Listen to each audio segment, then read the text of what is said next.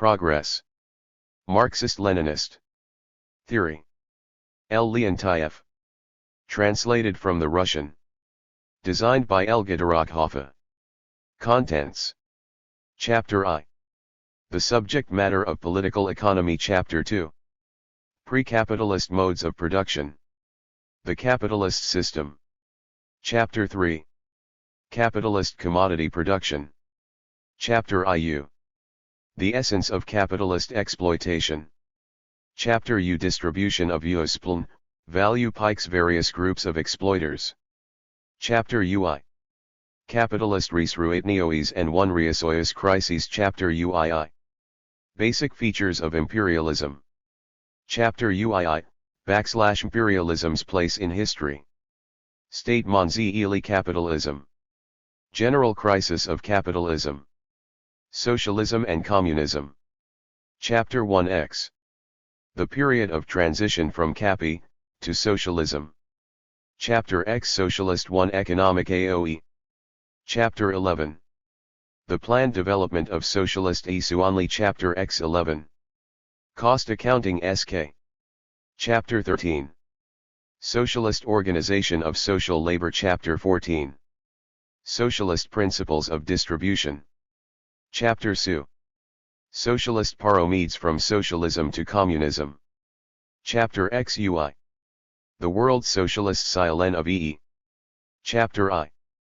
The subject matter of political economy. Before commencing the study of any science, it is essential to ascertain its subject matter. Political economy is the science that deals with the laws governing the production and distribution of the material means of subsistence in human society at various stages of its development. Its subject matter is the social structure of production.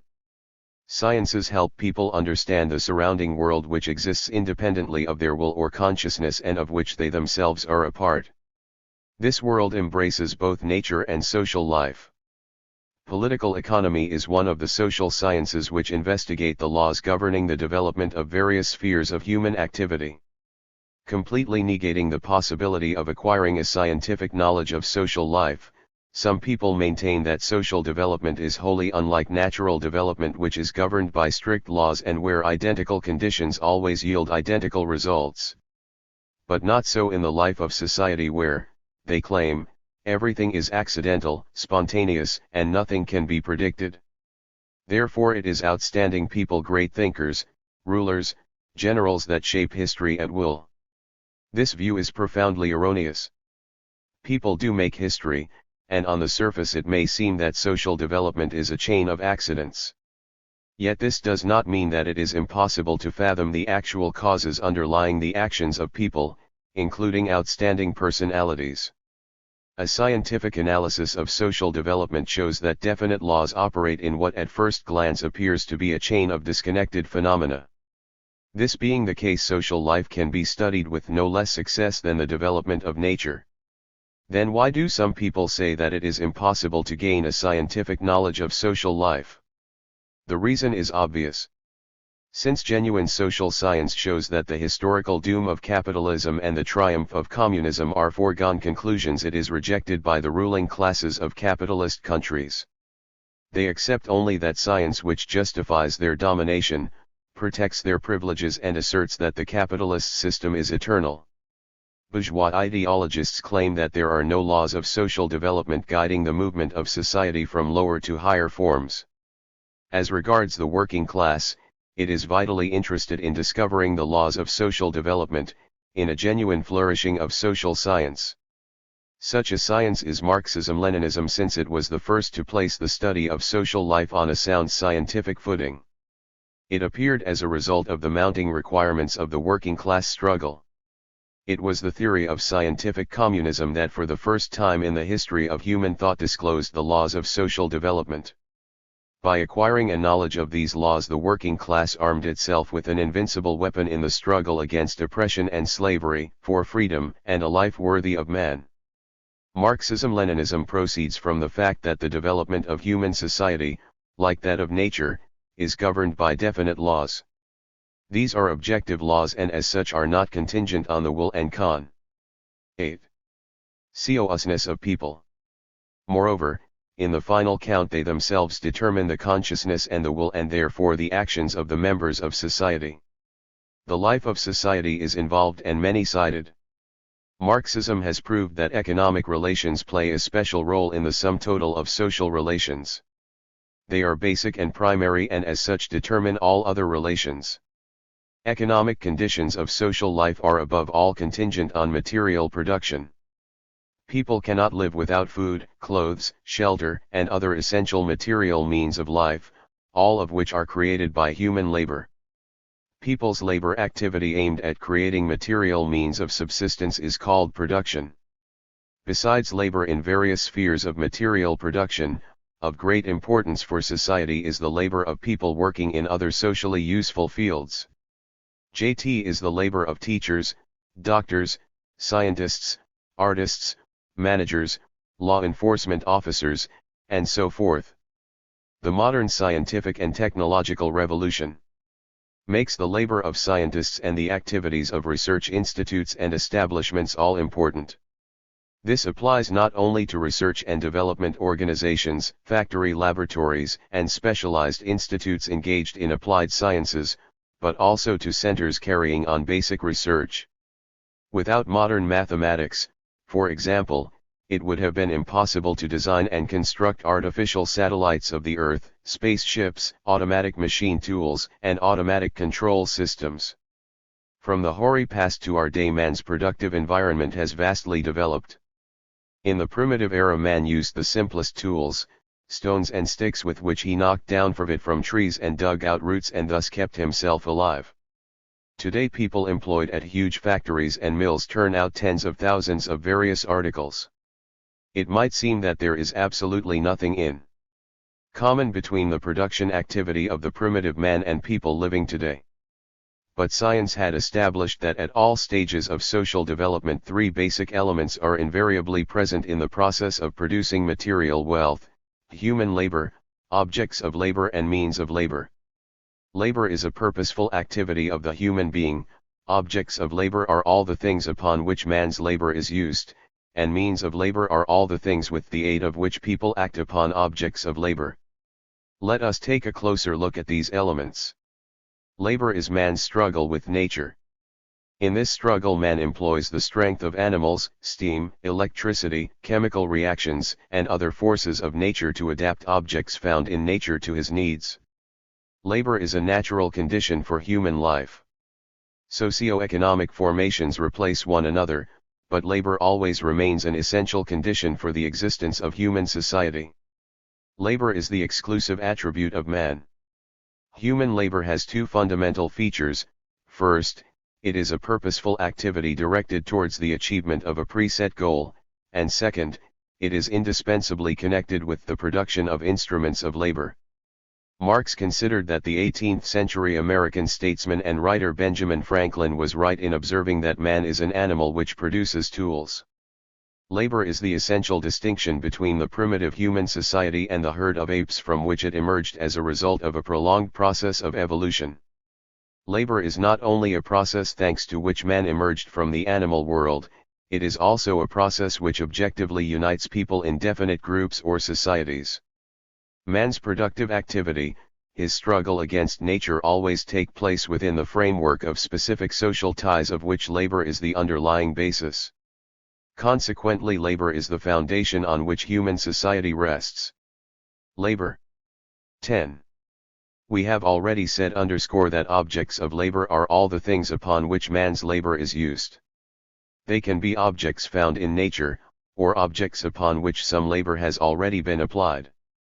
One and the same object can be subjected to many stages of processing, and at many stages man's labor can be applied to it. Therefore, in all cases it will be an object of labor. The universal object of labor is land with its mineral wealth and waters. Nature can be likened to a gigantic storehouse which holds inexhaustible stocks of objects of labor. It is the task of the people to make the land and the seas and oceans yield these objects of labor. The land, its mineral wealth, soils, and climates, are an aggregate of natural conditions which human society has at its disposal. The means of labor are the things, which in the process of labor man places between himself and the objects of labor, and include all those things with the aid of which he acts upon the object of his labor and transforms it. So long as the means of labor are simple, their role is clearly manifest, as, for example, in petty handicrafts production. But the same applies to a modern large-scale production equipped with the most sophisticated machines. Whether we take a giant blast furnace or a huge metal-working machine tool, an automatic line or the intricate equipment of a chemical factory, they are all means of labor with which man influences the object of labor. A particularly important role in the development of material production is played by instruments of labor. These are the means of labor which can be regarded as extensions of man's natural organs, his hands, legs and brain. In the course of history, the instruments of labor covered a long road of development from the stone and the stick of the primitive man to sophisticated machines and mechanisms, electronic computers and control systems used in production, science and management. The objects of labor and the means of labor together form the means of production. The further the society develops, the greater the significance of means of production created by human labor. They embody past labor. Political economy calls this labor embodied labor. But the means of production are nothing more than a lifeless heap of objects until people apply their labor to them. An essential condition of any production process, therefore, is the marriage of the means of production to labor power, that is, the connection of embodied and live labor. The productive forces of society are the means of production and labor power in their interaction. The principal productive force of society is, of course, people, their live labor power. The productive forces grow and multiply as society develops. Instruments of labor become more perfect, and ever new materials are used in production as science and technology continue to advance. At the same time, the skills of people rise and their production experience widens. The level of development of the productive forces is an indicator of man's mastery over nature. As time advances, people harness ever new forces of nature. In the distant past, the discovery of fire was one of man's greatest victories over nature. But in our age, man has unlocked the secrets of the atom and is well on his way to mastering outer space. People have never engaged in production separately. According to Marx, production carried on outside of society is just as meaningless as the development of language without people living together and talking with each other. Production is always social, whatever the stage of his means of production. Productive forces. Relations of production. 12. Theorical development. It is always conducted by more or less large communities or groups of people. The relations arising between people in the process of production are known as relations of production, or relation of people to production. Production relations in society are not unconnected but form a definite system. In each given system, the decisive role is played by relations of production between the main classes of society. For example, in a capitalist society, they are the relations between the bourgeoisie and the proletariat. The aggregate of production relations comprises the economic structure of society. This, according to Marx, is the real basis which supports the juridical and political superstructure and to which definite forms of social consciousness correspond. In any society, the dominating relations of production form a definite economic structure. Hence we have the economic structure of feudalism, capitalism, and so forth. The mode of production is the forces of production and relations of production taken together. Thus, a given mode of production consists of the forces of production and relations of production at a definite level of the development of human society. History knows 5 basic modes of production: primitive, slave, feudal, capitalist and socialist. The primitive communal system was a pre-class society. The slave, feudal and capitalist systems are 3 forms of society based on exploitation of man by man. Socialism is a system in which exploitation of man by man has been eradicated forever. The natural process of social development takes place in the form of a progressive movement leading from the simple to the involved, from the lower to the higher. With the decline of the primitive society, the transition to the slave-owning system was a step forward. Capitalism, which supplanted feudalism, was a progressive system at the time. Having fulfilled its historical mission, capitalism turned into a reactionary mode of production. 13. Impediment to human progress. Capitalism gives way to a new, higher form of society, socialism, the first phase of communism. Exploitaten, the exploitation of man by man of a take, means that some people live at its principal forms the expense of others. The three principal forms of exploiting society, slave, feudal and capitalist, differ above all as regards the relations between the owners of the means of production and the mass of working people who create all the social wealth. The relations between the exploiting class and the exploited class are the main production relations in each of the above societies. Slavery, feudalism, and capitalism are three consecutive stages of the economic enslavement of the working people. Common to all these modes of production is that the material conditions of production and life are, in one form or another, the property of the ruling class, which forces the working people to work for its benefit. In primitive times, people lived for centuries without exploiting one another.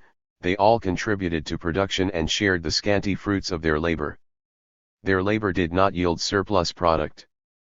If some people lived without working, at the expense of the labor of others, the latter would simply have been unable to exist. Exploitation appeared following the breakup of the primitive society, when labor began to yield a surplus above what the producers needed for themselves.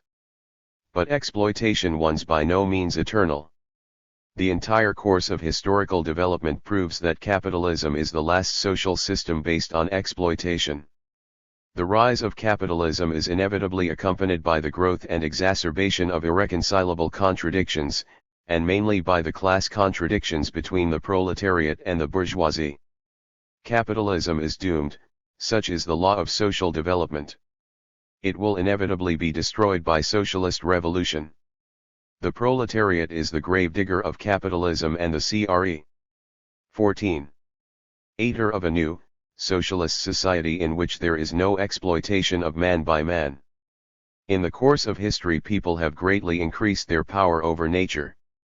But in countries whose social systems are based on exploitation, the working masses are oppressed by the existing social relations. These relations prevent the bulk of the population in capitalist countries from enjoying the benefits afforded by man's increasing mastery over nature. Things are wholly different in socialist countries, where the fruits of progress belong to the people and every advance in man's mastery over nature benefits the working people. Political economy has the task of revealing the economic laws of social development. Any science studying a particular sphere of nature or social life aims at disclosing the laws operating in that sphere. Scientifically interpreted, the concept of law implies an inner essential connection of phenomena. The inner connection of phenomena exists whether we like it or not. In other words, natural and social laws are objective, since they are not contingent on the will and consciousness of people. But people discover and use these laws. A knowledge of the laws of nature gives people a powerful weapon for taming its blind forces, for using them to the benefit of man, and a knowledge of the laws operating in social life provides people with a basis for their practical activities aimed at promoting social progress. Disclosing the economic laws of capitalism, political economy defines not only the conditions for the existence of that society but also the trends of its development. In this way it lays bare the true basis of the class contradictions in bourgeois society, proves that nothing can prevent their aggravation, and shows the working class the road to socialism. The laws governing the economic development of bourgeois society scientifically prove that the doom of capitalism and the triumph of communism have been decreed by history. 15. Investigating the character and essence of the economic laws of socialism, political economy proves that the victory of socialism in its economic competition with capitalism is historically inevitable. Determining the laws of production and distribution of the material wealth at the various stages of social development, political economy provides the key to an understanding of the entire complex process of historical development. It teaches that the relations of production emerging at a definite level of the development of the productive forces promote their further growth for a certain period of time, after which they turn into an obstacle to their advancement. Then there arises the historical necessity of removing the old production relations and replacing them with new ones. In a class antagonistic society, this takes place in the form of a revolution. Vitally concerned with retaining its power, wealth, and privileges, the ruling class resists the revolution which is carried out by the oppressed classes. The revolution smashes the obsolete forms of social life and clears the road for the further development of the productive forces. There were many revolutions in human history. But all revolutions of the past replaced one form of exploitation by another. Only the socialist revolution destroys all exploitation of man by man. For this reason there are no opposing classes in socialist society. Socialist relations of production opened up unprecedented prospects for the development of the productive forces. As the productive forces continue to grow, socialist production relations improve and gradually develop into communist production relations. Political economy deals with the nature-burning problems of the class by Senate struggle. It studies the vital interests of the main classes of capitalist society. What is more, it poses and answers the question of the very existence of that society, and, therefore, cannot be neutral in the class struggle. It is a party science. The only genuinely scientific political economy is that 16. Of the working class. Created by its great teachers, Marx, Engels, and Lenin, it is being developed and enriched by all Marxist-Leninist parties in the world, by the collective thought of the international communist movement. Marxist-Leninist political economy endows the working class and all progressive social forces with the priceless gift of scientific foresight, tremendously important for successful practical activity.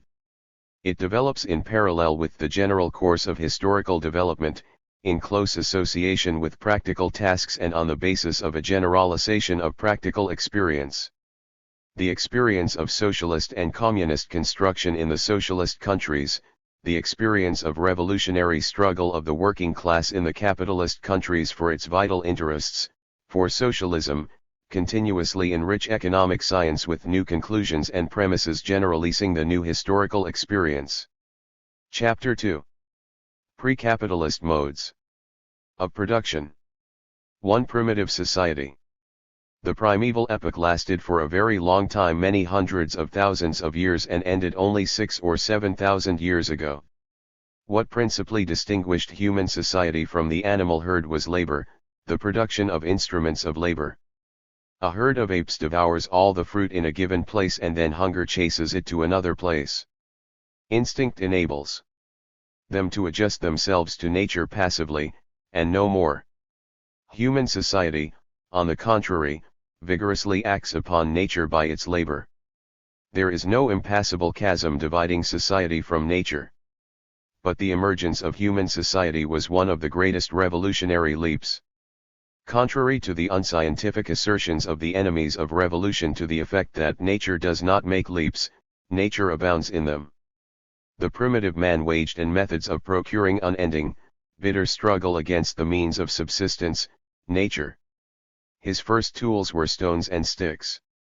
In a way they were an artificial extension of his bodily organs, stones of the fist, sticks of the extended arm. These simple tools enabled him to obtain more food. Simple hunting became possible. People hunted only in groups and at whatever they managed to kill. Food was scarce and there were no stocks. With time they learned to make cudgels, spears, knives, hooks and harpoons, which were more effective than sticks and stones, and with which they hunted for larger animals and fished. The discovery of fire opened a new era in the life of man and enabled him to break away once and for all time from the animal kingdom. It took an extremely long time for man to learn to make finely chiseled instruments which replaced roughly hewn stones. Stone, wood, bone, and horns were his main materials for a long time. It was only much later that people learned to make metal tools, first of copper and other native metals, later of bronze and finally of iron.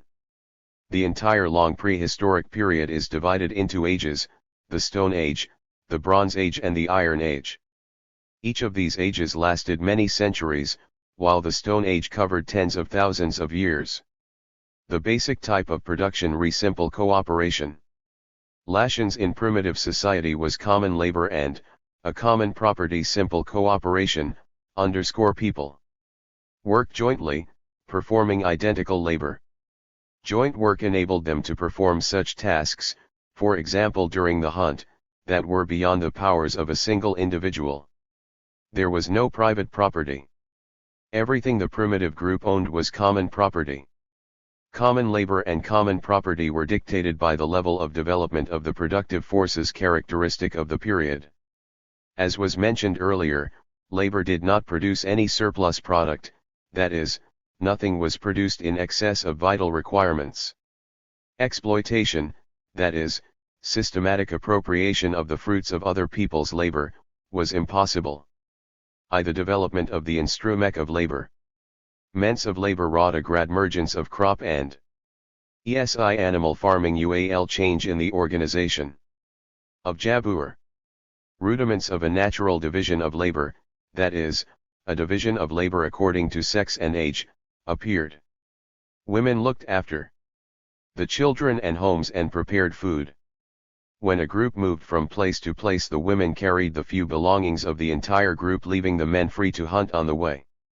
The invention of the bow and arrow made hunting more rewarding.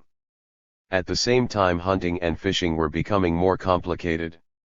Women no longer took part in procuring food. The division of labor between the sexes became permanent.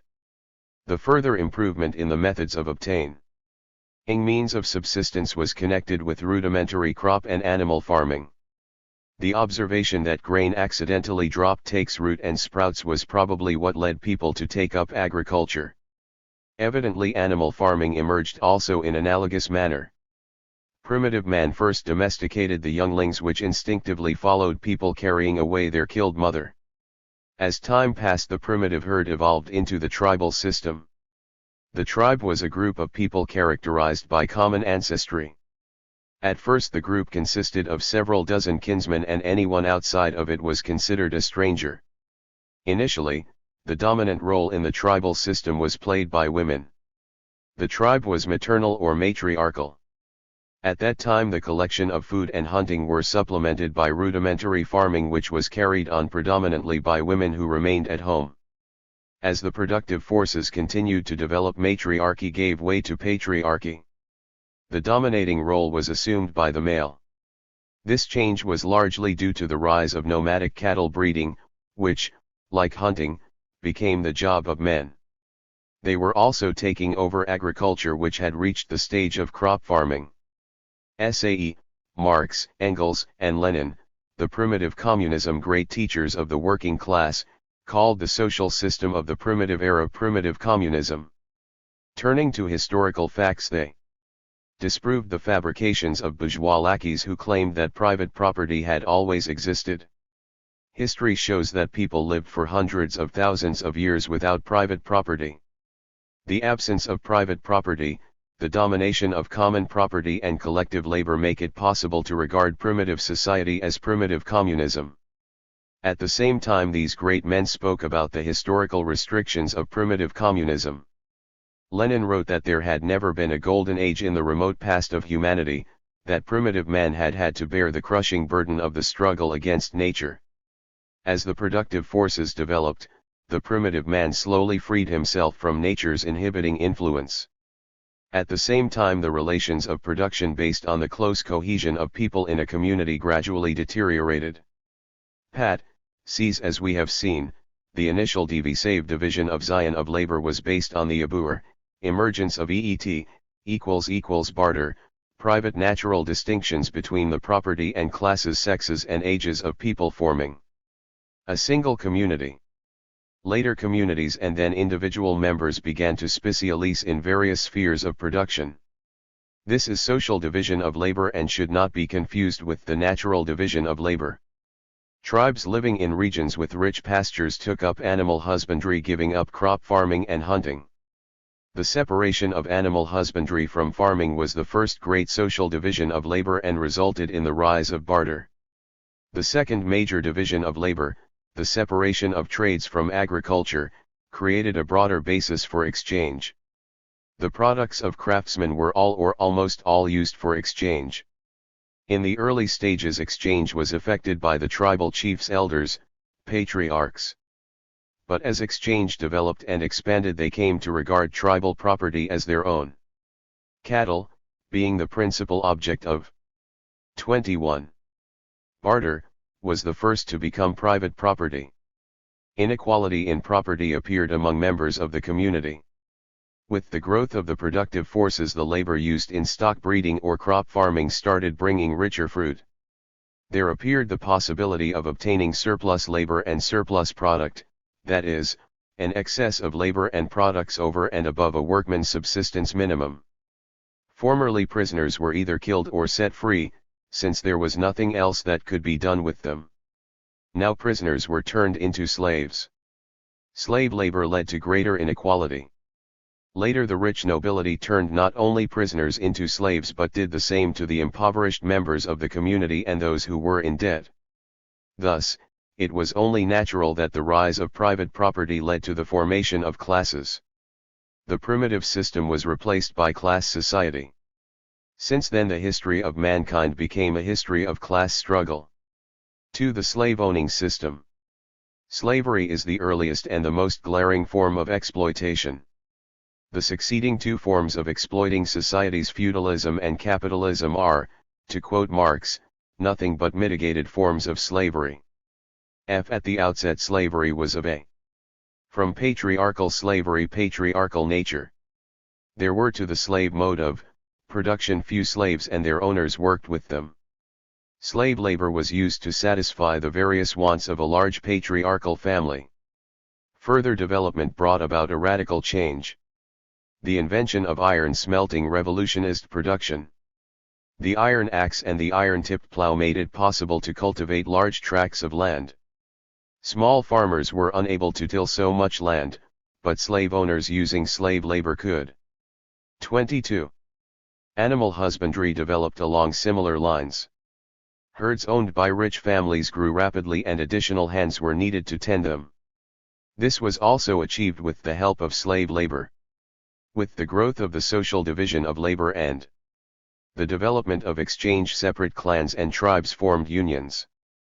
Elders and warlords became counts and kings and used their power to defend the interests of the propertied elite, oppress their impoverished kinsmen and suppress the slaves. Armed detachments, courts and punishments served this purpose. Thus arose the state, the ruling class's instrument of violence against the exploited masses. In the period of the full development of slavery, slave labor formed the basis of social existence.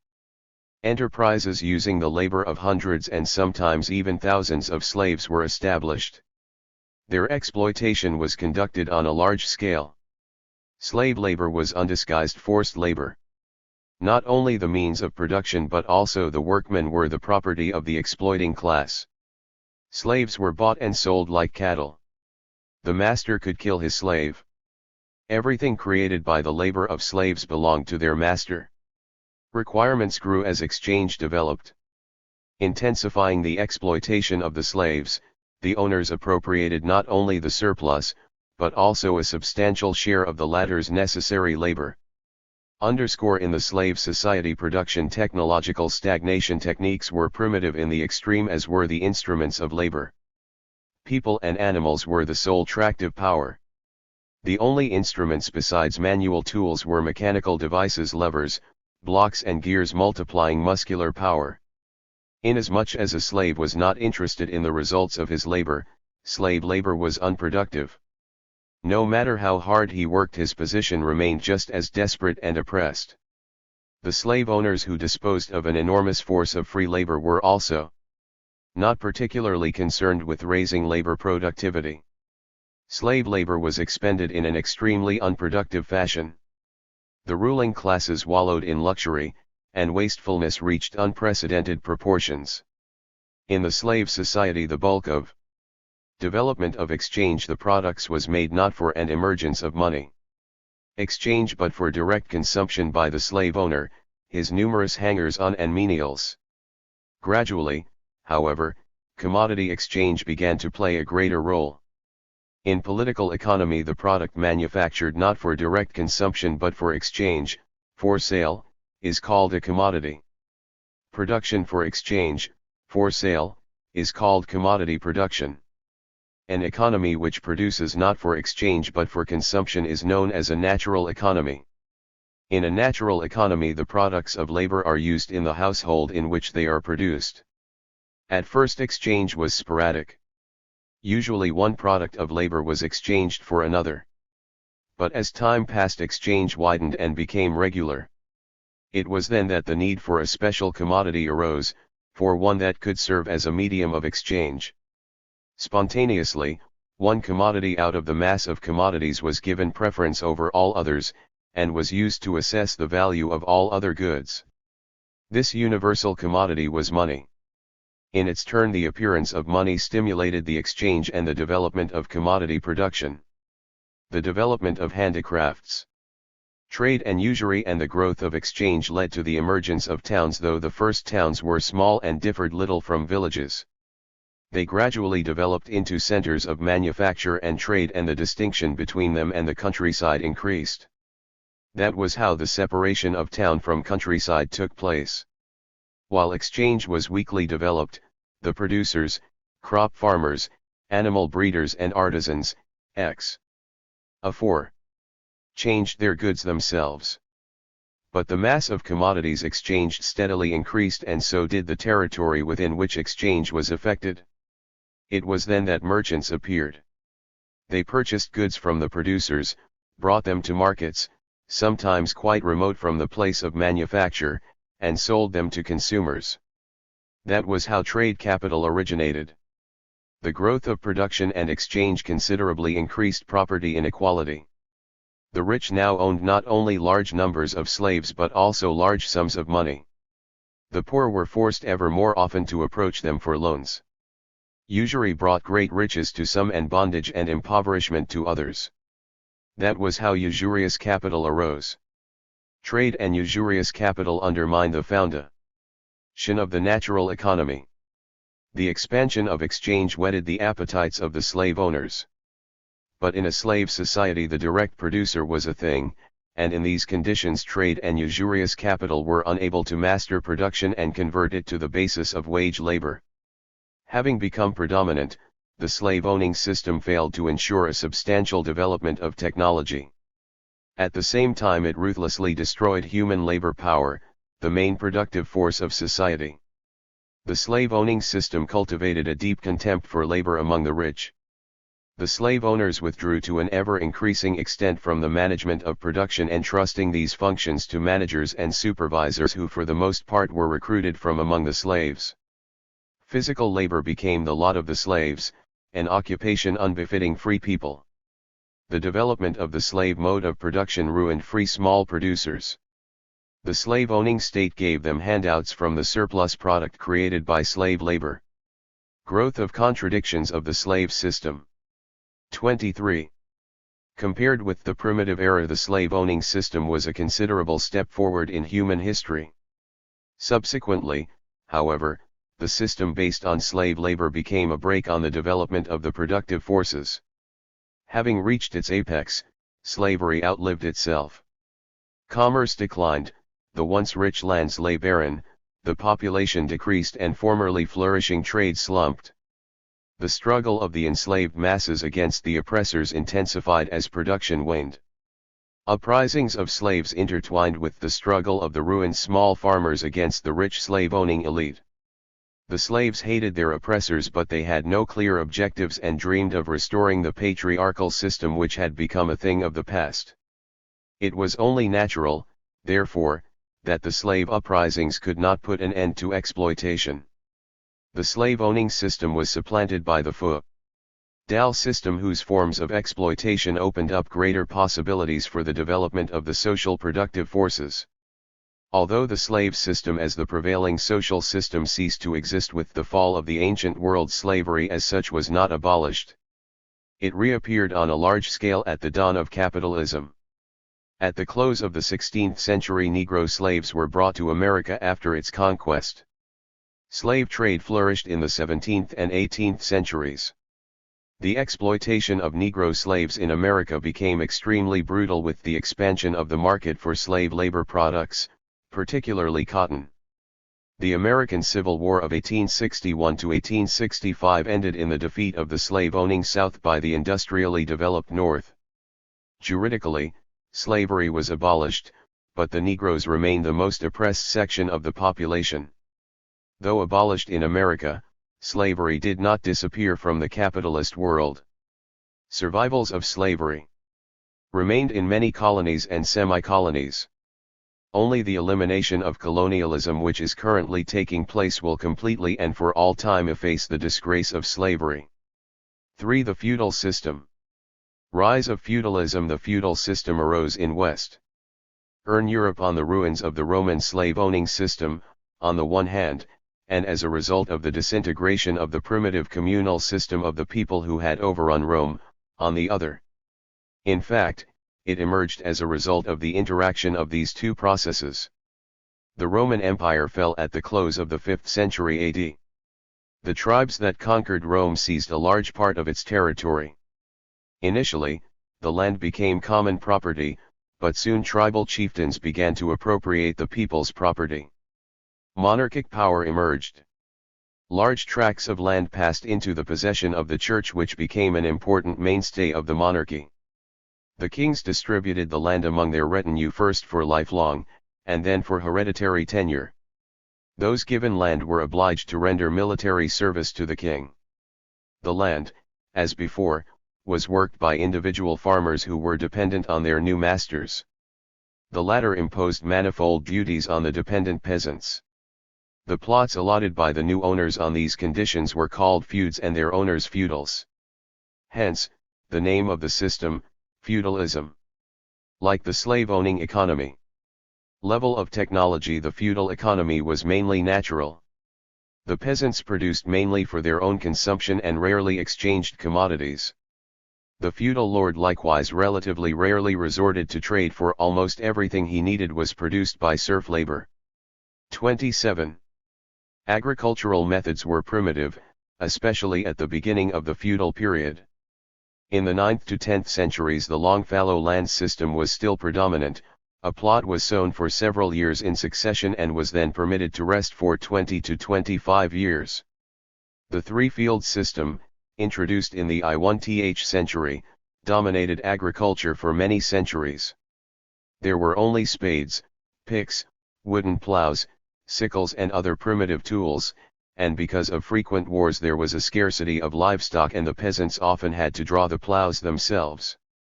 Yet, under feudalism the productive forces attained a higher level of development as compared with the slave-owning system. Slowly but surely grain farming, vegetable growing, wine and butter making techniques improved. The methods of smelting and working iron advanced and gradually iron plows, harrows and looms became widespread. Towards the end of the feudal era the development of crafts and the steady improvement of artisan tools created conditions for the emergence of capitalist manufactories. Feudal land ownership led to the establishment of direct rule over the people who, in one form or another, were attached to the land. The land was the principal means of production in those days. And although it was the property of the feudal lord, his power depended not so much on the size of his estate as on the number of people dependent on him. The feudal system rested on the exploitation of peasants by the landowners, with the latter appropriating the surplus product of the peasants' labor. The two main forms of feudal exploitation were corvée and rent in money or kind. Under the corvée system the peasant worked part of the week with his own means of production on his plot, and the rest of the week with the same means on his master's field. Feudal exploitation. 28. Under the rent system the peasant was obliged to hand over regularly to the landowner a specific amount of grain, fowl and other farm products or a fixed sum of money. Thus, rent was paid either in kind or in money. More often than not, in addition to paying rent, the serfs had to render various corvée tasks on the landowner's estate. The surplus product appropriated by the landowner is known as ground rent, while the surplus product appropriated by the ruling class under feudalism is called feudal ground rent. In effect, the condition of a serf differed little from that of a slave. Still, as distinct from the slave, the serf could spend some of his time on his land so that in some measure he belonged to himself, a factor that opened up ways of development for society inconceivable under the slave system. The essence of all forms of possibilities of economic exploitation was the apro development in feude society, creation of other people's labor, or the product of that labor by the landlords. But different forms of exploitation offered different possibilities for the economic development of society. Under the corvée system, the peasant expended his surplus labor on the landowner's field under the supervision of the landowner or his manager. Under the rent system, the peasant had to spend his surplus labor working on his own plot. On the face of it, the peasant could dispose of his working time as he wished, though, in effect, he continued to spend a considerable part of that time on the landowner. Under the corvée system, the serf was interested in raising labor productivity only during the time he worked on his own plot. Under the rent system, he found it advantageous to raise the productivity of his entire labor. With the transition to money rent, the peasant was forced to market the product of his surplus labor to 29. Be able to pay the rent to the landowner in cash. In this way, the peasant economy became connected with the market. It began to lose its natural character and turned to an ever-increasing degree to commodity production. The development of commodity exchange accelerated the stratification of the peasants. With the transition to production for the market, some peasants grew rich, but the bulk became impoverished. In the early stages of feudalism, there was but a slight difference between town and country. In the villages, the peasants produced the bulk of the artisan articles for themselves and the landowner. In towns, the population not only engaged in crafts and trade, but also tilled the land. At first, urban craftsmen worked to order using the materials received from feudal lords or peasants, who usually paid him in kind. The instruments of labor were extremely primitive and were the property of the craftsman. His product hardly ever appeared on the market. At that stage, the crafts were in stagnation, as was small-scale peasant farming. As time went on, however, the craftsmen were drawn into commodity exchange. Besides working to order, they began to produce for the market. With crafts becoming more and more profitable, the townsfolk gave up agriculture. The peasants began to buy manufactured articles from urban craftsmen. Thus evolved the final division between the crafts and agriculture and between town and country. Unlike the peasant, the craftsman could not exist by consuming the products of his labor. He had to exchange his products for the necessary means of subsistence and for the raw materials without which he could not pursue his trade. Therefore, the development of the crafts was closely associated with the growth of trade. Initially, trade was conducted only in products supplied by the artisans and serfs, and also in articles brought from distant countries. But as trade developed, these sources of supply became inadequate and it became necessary to expand production, that is, to shift to large-scale production. The first large enterprises were established at the close of the 14th century in Italy and in the 16th century in other countries. These were capitalist manufactories. They were owned by capitalists and employed hired labor. Capitalist relations of production began to appear within the feudal system. Compared with the slave-owning system, feudalism was a step forward in social development. The social division of labor expended, commodity exchange grew in scope, and production techniques, particularly in urban crafts, slowly improved. The natural economy was undermined by the exchange, whose growth simultaneously eroded the foundations of the feudal mode of production. At the same time, long wars and devastating epidemics turned flowering regions into deserts and decimated the population. Feudalism gave rise to forces which subsequently felt cramped within its framework. The feudal system succumbed to the pressure of the bourgeois elements that had come to the fore inside it, and also due to the impact of the class struggle of the oppressed and cruelly exploited masses who had come to realize that their life was no longer possible in the prevailing conditions. Throughout the period of serfdom, the peasants fought a bitter struggle against the feudal lords and their rule. This struggle became particularly acute in the late feudal period, when the exploitation of the serfs was intensified to the extreme. Peasant wars undermined the feudal system and caused its downfall. The nascent bourgeoisie took advantage of the struggle of the serfs to hasten the collapse of feudalism and replace feudal exploitation by capitalist exploitation. The peasants constituted the bulk of the fighters in bourgeois revolutions which collapse of feudalism. 31. Overthrew the rule of the feudal lords and opened up broad prospects for the development of capitalism. Soon after it had seized power, survivals of feudalism from the feudal lords, the bourgeoisie.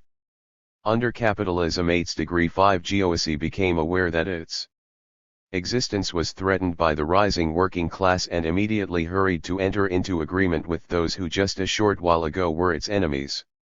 In most countries the ruling bourgeoisie left the system of feudal land tenure intact, with the result that a handful of landowners remained in possession of huge tracts of land. The exploitation of the peasants by the landowners continued, changing only in form. The survivals of feudalism were particularly onerous in economically backward countries, where people came under the double burden of capitalist and feudal oppression. In the colonies and semi-colonies the colonialists were backed by the feudal lords and in turn rendered the latter every support. In Tsarist Russia capitalist relations intertwined with numerous survivals of serfdom, the omnipotence of the landowners and presence of a vast number of landless and land-hungry peasants. And it was only the Great October Socialist Revolution that put an end to the bourgeois system, and at the same time swept away all the survivals of the feudal system. The Capitalist System. Chapter 3. Capitalist Commodity Production. 1. Commodity production under the domination of private property. Conditions for the we have already mentioned that a product manufactured for sale, for exchange, is called a commodity. An economy manufacturing products for exchange is called a commodity economy. An economy in which products are made for direct consumption and not for sale is called a natural economy. Capitalist enterprises produce their entire output for sale. As capitalism develops, small producers market an ever-increasing portion of their output. Commodity production is based on the social division of labor, which consists in that individual members of society produce different products.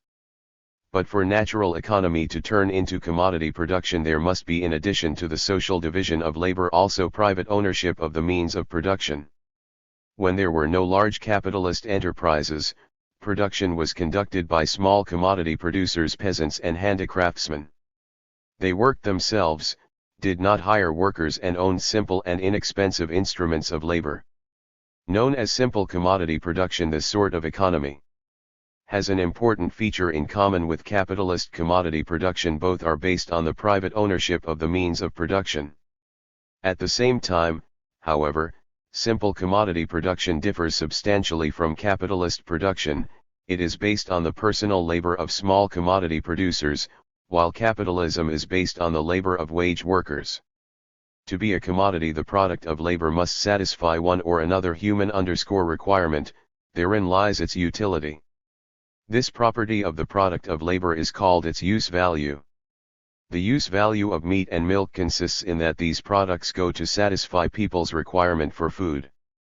The water of a spring, wild growing fruit, and many other things that are not products of human labor also have a use value.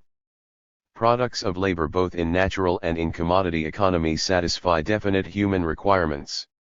The bread which a peasant produces for his own consumption satisfies his requirement for food and, hence, is a use value. But having become a commodity, bread also acquires another very important property: it can be exchanged for any other commodity.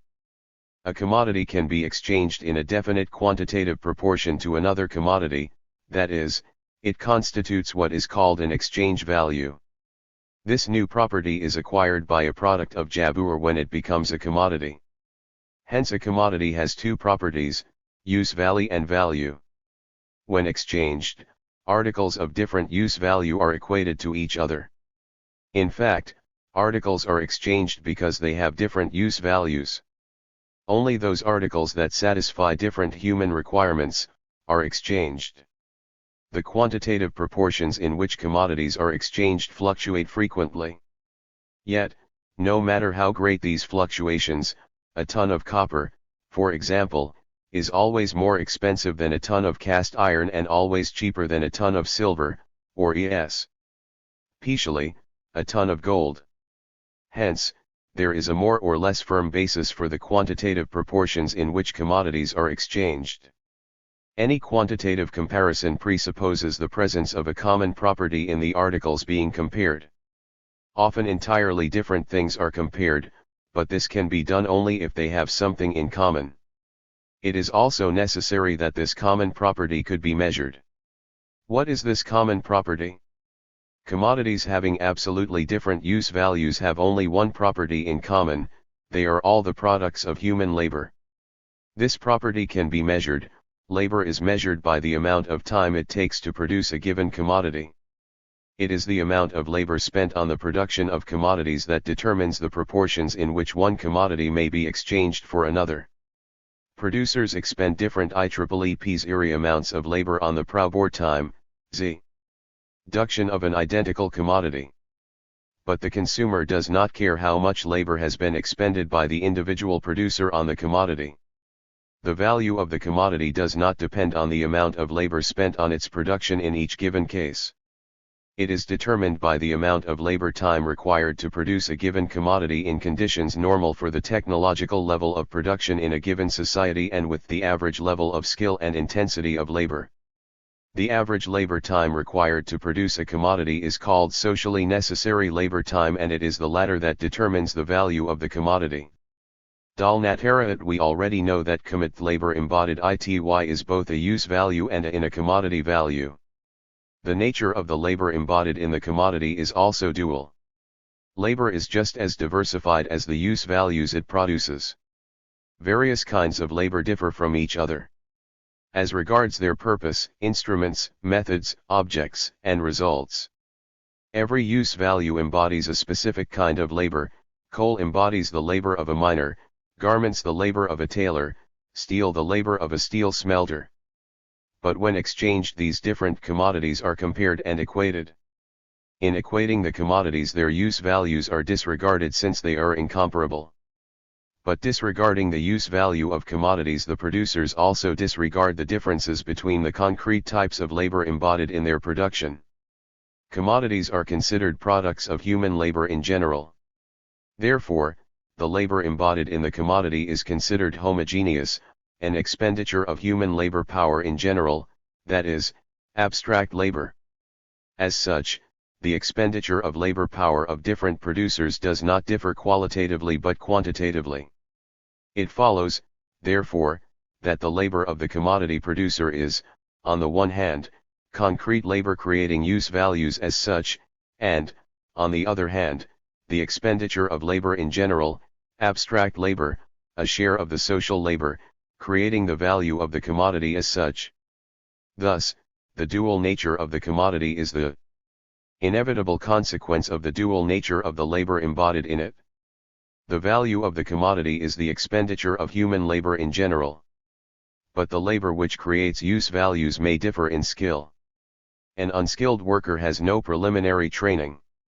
But a steel founder, a turner and a weaver, for example, must receive the necessary training.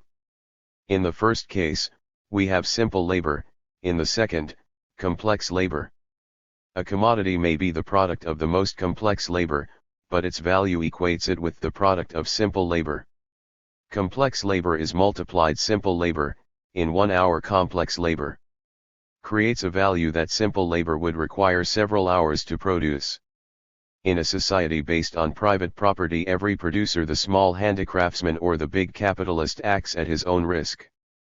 Every commodity producer is independent, production is his private business and his labor is private labor. At the same time, every commodity producer depends on other commodity producers. In order to have the means of subsistence and do business, he must exchange the commodities he produces, sell them in order to purchase raw materials and instruments, and consumer goods for himself and his family. The labor of an individual producer must comprise a specific share of the total labor expended by society for the satisfaction of its requirements. It is the social labor embodied in the commodity that forms its value. The contradiction of simple commodity production lies in the contradiction between private and social labor and develops further under capitalism. Contradiction of simple commodity production. 2. Money under capitalism. Essence of money. The value of a commodity can be expressed only by equating it to another commodity, by exchanging it for another commodity. Under developed commodity production, goods are not exchanged directly as a rule. All commodities are equated to a definite sum of money. Developed commodity production is inconceivable without money, for it is money that makes possible the all-round social links existing between isolated individual producers under commodity production. Every commodity must be exchanged for money, in other words, it must be sold. If it cannot be sold, its producer has wasted his labor. That means he has wasted his labor and the means of production to produce a commodity for which there is no social demand. 37. If the commodity has to be sold at a lower price, that means that part of the producer's labor has not been recognized by society. Thus, the emergence of money promotes the growth and development of the contradictions inherent in the commodity. Exchange involving money presupposes an all-round connection of the commodity producers and a constant intertwining of their transactions. At the same time, such exchange makes it possible to separate sales from purchases. The producer can sell his commodity and keep the proceeds for a certain period of time. But owing to the all-round economic links that exist between producers and the latter's dependence on each other, the sale of some commodities without the buying of others in exchange will cause a delay in the sales of some commodities and create a situation fraught with crises. The further development of commodity production and its transformation into capitalist production makes crises not only possible but inevitable. The exchange of commodities reflects the relations between the people producing commodities. Hence, value expresses the social relation of production, the relation between commodity producers. This relation between people is manifested as a relation between things qua commodities, and the value of a commodity seems as much its natural property as, for example, its color or weight. One says, for instance, that a loaf of bread weighs so many grams and costs so much. The properties which commodities possess solely by virtue of a definite system of social relations are regarded as their natural property. This is the fetishism of commodities typical of capitalist production. Fetishism conceals the essence of capitalist relations, their true nature, and lends them a deceptive appearance. In capitalist society, money fulfills the following functions: it is 1. The measure of value, 2. A circulation medium, 3. A means of accumulation, 4. A means of payment, and 5. Universal money. Every commodity is sold for a definite sum of money. This sum expresses the value of a commodity, and the price of a commodity is the monetary expression of its value. Before a commodity is bought or sold, it is necessary to measure its value in money, that is, to determine its price. The measurement of the commodity's value in terms of money is a precondition for any exchange of the commodity, for its purchase or sale. In these transactions, money serves as the measure of value. Once a commodity has been valued in terms of money, the decisive moment sets in: it must be sold, or, in other words, exchanged for money. Exchange of commodities accomplished with the aid of money is called commodity circulation. Here money serves as the circulation medium. The circulation of commodities is directly connected with the circulation of money. When a commodity passes from the seller to the buyer, money passes from the buyer to the seller. To fulfill its function as a measure of value, money should not necessarily be available in cash. It is possible to evaluate all the wealth of a country without having a single coin or banknote. When we say, for example, that so many thousand millions worth of commodities have been produced, we only imagine a definite sum of money. It is an entirely different thing, however, when we have to do with money as a circulation medium. To fulfill this function, money has to be available in cash. For money to be a measure of value, it must have a value itself. Conversely, to fulfill its function as the circulation medium, money does not necessarily have to possess value. The seller accepts money in return for his commodity to be able to exchange it for another commodity, that is, to buy another commodity. Therefore, full-value money gold can be replaced in its function as the circulation medium by its substitutes and 39. Representatives, which are notes, and silver, and copper coins. For the function of measure of value, the amount of money is immaterial. But there must be a definite amount of money when the latter fulfills the function of circulating medium. Since commodities are bought and sold in many places simultaneously, the amount of money which has to be on hand at every given moment depends on the aggregate of the prices of the circulating commodities. In its turn, the aggregate of the prices depends on the amount of available commodities and the price of each commodity. The money supply required, for example, within a year depends not only on these two factors but also on the rate at which money circulates. The faster the circulation of money, the smaller the amount of money required, and vice versa. Money is the representative of universal wealth. At any time it can be transformed into any commodity. Therefore, money is used as a means of accumulation or as a means of amassing treasure. In order to play the role of a means of accumulation, money must have a value of its own, as in the case of its function as a measure of value. At the same time, it must be available in cash, that is, possess the property characteristic of a circulation medium. Commodities are often bought and sold on credit.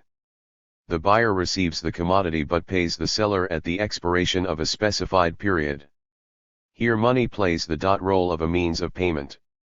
This function of money reflects the expansion of exchange. The links between individual commodity producers become still closer and their interdependence grows. The buyer becomes a debtor and the seller a creditor.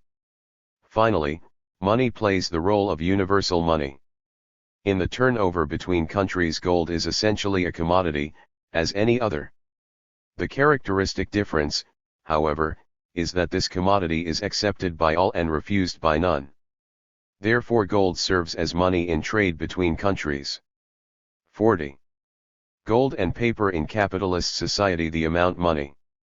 Inflation of money needed for circulation cannot be fixed in a balanced way. It depends on spontaneous market fluctuations. In the capitalist countries, notes are used instead of gold coins to make purchases and payments. Paper money may depreciate.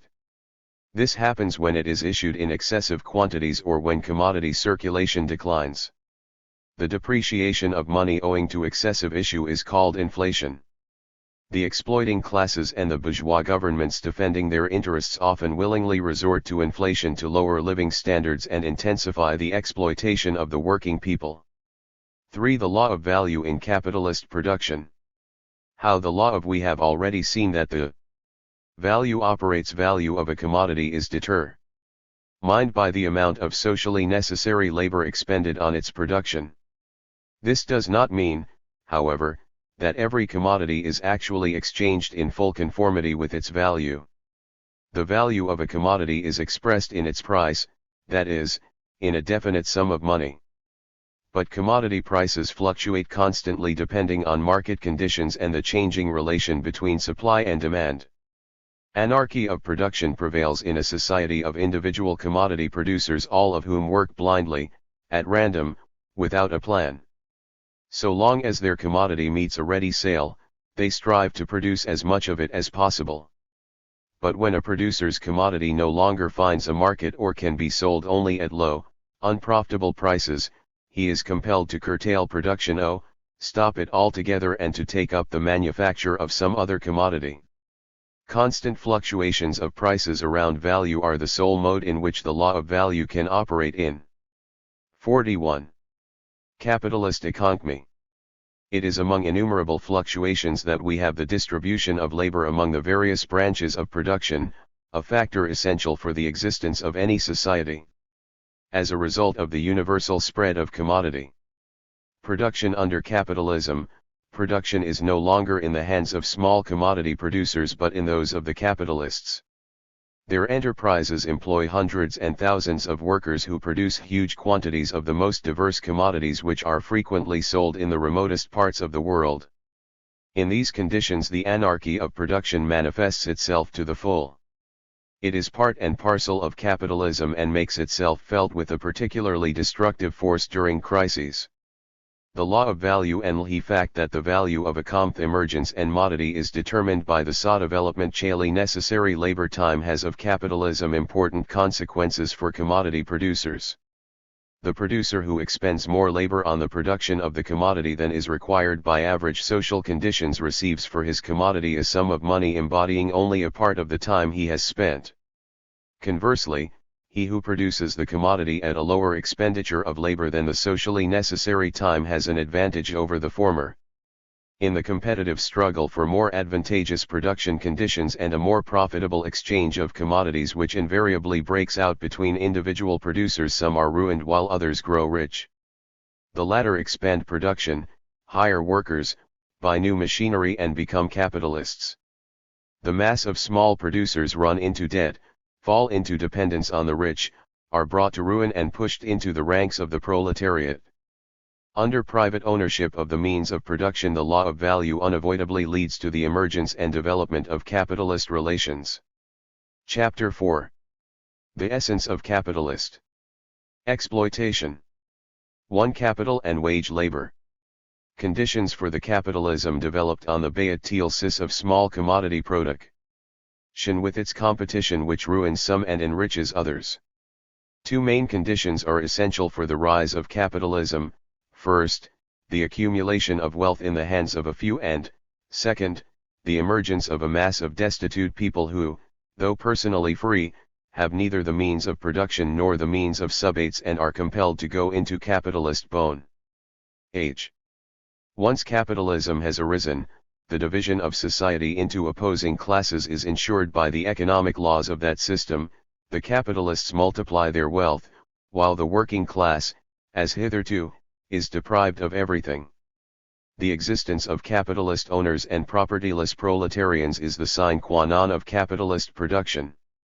The creation of historical preconditions for the emergence of capitalism is a process called primitive accumulation of capital because it precedes capitalist accumulation. The entire process of primitive accumulation of capital rested on the deprivation of the direct producers of the means of production, the expropriation of land from the peasants. The liberation of peasants from feudal dependence, which took place in the period of the disintegration of feudalism, was accompanied by another no less important liberation, the liberation of peasants from the land which they tilled. Surplus hands left the villages to form the army of wage workers becoming available to capital. But this alone could not give rise to capitalist production. Vast wealth had to be concentrated in the hands of a small number of people, a process which received great impetus in the era of great geographical discoveries. The discovery of America was followed by an influx of people in search of easy gain to that continent. European states sent expeditions which destroyed and looted flourishing countries. The plunder of rich overseas countries was one of the most prolific sources of primitive accumulation of capital in Europe, above all in Britain. In all countries the authorities encouraged the concentration of vast wealth in the hands of a handful of people. Under capitalism the bulk of the means of production are the private property of a small group of capitalists and landowners. The vast majority of the population, the working people, have no means of production of their own and are compelled to go into bondage to those who own factories, mines, and land. A bourgeois economist answered this question as follows: in the first stone which the savage flings at the wild animal he pursues, in the first stick that he seizes to strike down the fruit which hangs beyond his reach, we see the appropriation of one article for the purpose of aiding in the acquisition of another, and thus discover the origin of capital. This definition of capital is very convenient for the bourgeoisie, since its purpose is to make people believe that capital has always existed and will always exist. But it is false from beginning to end. The stone and the stick are instruments of labor and not the means. What is capital? 44. Of exploitation of man by man. Under simple commodity production, the owner of commodities sells his goods in order to purchase others. The purpose of this exchange is to satisfy the requirements of commodity owners. The capitalist pursues a totally different aim in investing his money. Owning a definite amount of money, he strives to increase that amount, that is, to make a profit. The amount of money he invests grows in the process of capitalist production.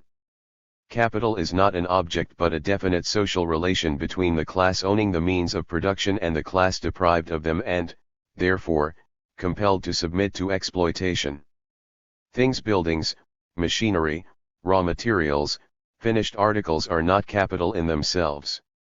But they become means of exploitation, that is capital, under definite social relations, namely, when two opposing classes emerge in society: the class of private owners of the means of production and the class of propertyless workers, the proletarians. These social relations are not everlasting. On the contrary, emerging as they do at a definite stage of social development, they are abolished at another, later stage of development. The Great October Socialist Revolution in Russia and then the triumph of socialist revolutions in a number of other countries have proved in practice that the means of production cease to be means of exploitation when the bourgeoisie is deprived of power and private ownership of the means of production is abolished.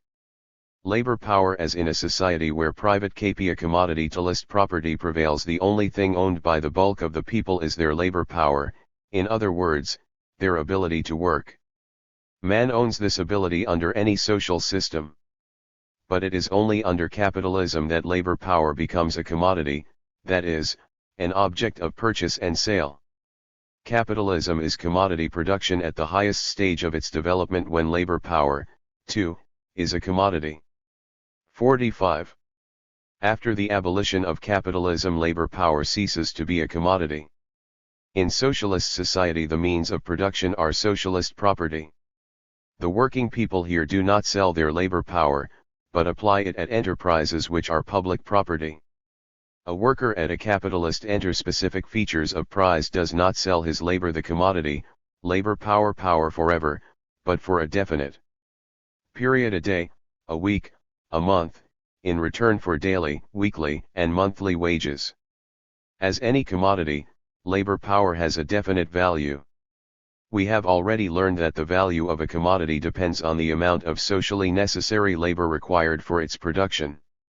The value of the commodity labor power is, therefore, equal to the value of the commodities required by the worker to maintain his life and to regenerate his ability to work. In other words, the value of labor power is the value of the essential means of subsistence of its owner. Capital needs a constant influx of labor power. For this reason, the worker must have the opportunity to support not only himself but also his family. And since capital needs both unskilled and skilled workers to operate sophisticated machinery, the value of labor power includes certain expenses on training the growing generation of workers. That is how things stand with the value of labor power as a commodity. But once it is a commodity, labor power also has a use value. What makes labor power a use value to the capitalist who buys it? It is a use value because he makes the worker work, and because the worker's labor creates a value which is greater than that of the commodity labor power. This feature of the commodity labor power is the key to an understanding of the mechanism of capitalist exploitation. 2. Production of surplus value. The worker's surplus taking up business, the capitalist bone. Source of buys or builds factory premises. Capitalist's wealth equals A. And buys machinery, machine tools, raw and other materials, fuel, and other essential means of production. But all these things remain dead and unproductive until live human labor is applied to them. The capitalist hires workers who set the machines in operation and turn the raw materials into finished goods, commodities. Then he sells these commodities and buys raw and other materials, pays the workers, etc., with the proceeds. What is the value of the manufactured commodity? First and foremost, this value includes the value of the commodities consumed in its production. Raw materials have been processed, fuel has been burnt, and machinery depreciated.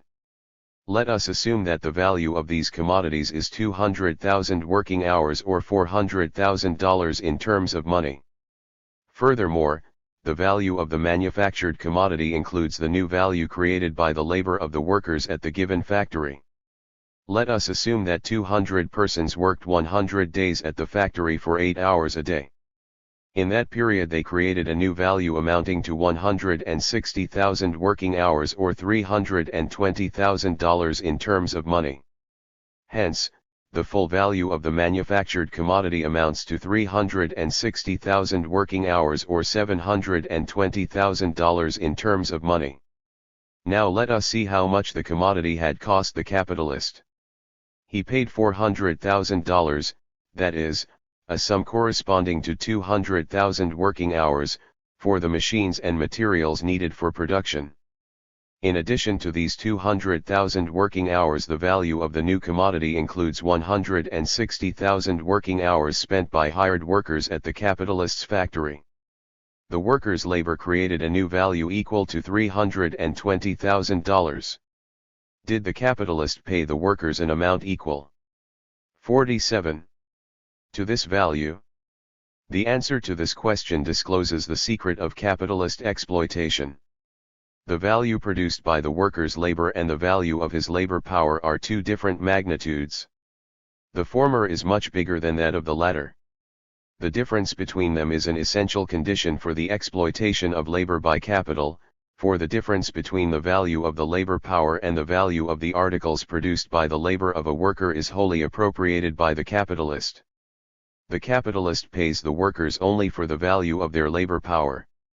Let us assume that the means of subsistence which the worker needs to satisfy his essential wants cost $8 a day. In that case the owner pays 200 workers the sum of $160,000 for 100 days' work. For the commodity produced at his factory in that period the capitalist receives $720,000. His expenditure on the production of the commodity comprises $400,000 plus $160,000, that is, $560,000. The difference of $160,000 is the increment to his capital. In our example, a worker worked daily for 8 hours and created $16 worth of new value. The capitalist paid the worker $8 for his 8-hour working day, that is, he paid him only for the value of the labor power, or, in other words, for the value created during 4 hours of work. So, the worker worked 4 hours to compensate for the value of his labor power, and another 4 hours, free of charge, for the capitalist's benefit. It follows, that the labor the worker spends at a capitalist factory can be divided into two parts. During one part of the working day he produces the value equal to the value of his labor power. This is necessary labor. During the other part he produces the value that is appropriated by the capitalist without compensation to the worker. This is surplus labor. The surplus labor of the worker is the source of the profits of industrialists and merchants, the dividends of shareholders, the interest of usurers and bankers, the ground rent of landowners, and all other unearned incomes in bourgeois society. 48. Surplus value. The value created by the surplus labor of the worker is surplus value. Surplus value is created by the unpaid labor of workers. The production of surplus value and its appropriation by the capitalists is the motive force of the capitalist mode of production. Surplus labor existed even before the emergence of capitalism. All exploitation of man by man is, in effect, the appropriation by the exploiting class of the surplus labor of the exploited class. But under slavery and serfdom, when natural economy was predominant, the appropriation of surplus labor was limited. The slave owner or the feudal lord squeezed from their slaves or serfs as much labor as they needed to satisfy their wants and whims. The capitalist, on the other hand, transforms the product of the workers' surplus labor into cash. This money can again be used as additional capital to produce more surplus value. This being the case, the greed for surplus labor under capitalism knows no limits. The capitalists use all and every means to intensify the exploitation of their wage slaves.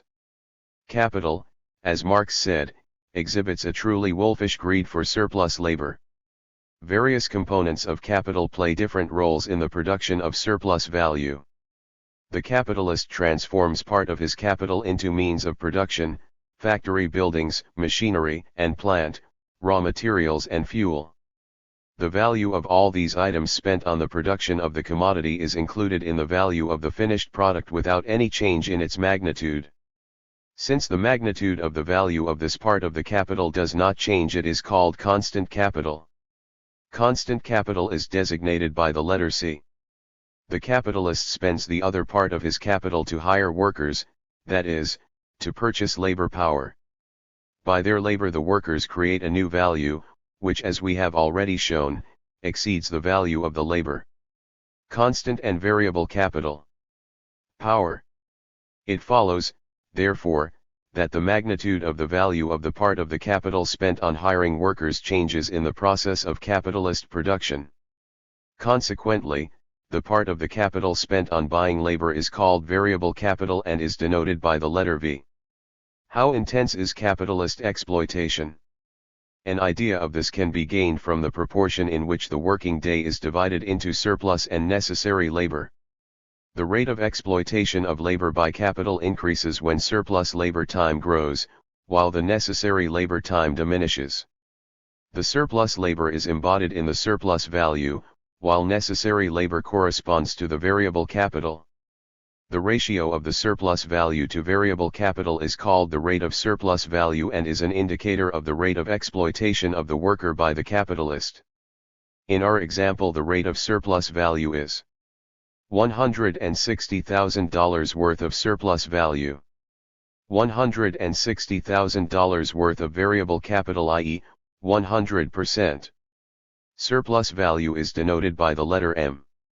Hence the degree M rate of surplus value is rate of exploitation. The rate of surplus value grows as capitalism develops. In the capitalist countries today it is 200 or 300% and sometimes even higher. Brutally in search for profits, the capitalist utilization of ists have remolded the entire machinery and the working class system of social production. Instead of the former small-scale production based on manual labor, they have created large-scale industry based on machine production. Capitalist machine industry first emerged and developed in Britain. Within a short space of time a great many machines appeared in Britain. The Industrial Revolution radically changed the country's appear. 50. Ants. From an agrarian country she turned into an industrial power. Soon large-scale industries emerged in other countries. Do the capitalists always strive to install new machinery in their factories? No, far from always.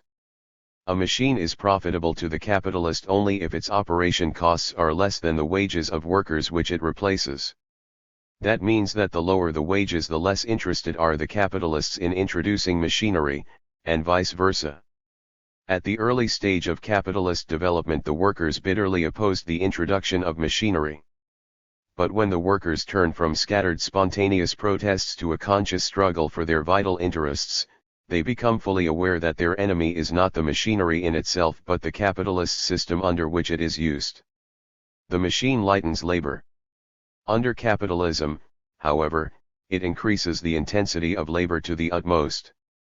While being a faithful helper to man in his struggle to master the forces of nature, the machine in capitalist society is a terrible weapon of the exploiters in their struggle against the exploited. With the help of machinery the capitalists worsen the conditions of labor and try to break the workers' resistance against increasing exploitation. By raising labor productivity the machine multiplies social wealth. At the same time in capitalist society all the fruits yielded by growing labor productivity are reaped by the capitalists. Consequently, the utilization of machinery under capitalism contains deep contradictions which cannot be resolved so long as the capitalist system exists. Wages under, as we have shown above, the capitalism labor of the wage worker at the conceal exploitation capitalist enterprise consists of two parts, paid and unpaid labor. But when the capitalist pays the worker his wages, the latter does not see that his wages compensate only part of his labor while the other part is appropriated free of charge by the cap. 4*51. Italist. The payment of wages is effected in such a way as to create the impression that the worker is paid for his entire labor. There are two ways of calculating wages, either in accordance with the length of the working time, hours or weeks, or in accordance with the quantity of products manufactured. In both cases the impression is created that the worker sells his labor and not his labor power, that he is paid for the whole of the labor he expends. The fact that wages conceal the exploitation of the worker by the capitalist and create the impression that the worker has been fully paid for his entire labor plays an important role in the life of capitalist society. This false impression persists in the minds of workers until they manage to cast off the ideological influence of the bourgeoisie. In capitalist society, wage labor is essentially wage slavery. A Roman slave was fettered by chains, while a wage laborer, to use Marx's expression, is tied by invisible threads to his owner. The inexorable laws of the capitalist mode of production chain the worker securely to the chariot of the capital. The champions of the capitalist system strive to impress upon the working people that under capitalism they will be able to do away with exploitation. They portray capitalism as a social system which offers equal opportunities to all people. All this is completely false. In reality, capitalism exposes the bulk of the population, the working people, to exploitation by an insignificant minority. An insecure life, an uncertain future and worsening living conditions, such is the lot of millions of working people in capitalist society. The mechanics of capitalist society is such that the workers constantly remain propertyless proletarians whose only choice is to sell their job or power. Formally, according to the laws of bourgeois countries, workers are free. The worker can quit a given enterprise only to enter the employ of another capitalist. Thus, under capitalism, freedom is the complete and unrestricted freedom for the capitalist to exploit workers and the freedom for workers to sell themselves into bondage to capitalists. Equally untrue is all the talk about equality under capitalism. Bourgeois revolutions proclaimed the equality of all citizens before the law. However, it is easy to see that there is no, nor can there be, genuine equality of people so long as there is exploitation. There is a contradiction between private and social labor, even under simple commodity production. Under capitalism, this contradiction turns into a contradiction between the social nature of production and the private capitalist form of appropriation of the fruits of production. With the development of modern industry, production becomes increasingly socialized. Hundreds and thousands of people are employed at every enterprise. There are close links between individual enterprises. Hence, hundreds of thousands and millions of people are directly connected with each other in the production process. But instead of being placed at the disposal of all society, the product of this social production is appropriated by a handful of private owners. Capital organizes the labor of hundreds and thousands of workers at each enterprise separately, but social production as a whole is dominated by anarchy of production. Thus, the basic contradiction of capitalism finds expression in the anarchy of production, in effective demand lagging behind expanding production, and in the class struggle between the working class and the capitalists. Basic contradiction of capitalism. Significance under capitalism. Exploitation is of the theory camouflaged. It was Marxist proof surplus value political economy that revealed the essence of exploitation of labor by capital. The secret of capitalist exploitation is disclosed in the theory of surplus value evolved by Marx. 53. The theory of surplus value teaches the working class and all working people in the capitalist countries to discern the genuine causes of their privations and sufferings. It shows that the oppression of the working classes, of all working people, is not due to accidental causes or the arbitrary rule of individual capitalists, but springs from the very essence of capitalist production relations. The theory of surplus value reveals the essence of capitalist exploitation. Lenin called the theory of surplus value the cornerstone of Marx's economic theory. It lays bare the roots of class contradictions and class struggle in capitalist society. 3. Development of capitalism and the position of the working masses. Accumulation capital has an insatiable greed of capital for profit.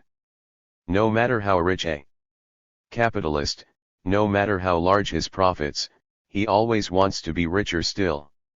If the capitalist does not want to go under in the merciless struggle of all against all, he has to add a large share of his profits to his capital, to invest it in production.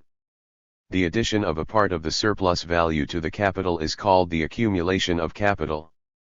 By annually accumulating part of the surplus value, the capitalist becomes the owner of a steadily growing capital. Capital also grows in another way.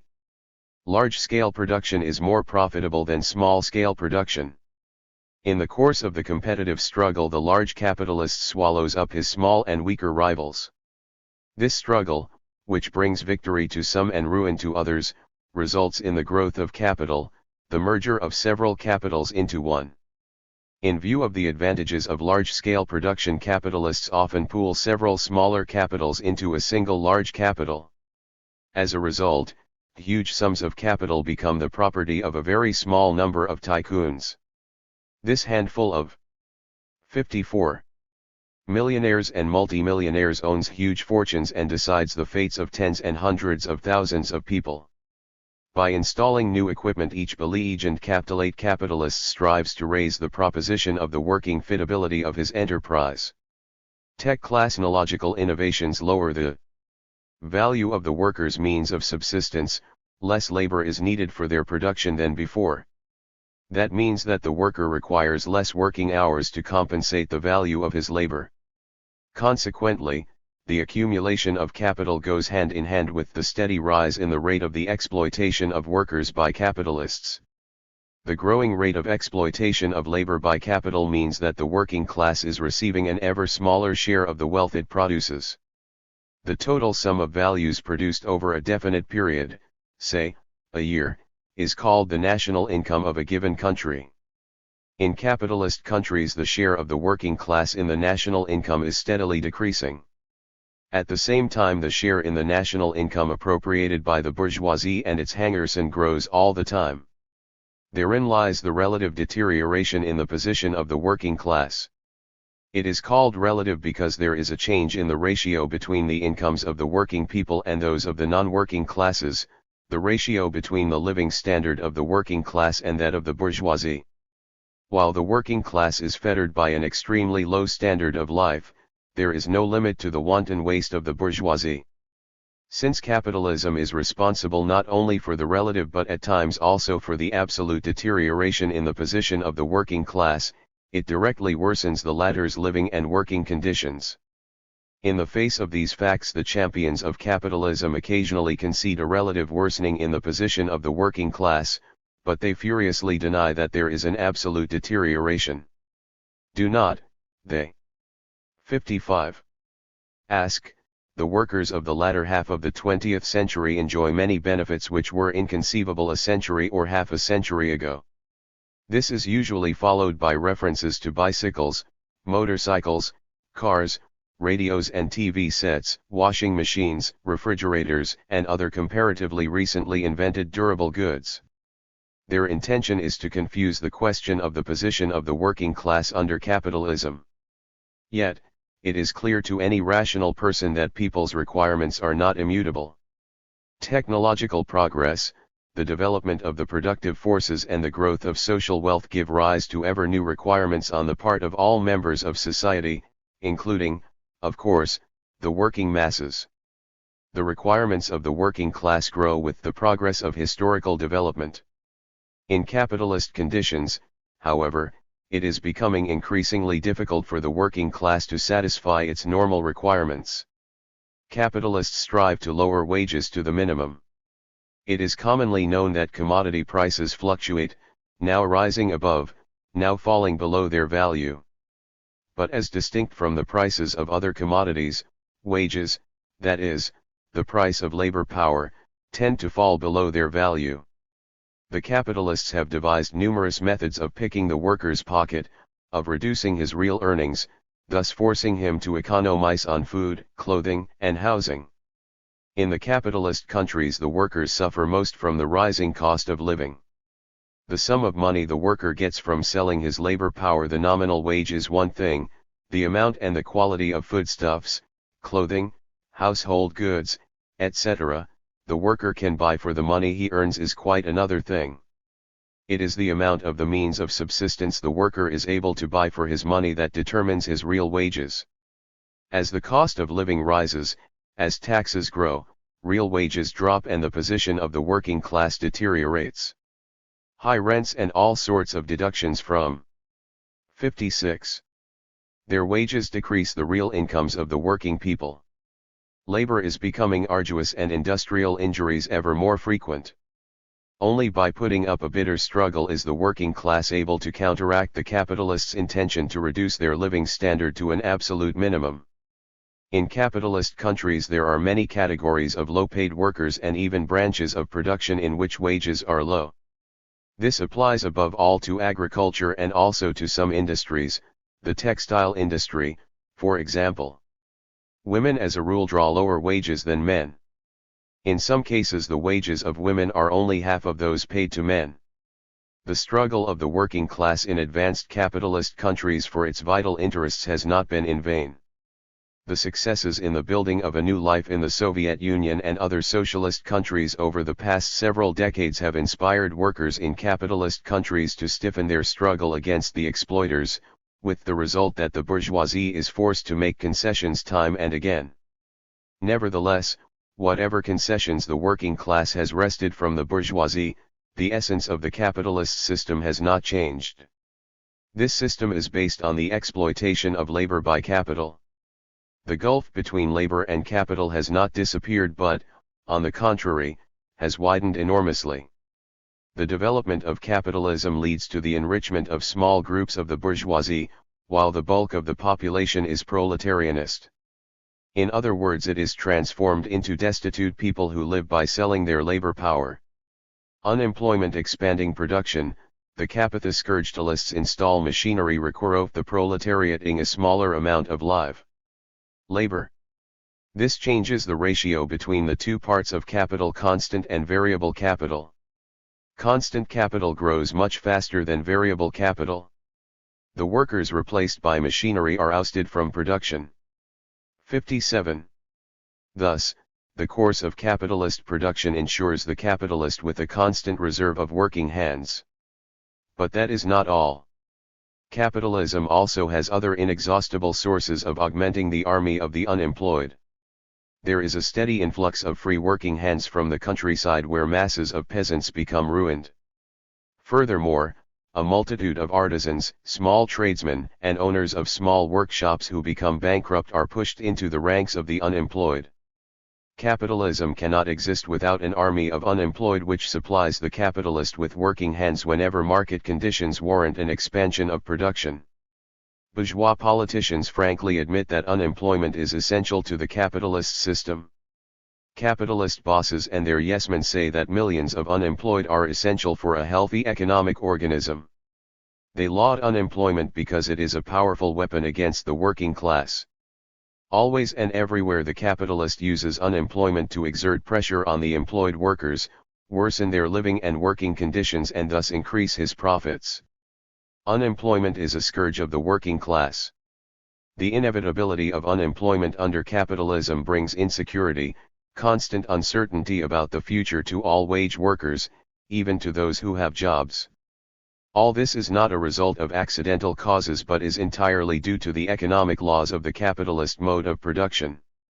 As a result of a searching historical investigation and theoretical analysis of capitalism, Marx arrived at the conclusion that the greater the social wealth under capitalism, the larger the army of the unemployed condemned to poverty and hunger. The accumulation of wealth at one pole of society is at the same time accumulation of misery, insecurity, and arduous toil at the opposite pole, that is, in the class that produces all the wealth of society. Such is the law of capitalist accumulation discovered by Marx. As other economic laws of capitalism, in its the universal law of capitalist accumulation. 58. Operation it is subject to the influence of numerous factors, primarily the class struggle of the proletariat. As capitalism develops, society becomes more and more sharply divided into two antagonistic camps, into two opposing classes, the proletariat and the bourgeoisie.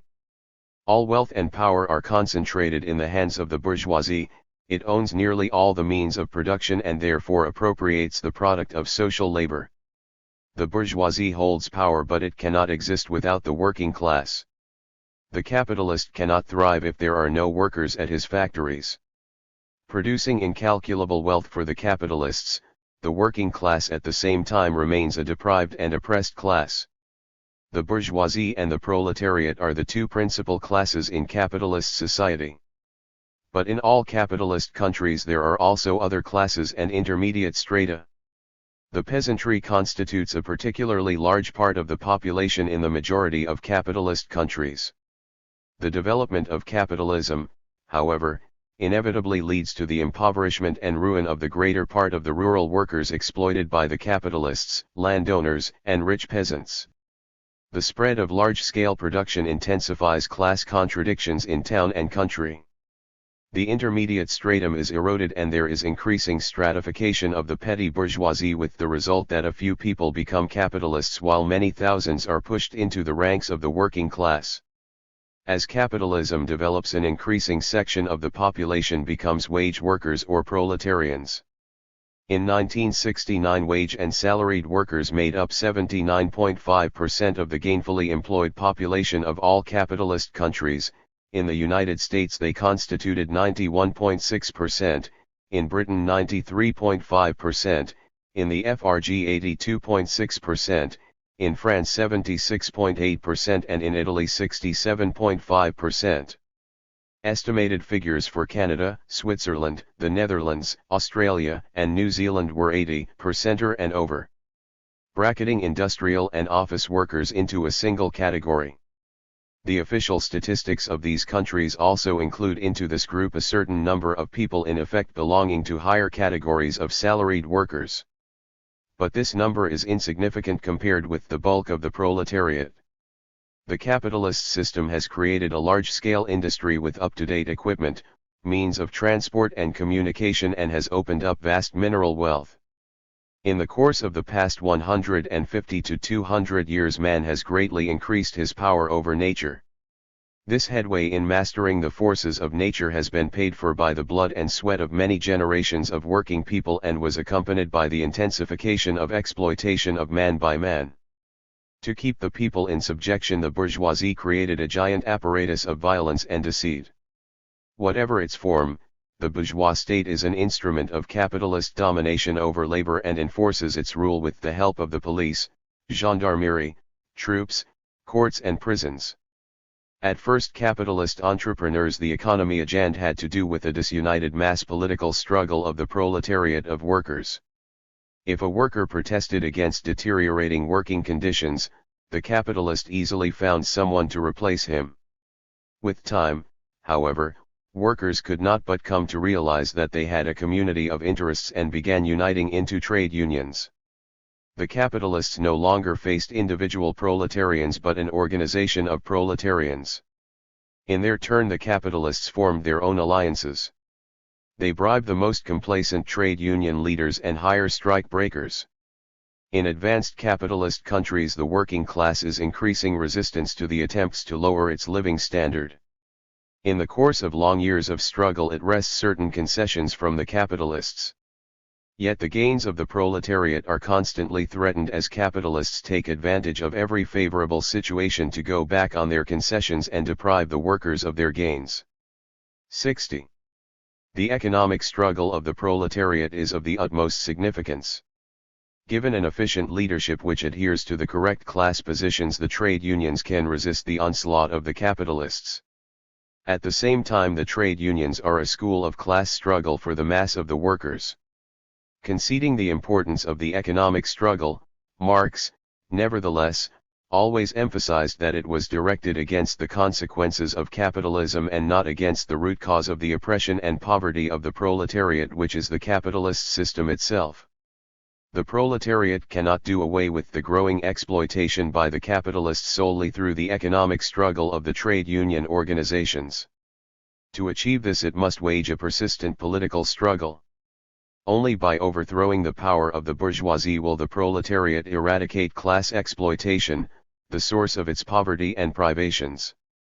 The proletariat, therefore, struggles to overthrow the bourgeois system, abolish capitalist slavery and build up a new, socialist society. To achieve these objectives, the proletariat has to have a militant political organization, a revolutionary party of the proletariat armed with a knowledge of the laws of social development and capable of leading the workers, all working people in the struggle for the destruction of the system of capitalist exploitation and its replacement by a new system, communism. Such a party is the Marxist-Leninist Party. As the vanguard of the working class, it heads the revolutionary struggle of the proletariat, rallies around it all the working people oppressed by capitalism and guides their struggle towards the achievement of the great aim, the triumph of communism. The entire course of the proletariat development prepares the prolet, the gravedigger, of capitalism for its great historical role, that of the gravedigger of the bourgeois system and the builder of a new, socialist society. 61. Capitalism unites the workers in joint labor. Life itself, the very conditions obtaining in capitalist society make the workers unite in the struggle against their exploiters. As capitalism develops, ruined small producers, peasants and artisans swell the ranks of the proletariat.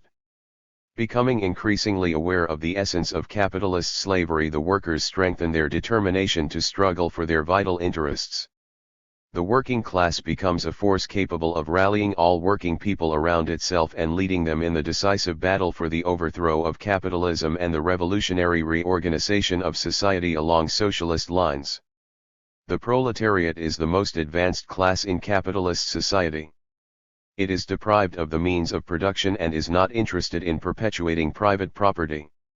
Only the proletariat fights consistently and to the end for the abolition of all exploitation, for socialism. The proletariat creates enormous wealth by its labor, factories, railways, houses, and public buildings. United at large factories, trained by harsh capitalist labor discipline and tempered by decades of strike action and revolutionary struggle, the proletariat develops into the genuine leader of all working masses. Only under the leadership of the working class can the other strata of the exploited population cast off the capitalist yoke and embark on the road to a free life worthy of man. Chapter U. Distribution of surplus value. Among various groups of exploiters, the surplus value created by the labor of wage workers is the source of all unearned incomes in bourgeois society. It is distributed among various groups of exploiters as a result of the operation of spontaneous economic laws of capitalism, through incessant struggle and vicious competition. 1. Profit of industrial capitalists. The value of the commodity, value of the commodity and its production costs. Trademark manufactured at a capitalist enterprise has two components. First, it is the value transferred from the means of production, and, second, it is the value newly created by the labor of the workers. The capitalist does not spend his labor on the manufacture of commodities, he spends only his capital for that purpose. It is this expenditure, which also has two components, that interests him most. First, it is the expenditure of constant capital and, second, the expenditure of 68. Variable capital. The capitalist production costs of commodities consist of these two elements. Comparing the value of the commodity with its production costs, we shall see that the first component of the value of the commodity coincides with that of the production costs. As regards the second component, in the value of the commodity it is the value newly added by the labor of the worker, whereas in the production costs it is the value of the labor power. But the value of labor power, as has been shown above, is smaller than the value created by the labor of the workers. The value created by the workers' labor embodies, 1. Compensation for the value of labor power, and, 2. The surplus value. It follows that the capitalist costs of production are lower than the value of the commodity, or the real production costs. The difference between capitalist production costs and the actual costs of production is surplus value. When capitalists sell commodities, they not only recover production costs but also gain surplus value, the latter being a certain surplus over and above the costs of production. This surplus is calculated in relation to the total capital invested in the enterprise. The surplus value, taken in relation to the whole capital, is the profit. One gets the false impression that profit is created by the entire capital variable and constant, and that all parts of the capital are a source of profit in equal measure.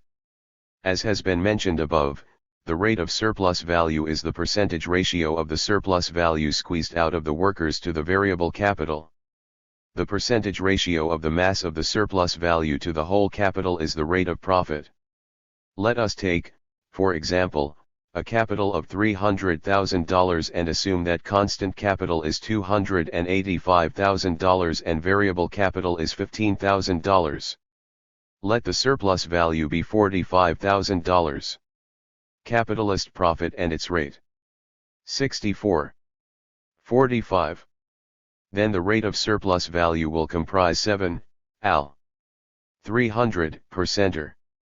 The rate of profit will be 4 degrees. CENT 300 degrees or 15 por. Since the total capital is bigger than its variable part, the rate of profit is lower than the rate of surplus value. At the same rate of surplus value, the rate of profit is the lower the smaller is the variable and the larger the constant capital. It is the rate of profit and not the rate of surplus value in itself that shows how profitable a given enterprise is to the capitalist. Capitalist economy consists of a great number of factories in diverse branches of industry. Capital of different size is invested in different enterprises. But in addition to difference in size, their capital also varies as regards organic composition. The organic composition of capital is the ratio of the constant to the variable capital. In enterprises employing a large number of workers where the expenditure on buildings, machinery, plant, and raw materials is small, the organic composition of capital is low. Conversely, the composition of capital is high in enterprises where most of the work is performed by sophisticated equipment, or where very expensive raw materials are processed and relatively little money is spent on the purchase of labor power. Rivalry between capitalists leads to a leveling of profits on equal sums of capital. For the sake of simplification, let us assume that a country has only 3 sectors, which have a capital of identical size but of different organic composition. Each sector has a capital of 100 million. In the first sector the total capital consists of 70 million constant capital and 30 million variable capital, in the second of 80 and 20 million respectively, and in the third of 90 and 10 million respectively. Let the rate of surplus value in all 3 sectors be 100%. In that case the rate of surplus value squeezed from the workers in each of the 3 sectors will be equal to the variable capital, that is, 30 million surplus value will be produced in the first sector, 20 million in the second and 10 million in the third. If the commodities are sold at their value, the capitalists in the first sector will make a profit of 30 million, those in the second 20 million and those in the third 10 million. But the overall size of capital is identical in all 3 sectors. Such a distribution of profits is advantageous for the capitalists in the first sector, but entirely unfavorable for those in the third sector. The capital from the third sector will flow into the first. The rivalry which will develop between the capitalists will compel those in the first sector to lower the prices of their commodities and simultaneously enable the capitalists of the third sector to raise the prices of their commodities to a level that will make the profit in all 3 sectors approximately the same. Thus, competition between capitalists leads to the dominance of the law of the average rate of profit. Like all laws of the capitalist mode of production, it operates spontaneously and establishes itself through innumerable deviations. In the above example, the commodities produced in all 3 sectors are sold at 120 million. At the same time, the value of the commodities in the first sector is 130, in the second 120 and in the third 110. Thus the prices of commodities differ from their value. The price of all 3 commodities is made up by adding the average profit to the production costs. The price equal to the costs of production plus the average profit is called the price of production. In capitalist society, commodities are sold at the price of production and not at their value. This does not mean, however, that the law of value ceases to operate in capitalist conditions. On the contrary, it operates at full measure. Price of production. 66. The price of production is merely a modified form of value. This can be seen from the following. First, some industrialists sell their commodities above value and some below, but on the scale of society as a whole the sum of prices of production is equal to the sum of the values of the commodities. Second, the profits of the whole class of capitalists are equal to the surplus value created by the whole unpaid labor of the proletariat. Third, the drop in the value of commodities entails a drop in their prices of production. Conversely, a growth in their value entails a rise in their prices of production.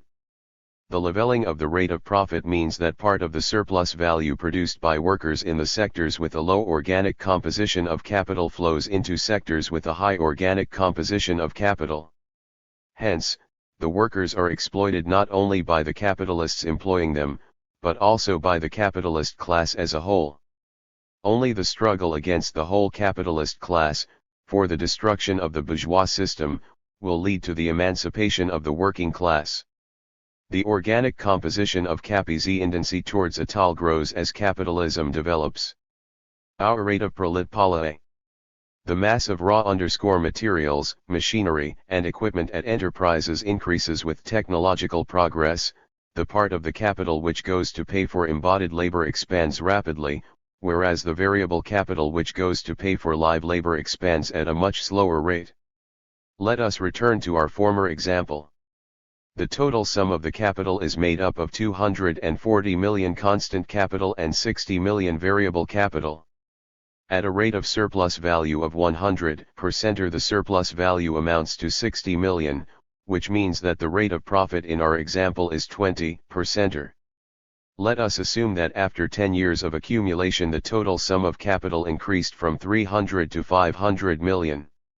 At the same time, owing to technological progress. OA 67. The organic composition of capital has grown and these 500 million now consist of 425 million constant and 75 million variable capital. In that case, at an equal rate of surplus value, 75 million surplus value will be produced. 75.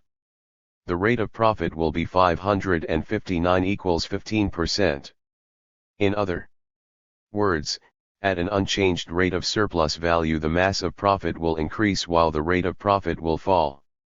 Thus, the increase in the organic composition of capital engenders a tendency for the average rate of profit to fall.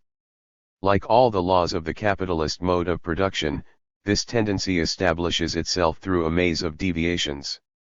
Yet there are a number of factors counteracting the fall of the average rate of profit.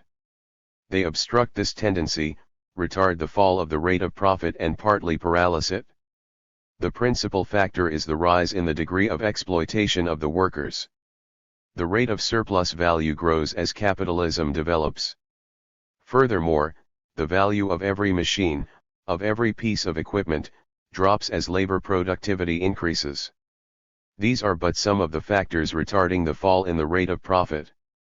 The sinking rate of profit does not mean, however, that there is a decrease in the amount of profit, that is, in the sum total of the surplus value squeezed from the working class. The same reason which underlies the fall of the rate of profit, rising labor productivity, stimulates the growth of the amount of profit. The tendency of the rate of profit to fall extremely aggravates the contradictions of capitalism. The capitalists strive to counteract this tendency by intensifying the exploitation of workers, and underscore this exacerbates the contradictions between the proletariat and the bourgeoisie. This tendency of the rate of profit to fall also intensifies the struggle within the bourgeoisie itself.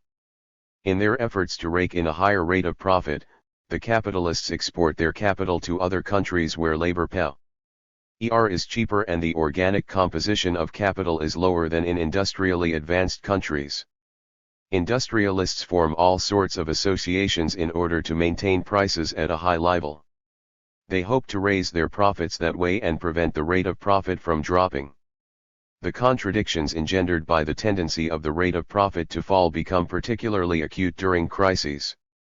2. Commercial capital and loan capital. Commercial capital and the surplus value created by the commercial profit labor of workers is appropriated primarily by the industrial capitalist, who shares his profits first and foremost with the owners of commercial and loan capital. Commodities produced at a capitalist enterprise must be sold to enable the industrialist to purchase new means of production and hire workers and thus continue production. If the industrialist were to sell his commodity to the consumer himself, he would have to spend a certain part of his capital on equipping commercial premises, hiring his sales staff, and so forth. Delegating all these functions to the merchant, the industrialist shares with him some of his profit. He sells the merchant commodities at the factory price, which is lower than the price of production.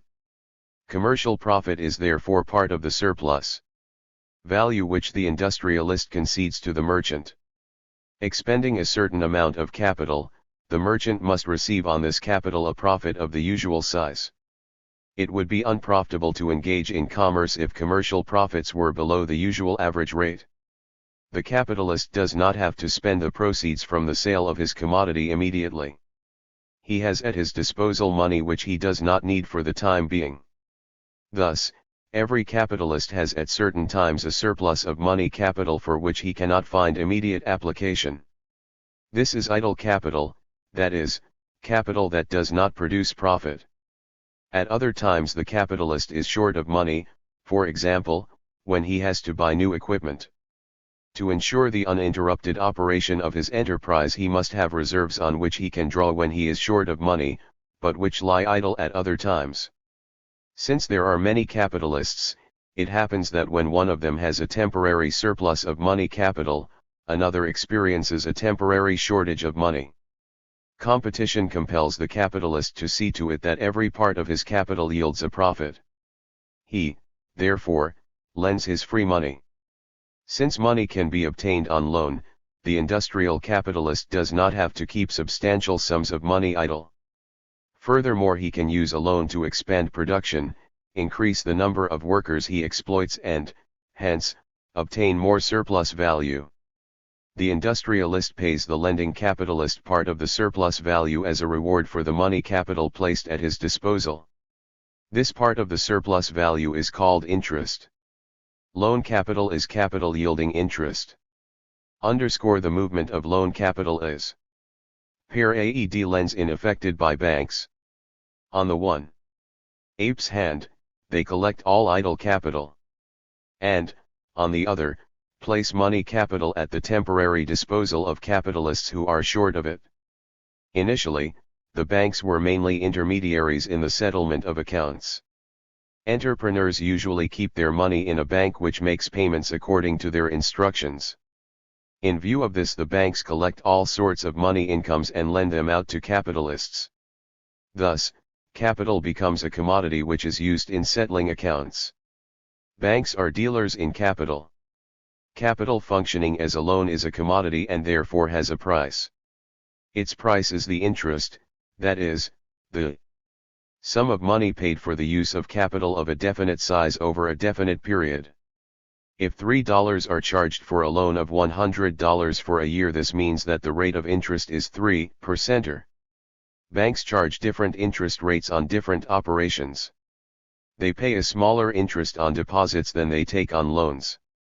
They also charge different interest on loans, depending on the time limit for which the loan is granted, and on other conditions. Banks likewise pay different interest on deposits. The rate of interest fluctuates frequently.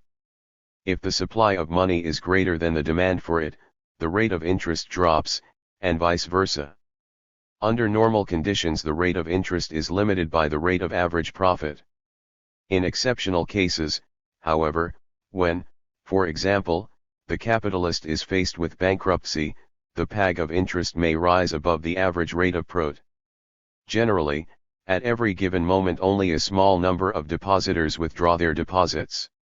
The withdrawal of money is usually compensated by the influx of new deposits.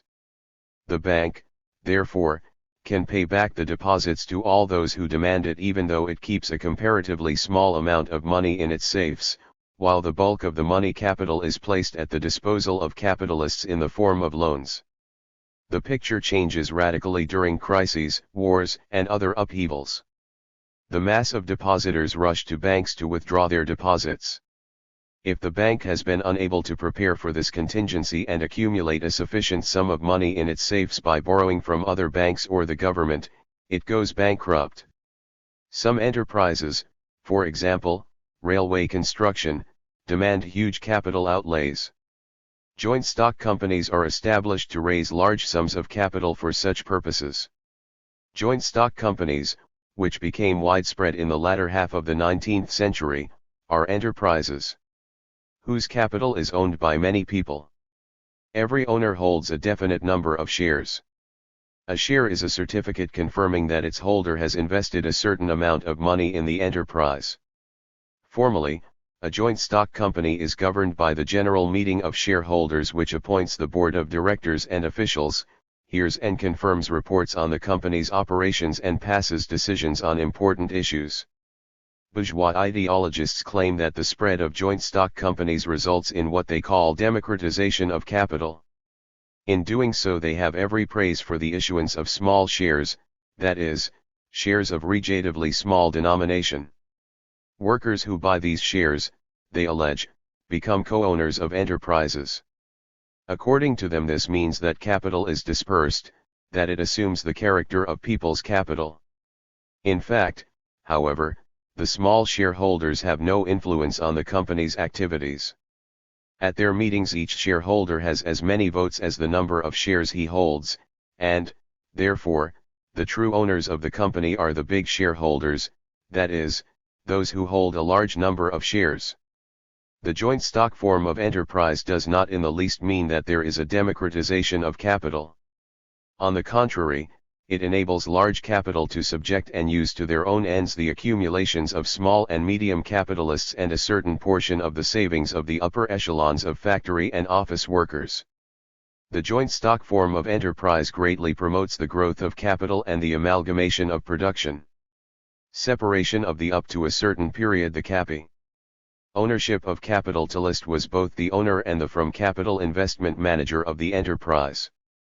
The NPA spread of credit and especially of joint stock companies changed the state of affairs. The distinguishing feature of loan capital is that it is used in production by a person or persons other than its owner.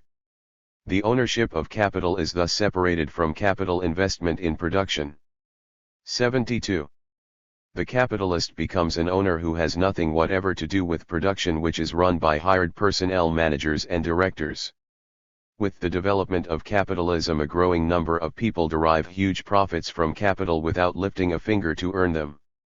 The separation of ownership of capital from capital investment strikingly shows that the capitalist ownership of property is unnecessary for production, and that this ownership is of a parasitical nature. 3. Ground rent under capitalism. In almost all capitalist countries there are vestiges of feudalism, of which the most important is private ownership of the land. Enormous tracts are owned by landowners who use their right of property to exact a toll from society. This toll is capitalist ground rent. In the form of rent, the landowners appropriate only a part of the surplus social product, a part of the surplus value. The theory of rent proceeds from the following propositions. The landowner leases land. The tenant is the capitalist who runs the farm with the help of hired workers. The surplus value they produce goes first and foremost to the capitalist tenant. He keeps a part of it, the profit, on his capital and is forced to pay the other part, a certain surplus profit, to the landowner as ground rent. It often happens that the landowner does not lease his land but hires workers himself to run the farm. In that case, the rent and profit are appropriated by one and the same person. In addition, a great role is played by rent collected from the peasants. To get a better idea of these complex relations, it is necessary to know the essence of capitalist ground rent. There are two forms of ground rent, differential and absolute. Differential rent: different plots of land differ in fertility. The same expenditure of labor will yield a more abundant harvest on a more fertile plot. The distance of the plot from towns, rivers, the sea, or railways is also a crucial factor. The owner of a farm which is sited more advantageously poke a lot of money on the transportation of his products. Let us consider 3 plots of the same size but of different fertility. The lessee of each spends $1,000 a year on workers' wages, the purchase of seed and the maintenance of cattle. Let us also assume that the average profit is 20 per center. But since the plots vary in fertility, the grain crop will not be the same, 100 centners on the first farm, 120 on the second and 150 centners on the third. The price of production on all of them is the same $1,200. It means that on the first farm the production of a centner of grain will cost $12, on the second $10 and on the third $8. The market, however, does not take into account the different fertility of the plots. The price per centner of grain is the same, no matter where it was grown. Normally, the market needs grain from all 3 plots. Therefore, the market price must be $12, that is, the price level on the poorest land. And since society needs the products of all 3 plots, it is this price that is established on the market.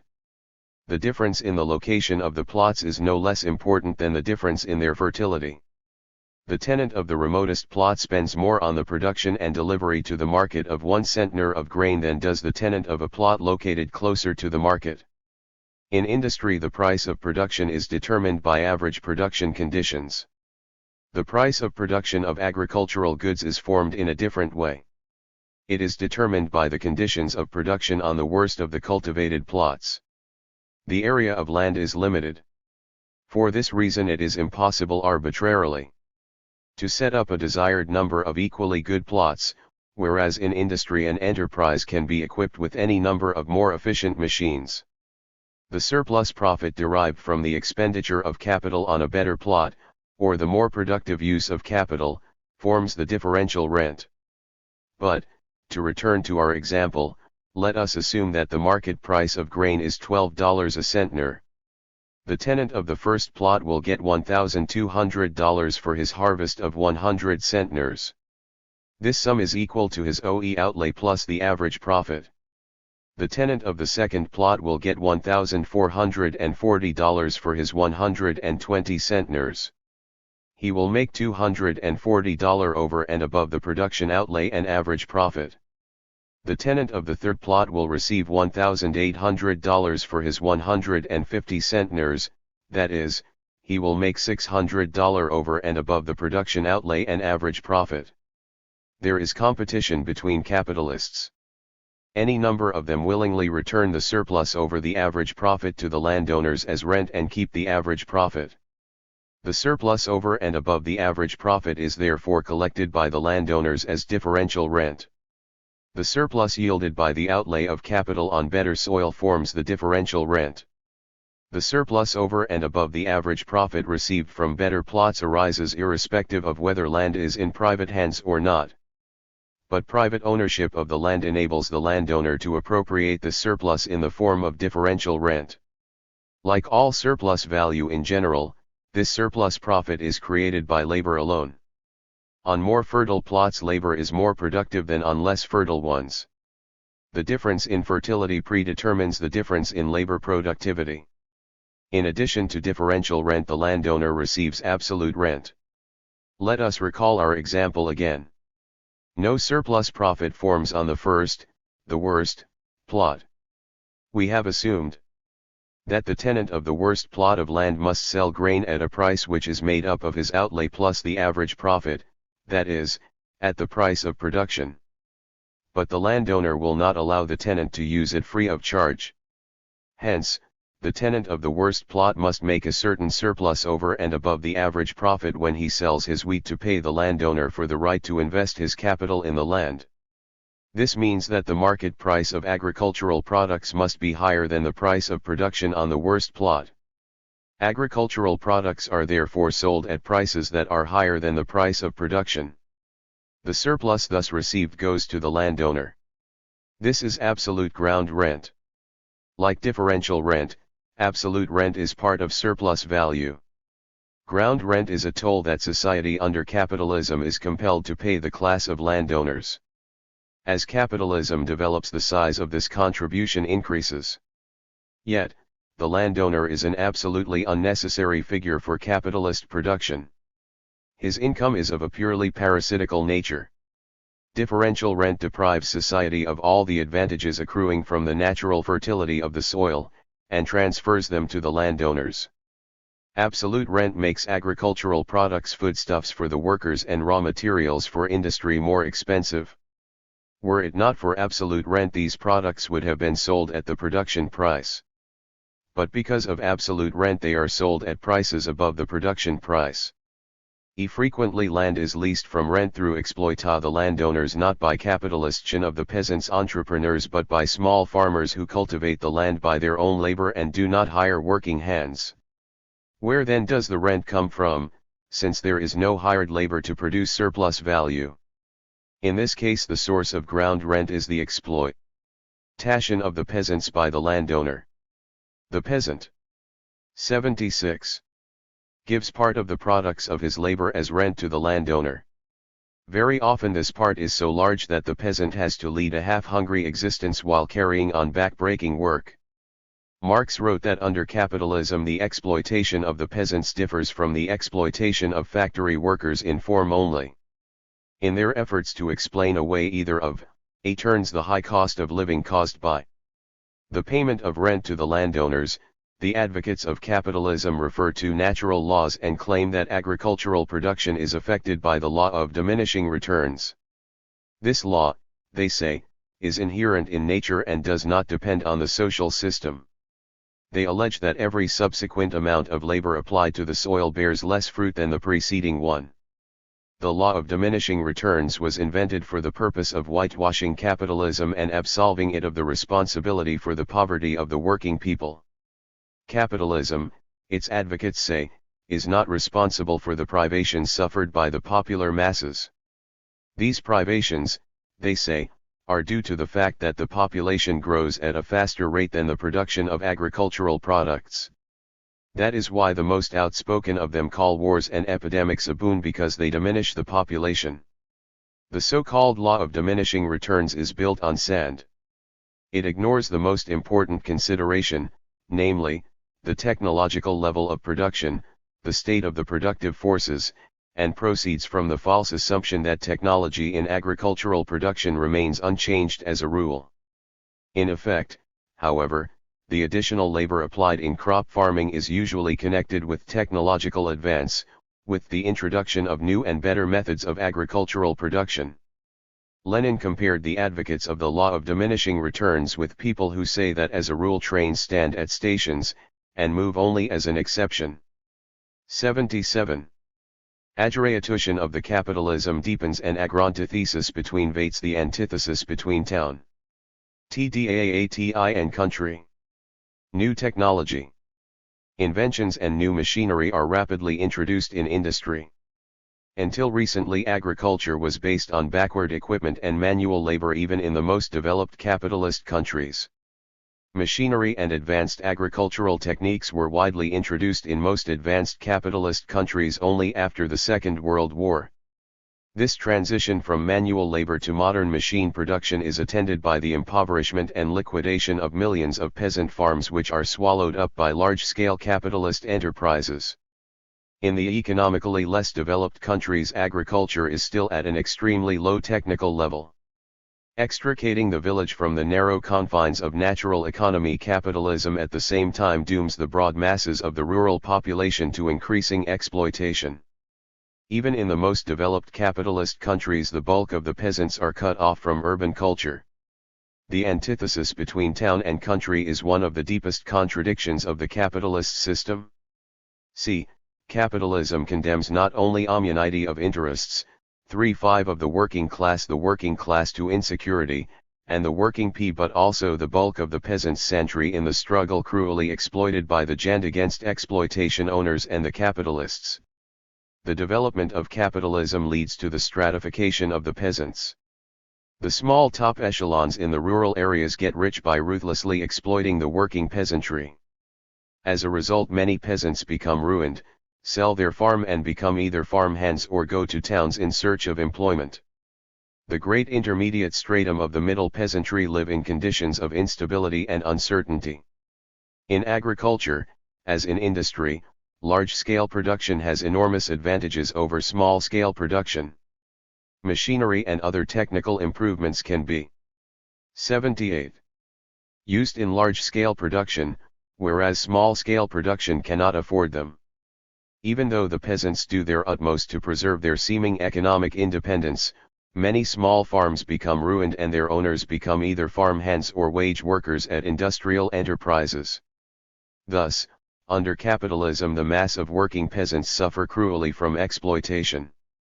On this basis there arises a community of interests between the working class and the peasantry in the struggle against the exploiters, the capitalists and the landowners, in which the leading role is played by the proletariat as the most progressive social class. Chapter 01. Capitalist Reproduction. An Economic Crisis. One simple and extended capitalist. Reproduction. Production and the mass of commodities being reproduction produced in any country is in constant movement. Various commodities are produced, used up and reproduced. This constant renewal, uninterrupted repetition of production is called reproduction. Reproduction is essential for the existence of society, whatever its social system. If a society was to produce the same amount of products year after year, this would be simple reproduction. Before the rise of capitalism, the productive forces developed at a slow rate, and reproduction was close to the simple type. What is characteristic of capitalism is not simple but extended reproduction. Any society reproduces not only the mass of products but also the social relations of production. If production is capitalist in form, reproduction also takes this form. The entire mass of material, the social product and wealth produced in society over the national income. A definite period, example a year, forms its social product. The social product is divided into two parts. One part compensates for the wear and tear of equipment, the value of consumed fuel, raw and other materials. This is necessary for reproduction. The other part is the value newly created during the year. This is the country's national income. 80. In capitalist society this income is only nominally national. The bulk of it is appropriated by the capitalists and is spent, first, on their personal needs and, second, on expanding production. A considerable portion of the national income is appropriated by the bourgeois state. State budget allocations are spent mainly on the maintenance of the state apparatus, which is an instrument of violence used by the exploiters against the exploited, on the arms race and on assistance to capitalist firms experiencing financial difficulties. Taking up production. A capitalist Teal-Coat Avlava buys the means of production and labor power. As a result of production, capital takes the form of a definite amount of commodities. The capitalist sells these commodities and realizes a definite sum of money with which he buys new means of production, hires workers, and so forth. Hence, every capital moves in a circle. Reproduction is contingent on the constant circulation of capital. In bourgeois society there are many capitalists and consequently many capitals. It is therefore essential that the entire mass of capitals should be able to circulate. The actions of individual capitalists and therefore the movements of individual capitals are closely interlinked. This multifold connection makes itself felt on the market where capitalists realize the commodities produced at their enterprises. As capitals circulate they become intertwined to comprise the movement of social capital as a whole. Social capital is not just a simple sum total of all individual capitals. In the social capital the individual capitals are interconnected. Though independent of each other, they are nevertheless contingent on one another. This contradiction becomes manifest when the finished product is sold, in the course of the reproduction of the total social capital. In the course of capitalist reproduction the relations of the exploitation of labor by capital are not only 6988-81 repeatedly renewed but also widened. More and more workers fall into the clutches of capitalist exploitation whose rate steadily increases. Thus, capitalist reproduction is invariably bound up with the growth of class contradictions in bourgeois society.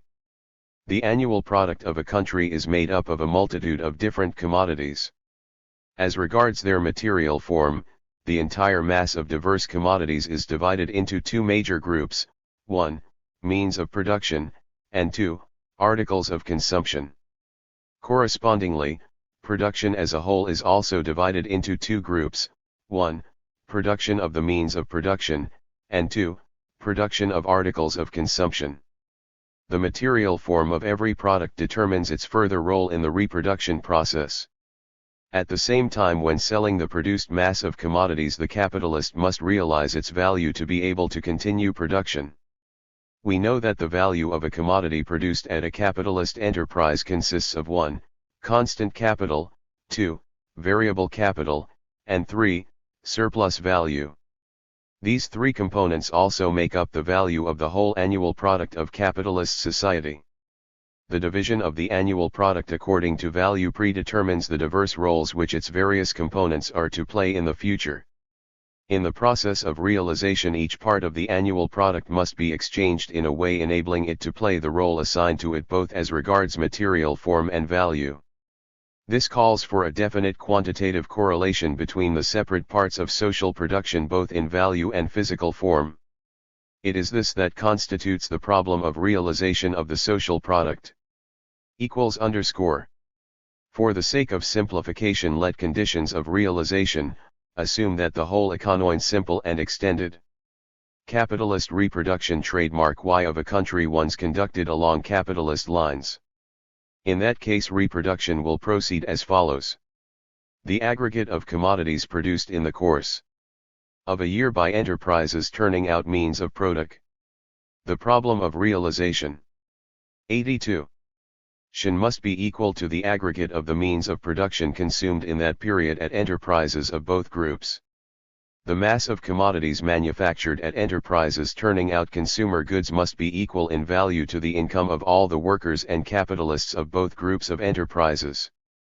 In this way, an essential condition of simple reproduction is that the sum of the variable capital and the surplus value of the first group should be equal to the constant capital of the second group. Let us now consider the conditions of realization in extended reproduction. To increase production, the existing enterprises must be enlarged or new ones built. In either case, a certain amount of new means of production must be put into operation. These means must be manufactured in the preceding period. It follows that the annual product of the first group of enterprises, those producing the means of production, must contain a certain surplus over and above the amount needed for simple reproduction. This means that the sum of the variable capital and the surplus value of the first group must be greater than the constant capital of the second group. Such are the essential conditions of the realization of commodities in simple and extended capitalist reproduction. Unimpeded reproduction depends on a constant, complex relationship between the individual branches. The complexity of the process of capitalist reproduction inevitably results in its violation by periodic economic crises.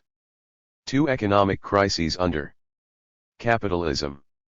Crises of society witnessed numerous overproduction levels and catastrophes before the capitalist system emerged and asserted itself.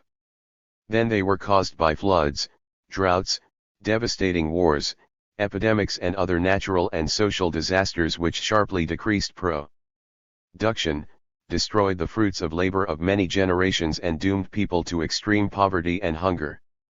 But only capitalism has given rise to crises of overproduction that bring suffering to working masses because an excess of commodities is produced. However, is it true that too much coal, grain, clothes, and housing is being produced? Of course, not. The demand for grain, coal, clothes is enormous. Simply too many commodities are produced not as compared with the actual requirements of the majority of the working people but as compared with their purchasing power. Being concerned solely with selling commodities at a price that will bring in a sufficiently high profit, capitalists care little about satisfying the requirements of society. But during crises they are unable to do this. and it is the great discrepancy between the mass of commodities produced at capitalist enterprises and the effective demand of the population that leads to economic crises of overproduction. During the crises of 1929 to 1933 in the United States, wheat and maize instead of coal were used for heating purposes. Millions of pigs were destroyed and a large portion of the cotton harvest was left to rot in the fields. In Brazil, millions of sacks of coffee were thrown into the sea. Herds of cattle were slaughtered in Denmark and thousands of tons of fruits were destroyed in France and Italy. Economic crises of overproduction are engendered by the basic contradiction of capitalism. This is the contradiction between the social character of production and the private capitalist form of appropriation of the fruits of production. The basic contradiction of capitalism leads to anarchy of production and the limited consumption of the masses, owing to the exploitation of labor by capital. The anarchy of capitalist production and the exploitation of labor by capital make the economic crises. Inevitability of crises under capitalism. 84. Of overproduction, that periodically shake capitalist countries, inevitable. In their thirst for profits, the capitalists, spurred on by the competitive struggle, strive to produce more goods.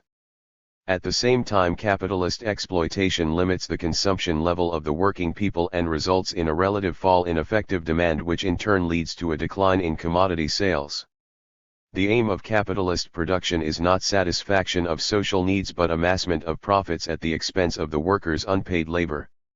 In the final count, however, even under capitalism, production is connected with consumption and depends on it. An expansion of production temporarily increases the sales of the means of production. The enterprises using these means of production turn out an ever-increasing mass of consumer articles. But then there arrives a moment when it becomes impossible to sell the rapidly growing amount of consumer articles due to the insecure position of the masses, for the expansion of production is not accompanied by a corresponding growth in consumption.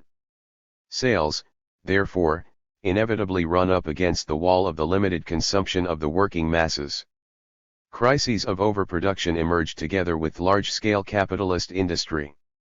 In the periods between crises, the capitalist industry goes through a definite cycle. On the eve of a crisis, production reaches its highest level. There is already overproduction, although it is not yet apparent. Frequently, though not always, financial collapse is the first indication of the imminent breakdown. Large firms go bankrupt, stockbrokers, bankers and speculators panic, and a feverish hunt for money begins. Creditors demand payment of debts, depositors rush to their banks to withdraw their money, and a great number of small enterprises go to ruin. The crisis continues. Warehouses are packed with goods which cannot be sold. Many enterprises close. The capitalist cycle and its phases. Workers are sacked, and the surviving enterprises have to curtail or even temporarily suspend production. A period of stagnation sets in. Industry marks time. This state of affairs forces the capitalists to intensify the exploitation of workers, lower their wages and make them work harder. At the same time, the capitalists strive to cheapen production by introducing technical improvements and make it profitable even in conditions of low demand. Enterprises are re-equipped and there is an extensive renewal of constant capital. The demand for the means of production rises. There is a change from stagnation to revival. The surviving enterprises resume production and expand. Every industrialist attempts to recoup his losses caused by the crisis. Production regains its former level. Gradually it surpasses its former level and a boom sets in. Production expands without due regard for effective demand. But the demand is limited and after a time increased production inevitably encounters the narrow confines of the market. A fresh crisis breaks out and the cycle begins all over again. Crises expose the deep-rooted contradictions of capitalism. During crises, the fruits of labor of the working class and the toiling peasants are destroyed. The productive forces of society are wasted. Thousands of workers are thrown out into the street and doomed to protracted unemployment. Workers who had reached a certain age are forever deprived of the hope of ever returning to the bench. The rising generation of the working class is barred from production, and there is also unemployment among the intellectuals. The capitalists take advantage of the crises and unemployment to lower wages and worsen labor conditions. That is why crises not only bring down enormous want on the unemployed but also deteriorate the position of the working class as a whole. Significance of crises. 86. Many bourgeois scientists attempt to gloss over the true nature and the causes of crises. In an effort to show that crises are not inevitable in capitalist society, they attribute them to subjective causes which allegedly can be eliminated even under the capitalist system of economy. The ultimate cause of crises, they claim, is an accidental disturbance in the proportionality between the various branches of production or underconsumption, and they recommend the arms race and war as a means of doing away with them. Actually, however, in capitalist society both the lack of proportionality in production and underconsumption are not chance occurrences. They are unavoidable because they are the products of the basic contradiction of capitalism, which cannot be abolished so long as that system exists. Other advocates of capitalism assert that crises are inevitable under any social system. This fabrication is fully exposed by the fact that in the Soviet Union and other socialist countries economic crises have disappeared following the abolition of the capitalist system. The purpose of socialist production is the satisfaction of the people's material and cultural requirements. With this aim in view, socialist society rapidly develops all branches of the economy. Based on public ownership of the means of production, socialist enterprises function to satisfy the constantly growing requirements of the economy and of all the working people. And since these requirements are growing all the time, socialist enterprises consistently expand and improve production and have every possibility of selling their output. Chapter UII. Basic features of imperialism. Lenin's scientific in the last third of the 19th century of imperialism theory, the capitalism of free competition was replaced by monopoly capitalism imperialism. Lenin made a Marxist analysis of monopoly capitalism. Disclosing the economic and political essence of imperialism, he showed that it is a special stage of capitalism, its highest and last stage. Imperialism is the inevitable upshot of capitalist development. The transition from pre-monopoly capitalism to imperialism was prepared by the entire development of capitalism, its productive forces and relations of production and its insoluble contradictions. Lenin described the main economic features of imperialism as follows. 1. Concentration of production and capital has developed to such a high stage that it has created monopolies which play a decisive role in economic life. 2. The merging of bank capital with industrial capital and the creation, on this basis, of the finance capital and a financial oligarchy. 3. The export of capital, as distinguished from the export of commodities, acquires exceptional importance. 4. The formation of international monopolist capitalist associations which share the world among themselves, and 88. 5. The territorial division of the whole world among the biggest capitalist powers is completed. 1. Domination of the monopolies and finance capital. Concentration of equals the free competition which arose production and capital in the course of the development of capitalism invariably led to the triumph of large enterprises over small ones, to the ruin of small and medium enterprises and their being taken over by large ones. Thus, free competition brought about concentration of production, the rise of large enterprises employing increasing number of workers who process an enormous mass of raw materials and produce the bulk of the industrial output. Today large enterprises with 1,000 and more workers account for a negligible part of the total number of enterprises in major capitalist countries. But they employ from a third to two-fifths of all the factory and office workers in the manufacturing industry and turn out the bulk of industrial production. In the U.S. manufacturing industry, which consists of 450,000 firms, 500 of the largest companies account for two-thirds of the total output, and 100 giant associations turn out over a third of the manufactured commodities. Modern scientific and technological progress is largely conducive to the concentration of production. Technological progress, particularly the introduction of automation and cybernetics, makes it necessary to enlarge production still further at the cost of enormous capital investments in order to ensure its effectiveness. The concentration of production is accompanied by a concentration of capital, i.e., the concentration of an ever larger amount of capital in single hands. A powerful lever stimulating the concentration of capital is the spread of joint stock companies. Today over 89–90% of U.S. industrial output is produced by corporations. This is also the case in other capitalist countries. In all capitalist countries the concentration of production is most rapid in all branches of heavy industry and in the new industries which began to mushroom in the imperialist era, viz., mining, metallurgical, electrical, engineering and chemical industries. The concentration of production and capital paves the way for the rise and growth of monopoly associations. At a certain stage of its development, concentration leads directly to monopoly. What is a monopoly? It is an agreement between, or a union or association of, capitalists. An individual large enterprise can also be a monopoly. Whatever their form, all monopolies have a common aim, that of dominating production and the market and reaping super profits. So long as production in each branch is divided among hundreds and thousands of independent small and medium enterprises, it is difficult to establish a monopoly. The situation changes as a result of concentration of production and capital. Only several dozen large enterprises are left in a branch. It is much easier for them to enter into agreement than it would be for hundreds of medium and thousands of small enterprises. By the beginning of the 20th century, monopolies moved into key positions in the economies of capitalist countries. Monopoly domination is imperialism's inherent economic feature. The economic essence of imperialism lies in the suppression of free competition by the monopolies. Monopolies rule undividedly in all capitalist countries. They are omnipotent in production, commerce, and credits. They control markets and sources of raw materials, and have scientific personnel and skilled workers at their disposal.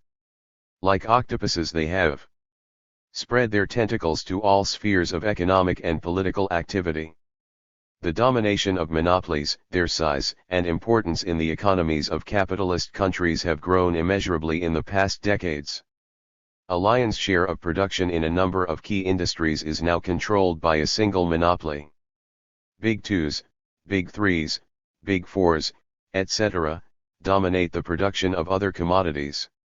In the United States, according to estimates, 4 and 8 giant corporations respectively accounted for 53% and 70% of the iron and steel output, 78% and 96% of the production of synthetic fiber, 65% and 70% in organic chemistry, 75% and 81% of the total number of cars manufactured in the country, 59% and 83% of the aircraft, and 65% and 90% of the tractors. In 1972, 500 giant industrial monopolies in the United States accounted for 66% of the gross industrial output and netted 75% of the total profits in industry. Their enterprises employed 75% of the U.S. industrial labor force. The world's largest capitalist monopoly is the U.S. Automobile Trust General Motors. In 1971 its trade turnover amounted to over $28,000 million, it had a capital of $14,200 million and netted a profit of $1,700 million. Its enterprises employed 773,000 people.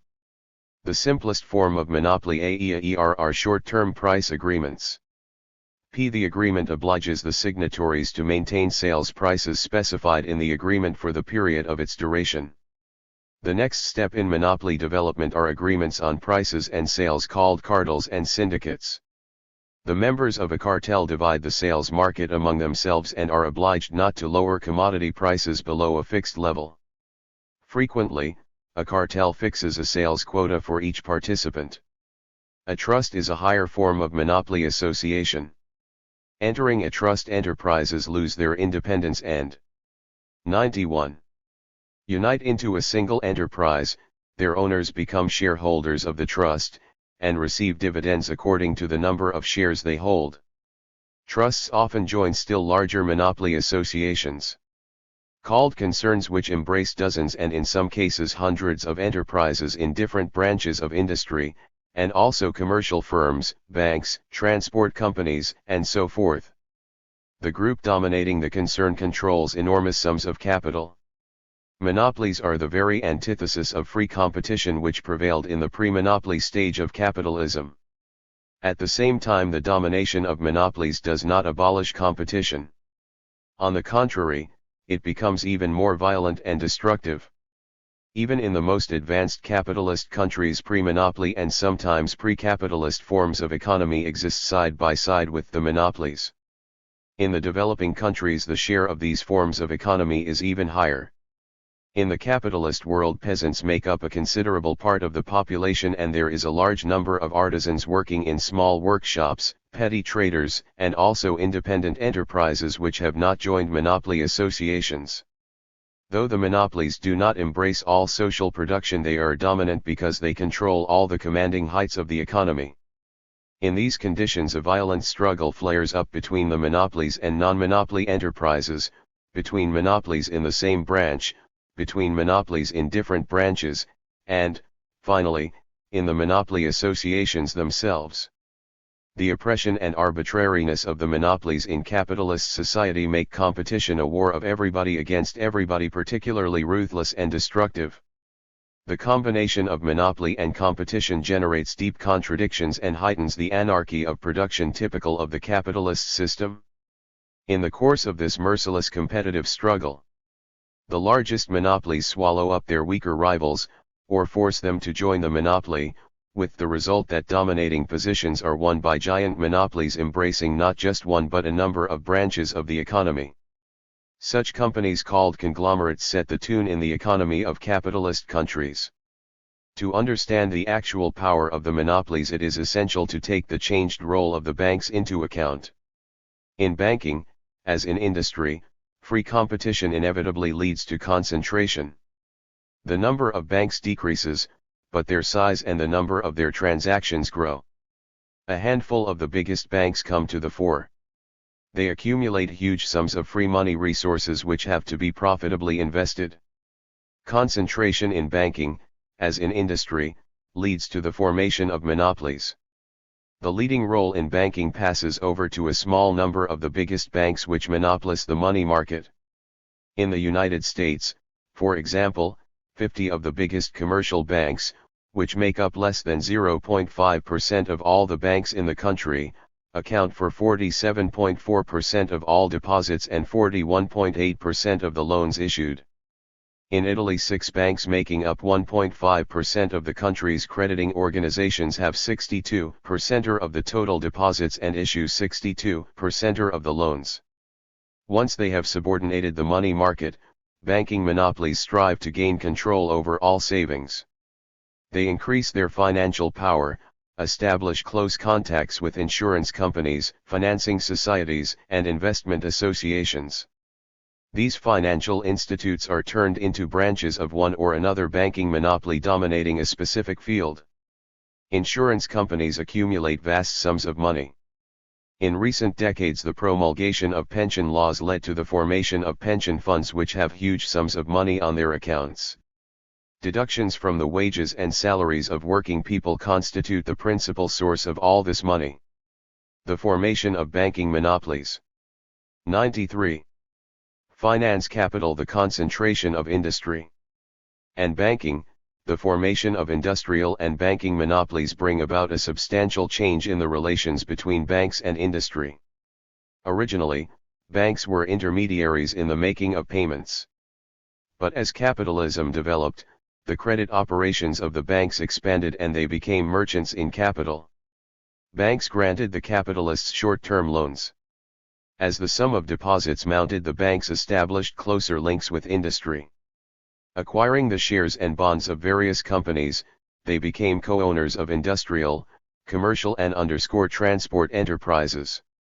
In turn, industrial monopolies hold shares in the banks connected with them. This gives rise to a personal union of the heads of banking and industrial monopolies. Bank directors are brought into the management of industrial enterprises. At the same time, industrial monopolies have their representatives on the governing bodies of banks. The same people head the largest monopoly associations in banking, industry, and commerce, in the most diverse branches of the capitalist economy. There is an increasing coalescence of banking and industrial capital. The joint capital of banking and industrial monopolies is called finance capital.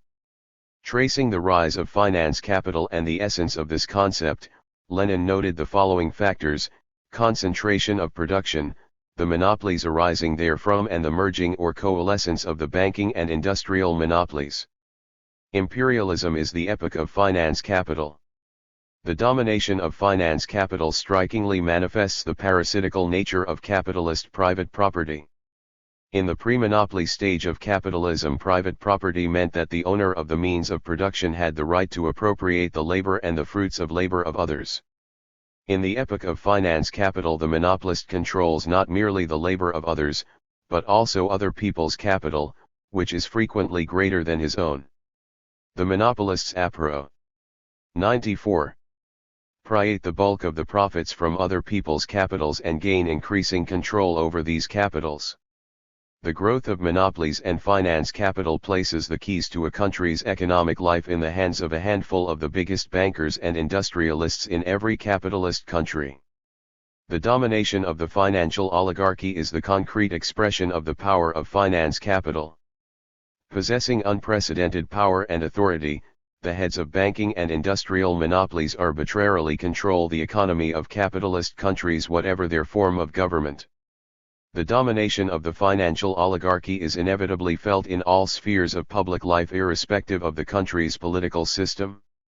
The financial oligarchy fixes the reactionary domestic and foreign policy course. A small handful of the biggest businessmen, having control over thousands of millions, initiates aggressive policies, invasions, the arms race, and preparations for new wars. The financial oligarchy controls the bourgeois press, science, and art. It bribes top civil servants and MPs, molds public opinion to suit its own ends, and controls all the mass media, which are used to poison the minds of the masses.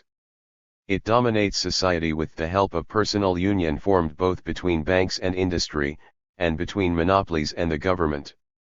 The financial oligarchy imposes monstrous contributions on the population in their respective countries and enmeshes other countries in a web of financial dependence, the economic foundation of the exploitation of the part of the world which is subject to imperialist rule, and primarily the developing countries. The tune in all capitalist count. Forming the tries is set by powerful industrial national oligarchy and financial empires resting on the domination of a handful of magnates over vast sums of other people's capitals. In present-day capital is society, concentration of capital goes beyond the level of concerns. The highest form of monopolization. The financial oligarchy. 95.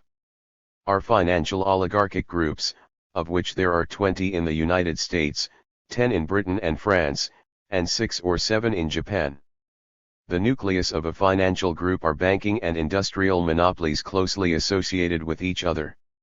The coalesced elite of the head companies ensures their control over numerous other companies operating in various branches of the economy. Many companies are within the sphere of influence of several financial groups, which take over key positions through shareholdings, personal unions, long-term credit, and financial, organizational and technical ties, and also through the conclusion of special agreements. Among the principal financial groups in the United States, the leading role is played by 8 New York groups controlling assets worth $214,000 million. Over 60% of the assets controlled by the New York groups are concentrated in the hands of the Morgan and Rockefeller groups. The core of the Rockefeller Group consists of the Standard Oil Trust and the Chase Manhattan Bank, the largest in the United States. The group controls many corporations in a number of branches of the economy. The Morgan Group is a still more powerful financial empire. Built around the banking house of Morgans, it dominates a number of giant industrial monopolies, including the U.S. Steel Corporation, General Motors, General Electric, the Pullman Corporation, a telephone and telegraph company, dozens of electric stations, and a number of major railway companies and banks. 2. The world capitalist system of economy. The struggle of the imperialist powers for world domination. Having reached its monopoly. The rise of the world stage capitalism has become a capitalist system of economy, world system with concentration, developed to such an extent that almost the whole world became subjugated to monopoly capital, either in the form of colonial bondage or the 96 enmeshment of other countries in innumerable webs of financial exploitation. Lenin noted that imperialism means that capital has transgressed the boundaries of national states, that finance capital has become interlinked to an extent that leads to the internationalization of capital, the internationalization of economic relations. Bourgeois ideologists portray the world capitalist system of economy as a great boon, and claim that the rise of this system has enabled mankind to benefit from scientific and technological progress and the international division of labor. They allege that capitalism has given the formerly backward countries all essential conditions for economic and cultural growth. In effect, however, all the gains of social progress were appropriated by the monopolies of the most advanced capitalist countries, and the people of the colonies and semi-colonies were deprived of even elementary conditions for human existence and were doomed to poverty and hunger by imperialism. The world capitalist system of economy arose on the basis of relations of domination and subjection. In it, the world ruled by capital became divided into two parts. On the one hand, there was a handful of advanced capitalist countries possessing vast finance capital and exploiting the other part of mankind, and on the other, a tremendous majority of the world population consisting of oppressed and exploited people in colonies and dependencies. This system developed from such manifestations of monopoly domination as the export of capital, the economic division of the world between monopolies, and the completion of the territorial division of the world between the major powers. The export of commodities was typical of pre-monopoly capitalism with its free competition. Under imperialism and monopoly rule, the export of commodities grows tremendously. But it is the export of capital that is the most characteristic feature of imperialism. In the advanced countries, the accumulation of capital assumes gigantic proportions under monopoly rule.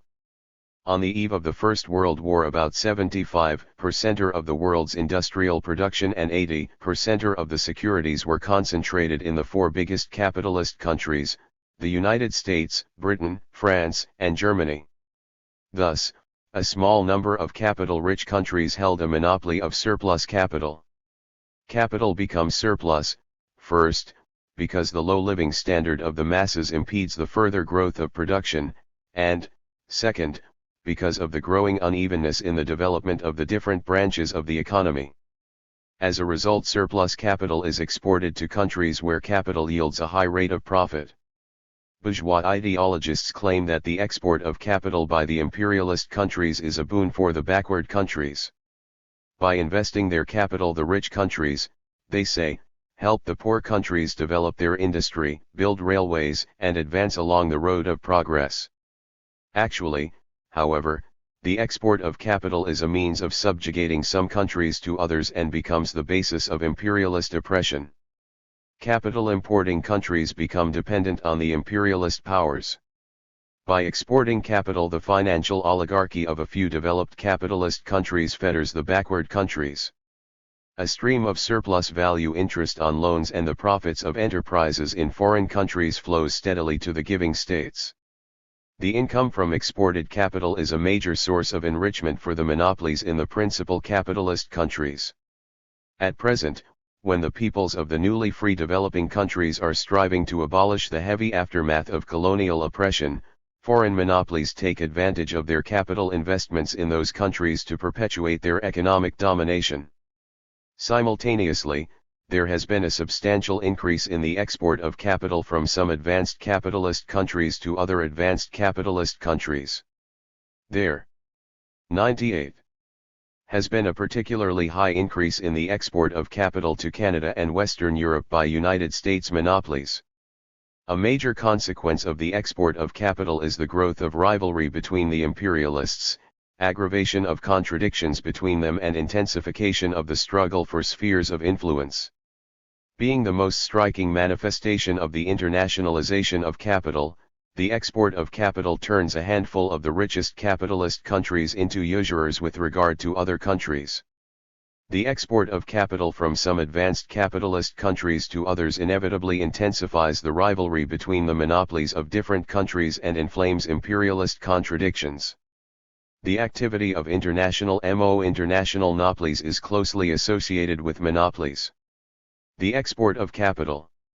Having won dominating positions in the economic life of the leading countries, the monopolies strive first and foremost for undivided domination on the home market.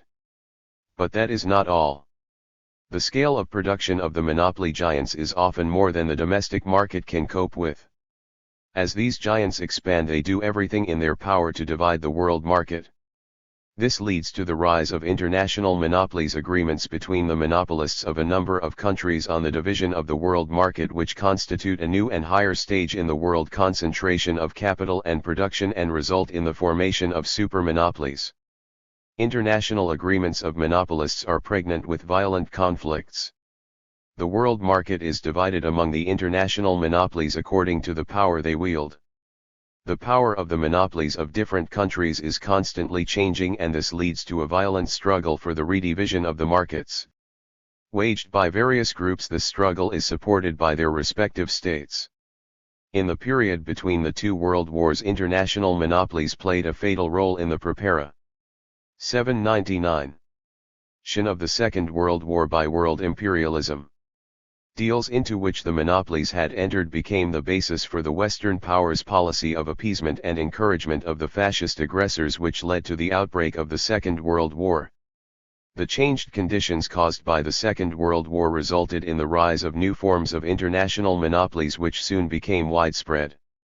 The scientific and technological revolution and the development of big batch and mass production make it necessary to increase the optimum size of enterprises whose construction only the most powerful firms or monopoly associations are able to afford. Transcending national frontiers, such associations establish collectively owned enterprises belonging to monopolies of several countries. At the same time, the further deepening of the rivalry on the world capitalist market, currency, foreign trade, and other transactions of the bourgeois states encourage the monopolies to set up enterprises directly in consumer regions. As a result, the world has witnessed the spread of such forms of international monopolies as patent agreements, unions to coordinate production programs, installation of equipment and mutual exchange of information and experience, and establishment of joint enterprises owned by monopolists of different countries.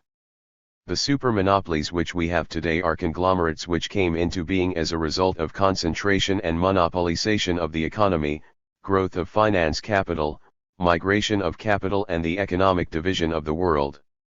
It can be said that they synthesize the main economic features of imperialism. Characteristic of the modern methods of the economic division of the capitalist world among monopoly groups is the extensive development of the state monopoly forms of this division. The state monopoly forms of the division of markets are special economic blocks established under the hallmark of integration. The founding of the European coal and steel community was followed by the establishment of Euratom 100 and the European Economic Community. A rival group of 7 countries called the European Free Trade Association was also set up. Since the beginning of 1973, 3 EFTA members have joined the common market, thus increasing the number of its participants to 9. The other 4 EFTA members signed agreements on trade in manufactured goods with the common market. The migration of capital and the growth of international supermonopolies leads to further internationalization of the economic activity of the advanced capitalist countries. NB is under imperialism the largest DSPALB. Your monopolies divide the world's struggle for its between themselves economy redivision Cali, while the imperialist states complete the territorial division of the world. In the 1870s, the colonial possessions of the European countries embraced a relatively small part of overseas territories, but in the last 2 decades of the 19th century the map of the world changed radically. From 1876 to 1914 the so-called Great Powers seized about 25 million square kilometers, a territory twice the size of the whole of Europe.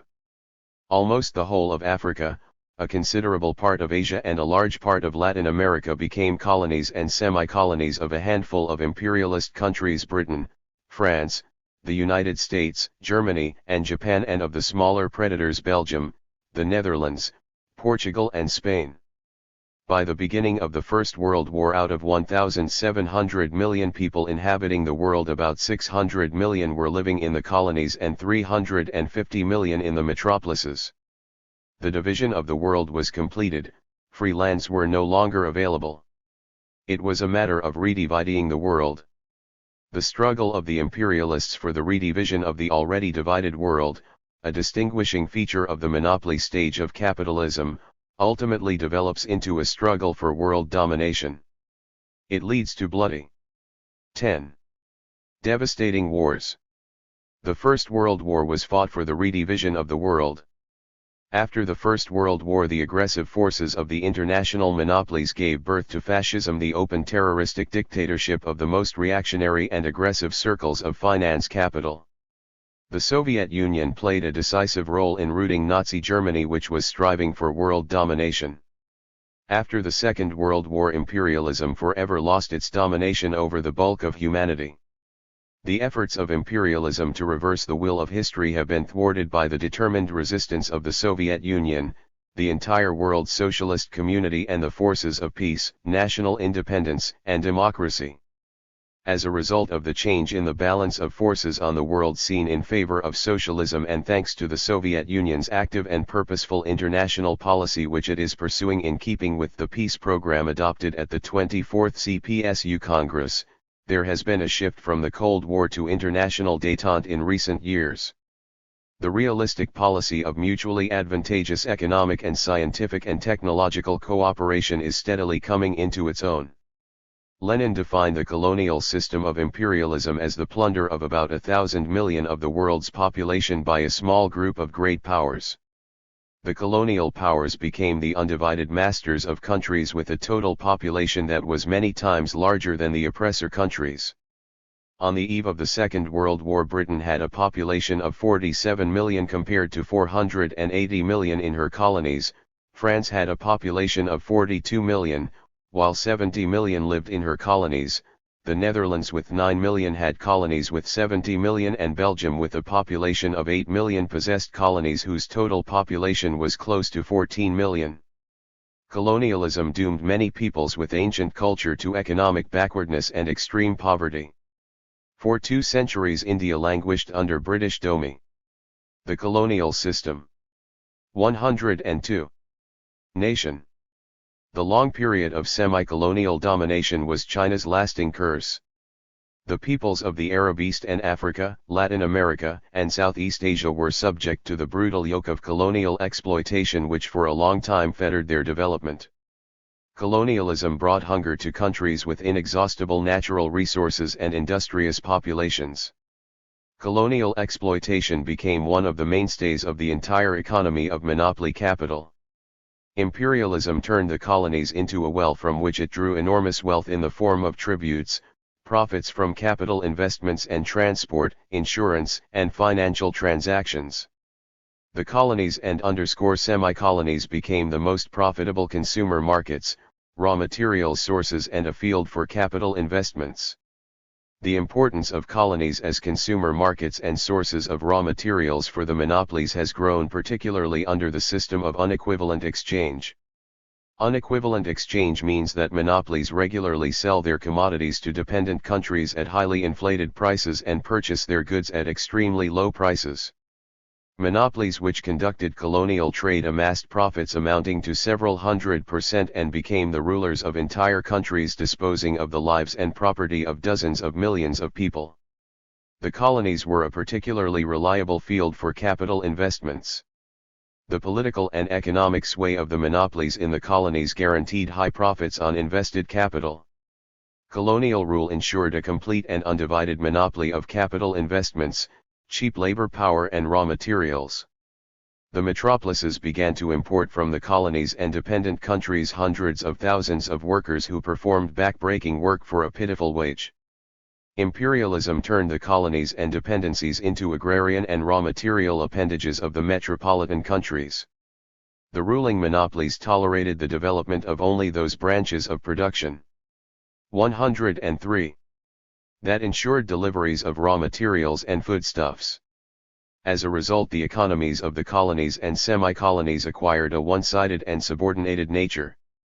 Many countries specialized in the production of one or two products, all of which were exported: cotton, oil, coffee, rubber, sugar, etc.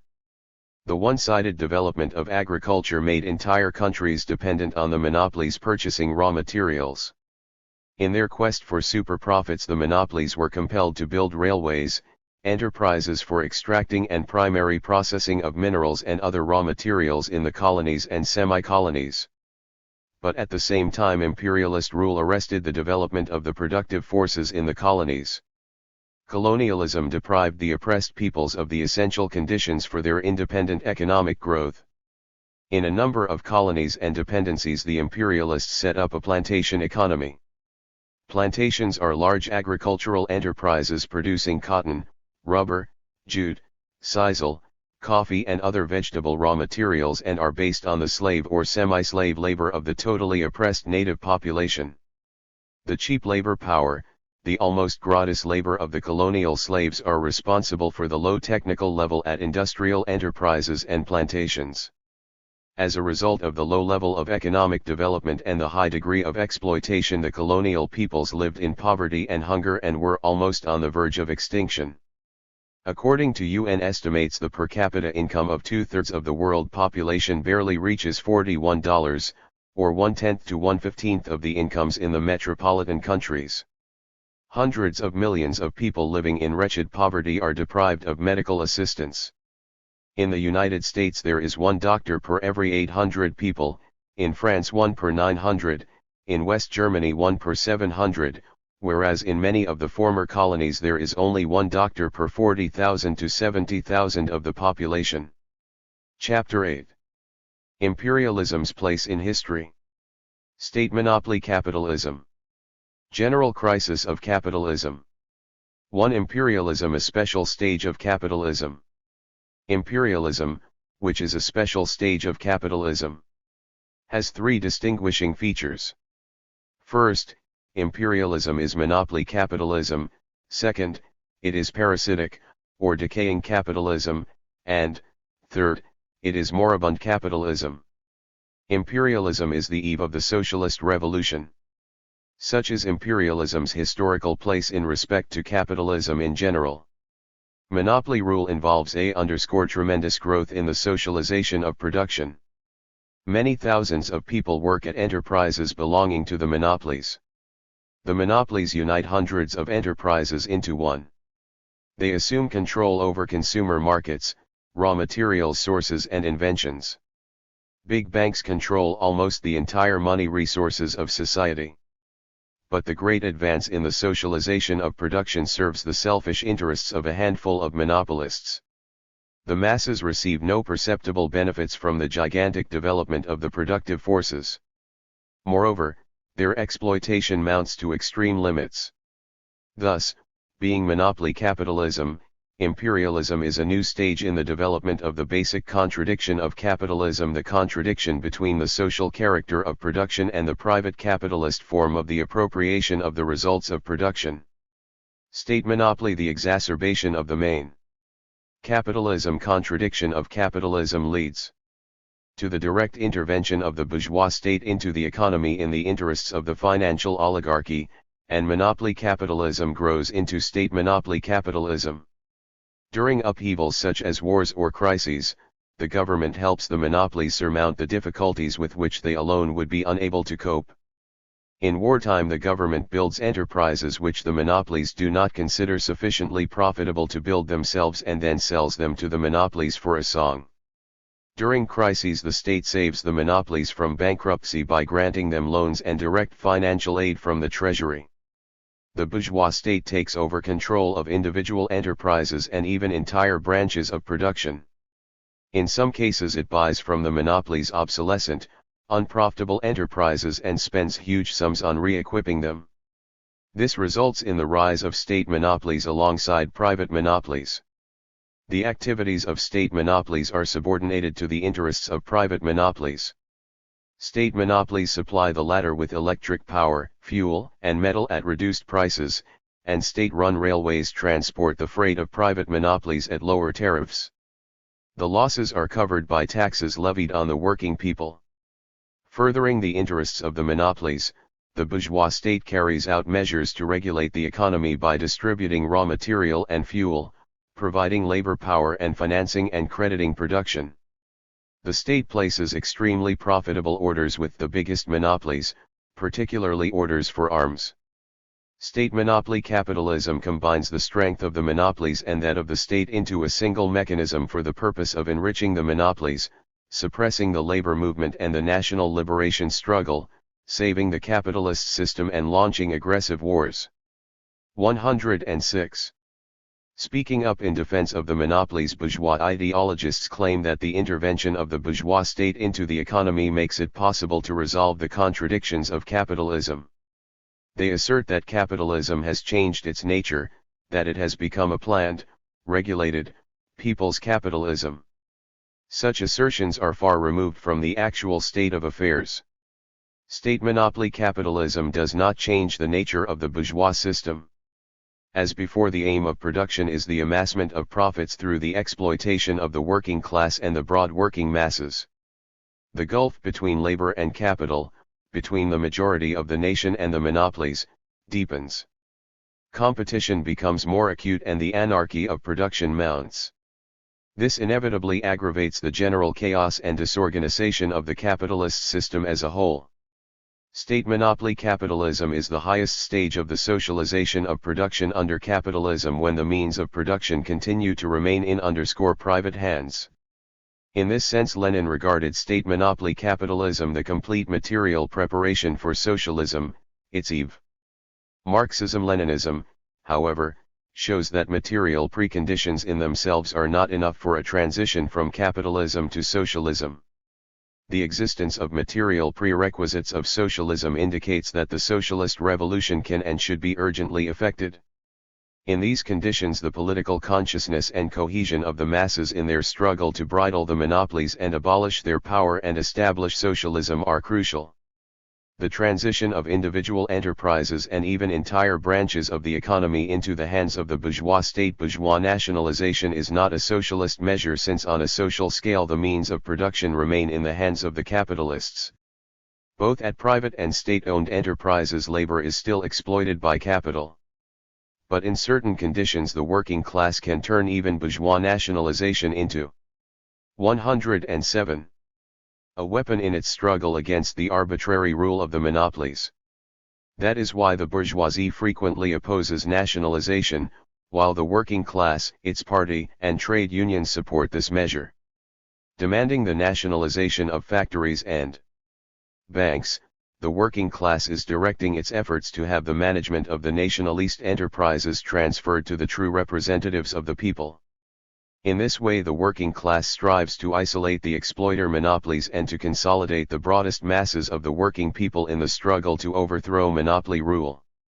Imperialism is parasitic or decaying capitalism. Monopoly rule unavoidably leads to stagnation and decay. Since the monopolies are able to dictate the prices for their output and artificially to maintain them at a high level, they are at times afraid of technological innovations which could undermine their monopoly status, or depreciate the enormous sums of money invested in production. In some cases, in individual countries and in separate branches of industry, this tendency gains the upper hand for a certain period of time. Yet it is wrong to think, Lenin warned, that the tendency towards technological stagnation and decay precludes the rapid growth of capitalism. On the whole, capitalism develops much more rapidly than it did before, though its growth is extremely uneven and is accompanied by stagnation in capital-rich countries. In conditions of the modern scientific and technological revolution, the monopolies use technological improvements as a powerful weapon in their competitive struggle, a development which still further aggravates the contradictions of capitalism. The decay of capitalism is closely connected with the spread of parasitism. The bulk of the bourgeoisie has fully dissociated itself from the process of production, and the management of enterprises has passed into the hands of hired executives. Parasitism and decay of capitalism. 108. There is a growth in the non-productive consumption of people's labor and its fruits, and an increase in the number of branches and people employed in rendering personal services to the propertied classes. Militarism, growing at a monstrous rate, consumes an ever greater share of the people's income in the capitalist countries. All imperialist countries are taking part in the arms race, and preparations for aggressive wars are swallowing vast funds. A striking manifestation of the decay and parasitism of capitalism is the reaction rampant in all spheres of life. Free competition is consistent with bourgeois democracy. Monopoly entails political reaction all along the line. Finance capital strives for uncurbed domination. The bourgeoisie is bent on depriving the people even of the limited bourgeois democratic rights and freedoms won in the course of a stubborn struggle waged by many generations. In an attempt to mask its rule, the bourgeoisie coins slogans of liberty and equality and at the same time tramples underfoot the laws of its own making. The state of monopoly capital restricts voting rights, falsifies elections, and persecutes workers' organizations. The monopolies hire gangs of thugs to take savage reprisals against the activists of the working class movement and strike leaders. But the intensification of the reactionary policy of the bourgeoisie tends to stiffen the resistance of the popular masses, headed by the working class. This, Lenin pointed out, deepens the antagonism between imperialism, which rejects democracy, and the masses striving for democracy. Imperialism is moribund capitalism. It is the final stage of capitalism, when the bourgeois system disintegrates under the impact of internal contradictions. Monopoly rule leads to the utmost insecurity of the broadest masses. The unprecedented growth of exploitation augments the resentment of the working people, and steels its resolve to do away with capitalist slavery. Moribund capitalism. 109. Mercilessly exploited by imperialist monopolies, the colonial peoples rise against the foreign yoke and fight for freedom and independence. At the same time, the struggle of the imperialist countries for consumer markets, spheres of profitable capital investments, for raw materials and world domination acquires a particularly vicious nature. Being moribund capitalism, imperialism is characterized by an unprecedented aggravation of the contradiction between the productive forces and the capitalist relations of production, which have long since been fettering society's productive forces. It is this contradiction that causes all conflicts and clashes in the imperialist epoch. As we have said, imperialism is moribund capitalism, but it does not mean that it dies of its own accord. The historically predetermined supersession of capitalism by socialism is a result of the persistent revolutionary struggle of the proletariat, which rallies the broad masses of the working people around itself. Having defined imperialism as moribund capitalism, Lenin showed that imperialism brings the proletariat to the threshold of socialist revolution. The bourgeois system has exhausted its historically progressive role and has become a monstrous obstacle on the road of society's further development. The conditions in which the débutant unser working class struggles for socialism change to a large extent in the monopoly stage of capitalism.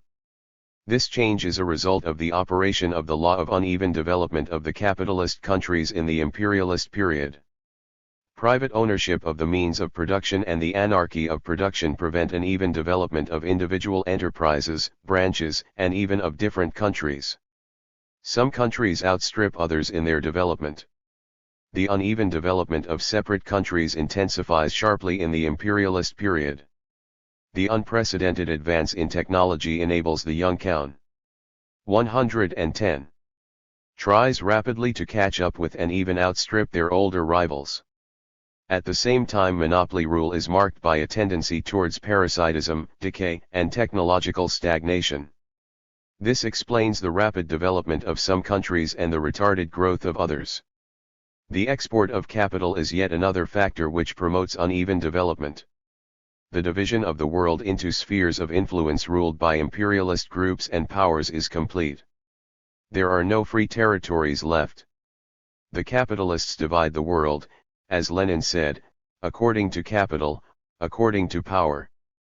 But the power of individual countries changes depending on the level of their economic and political development. The changed relation of forces between the powers runs up against the old distribution of colonies and spheres of influence. So long as imperialism held undivided sway throughout the world, the struggle for the redivision of the already divided world invariably led to bloody, devastating wars between imperialist groups. The uneven economic development of the capitalist countries in the imperialist epoch caused their political development to be uneven, too. The relation between the class forces and the conditions for the struggle of the working class are by no means the same in all countries, and the same applies to the development of the political awareness and revolutionary determination of the proletariat and its relations with the mass of the peasants and other working sections of the population. The unevenness of the economic and political development of the capitalist countries in the imperialist period leads to the uneven maturing of the economic and political conditions for the socialist revolution. Fate, Marxism-Leninism characterizes Pulbhis of socialism the period of imperialism's untriumphing first in a single country divided rule of the world as the epoch of imperialism, wars and proletarian revolutions. Creatively developing Marxism, Lenin showed that the revolutionary collapse 111 of capitalism does not take place at one and the same time throughout the world. Because of the uneven economic and political development of capitalism in the imperialist period, the socialist revolution is accomplished in different countries at different times. First, socialism triumphs in one capitalist country, and then other countries gradually fall away from capitalism and take to the socialist road. Lenin's teaching that the socialist revolution can triumph in individual countries has opened up new revolutionary vistas to the proletariat and has inspired it to storm bourgeois positions in their countries. It became a manual of action in the greatest revolution ever, the Great October Socialist Revolution in Russia. The breakaway from capitalism of a number of countries and their first steps along the socialist path after the Second World War brilliantly confirmed Lenin's theory of the socialist revolution. 2. The general crisis of capitalism. The rise of the revolutionary transition crisis of capitalism from capitalism to socialism is a natural result of social development. This transition inevitably involves a lengthy period of struggle between capitalism and socialism. It is the period of the general crisis of capitalism. The general crisis of capitalism was ushered in by the First World War and the Great October Socialist Revolution. The Socialist Revolution in Russia made the first breach in the imperialist front. It shook the foundations of the world capitalist system and threatened its further existence, and marked the beginning of the world socialist revolution. Further historical development led to the collapse of capitalism in a large group of other countries and their transition to the socialist road. Socialism transcended the borders of a single country and became a world system. 112. Division of the world. Russia's departure from Capital 7-2 systems and ism meant that the capitalists' struggle between them ceased to be the sole worldwide economic system. The undivided rule of the capitalist system was relegated to history. A socialist system emerged and began to develop. The world became divided into two systems. Socialism and capitalism are not only different but also opposing social systems. The contradiction between them is mankind's main contradiction today. The struggle between the two systems, moribund capitalism and triumphant socialism, has become a decisive factor in world history.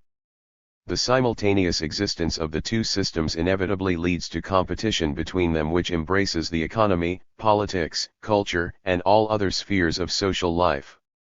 For almost 3 decades the Soviet Union was building socialism in a capitalist encirclement. The rout of the Nazi aggressors in the Second World War promoted the departure of a number of European and Asian countries from the capitalist system, and the victory of the socialist revolution in them made socialism a world system. Today there are two world systems, the socialist and the capitalist. The world community of socialist countries is a mighty stronghold of the world's progressive forces. No power on earth can restore capitalism in the countries that have broken away from the capitalist system. The development of socialism into a world system has convincingly proved capitalism's inevitable historical doom. A new stage set in the struggle between the two social systems, a struggle which is the principal feature of the general crisis of capitalism. The main contradiction of the modern epoch, namely, the contradiction between developing socialism and dying capitalism, has reached a higher stage. Competition between the socialist and capitalist systems has assumed a much broader scale, it has become a competition between two world systems. The socialist system has proved its superiority over the capitalist system in the course of an entire historical period.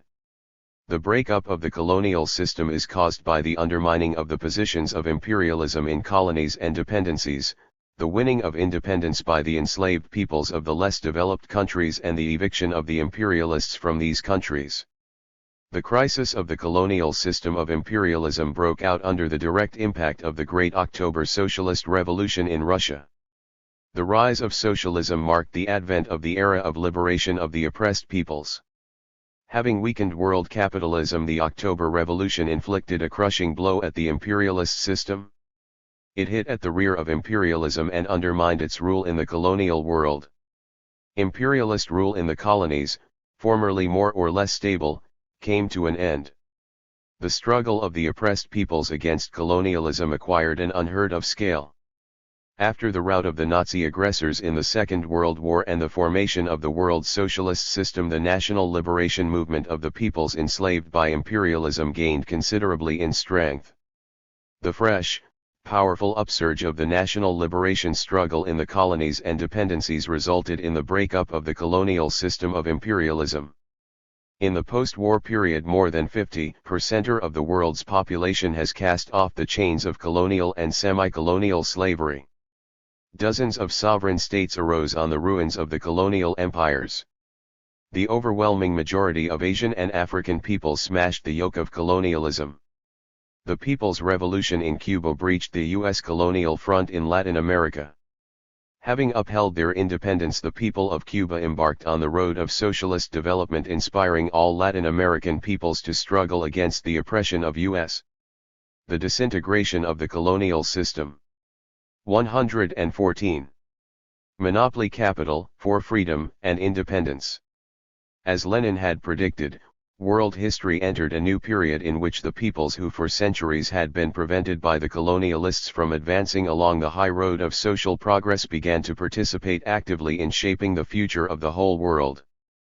The liquidation of colonialism.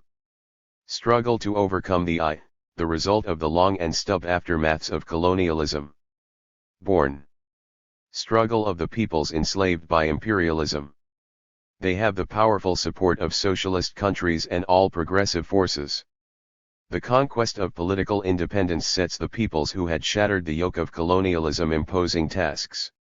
To consolidate their political independence, they must achieve economic independence from foreign capital, wipe out the dire heritage of decades, and, in some cases, of centuries of colonial slavery, extreme technological and economic backwardness, outmoded forms of social life artificially fostered by the colonialists, an extremely low level of labor productivity and national income, unimaginable poverty of the population which was doomed to hunger and extinction.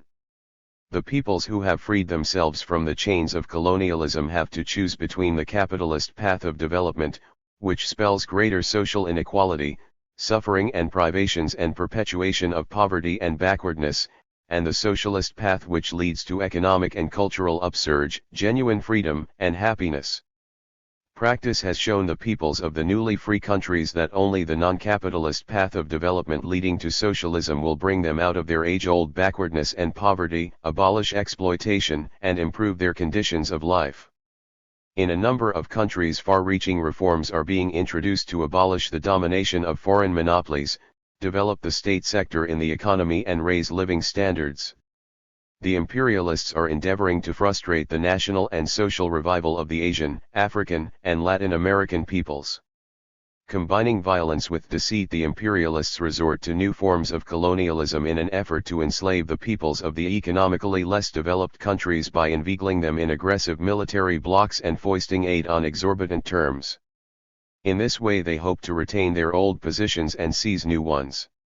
To gain their ends, the imperialists take advantage of the involved social and class situation in the newly free countries, their economic difficulties and the domination of foreign monopolies that still hold key positions in many of them.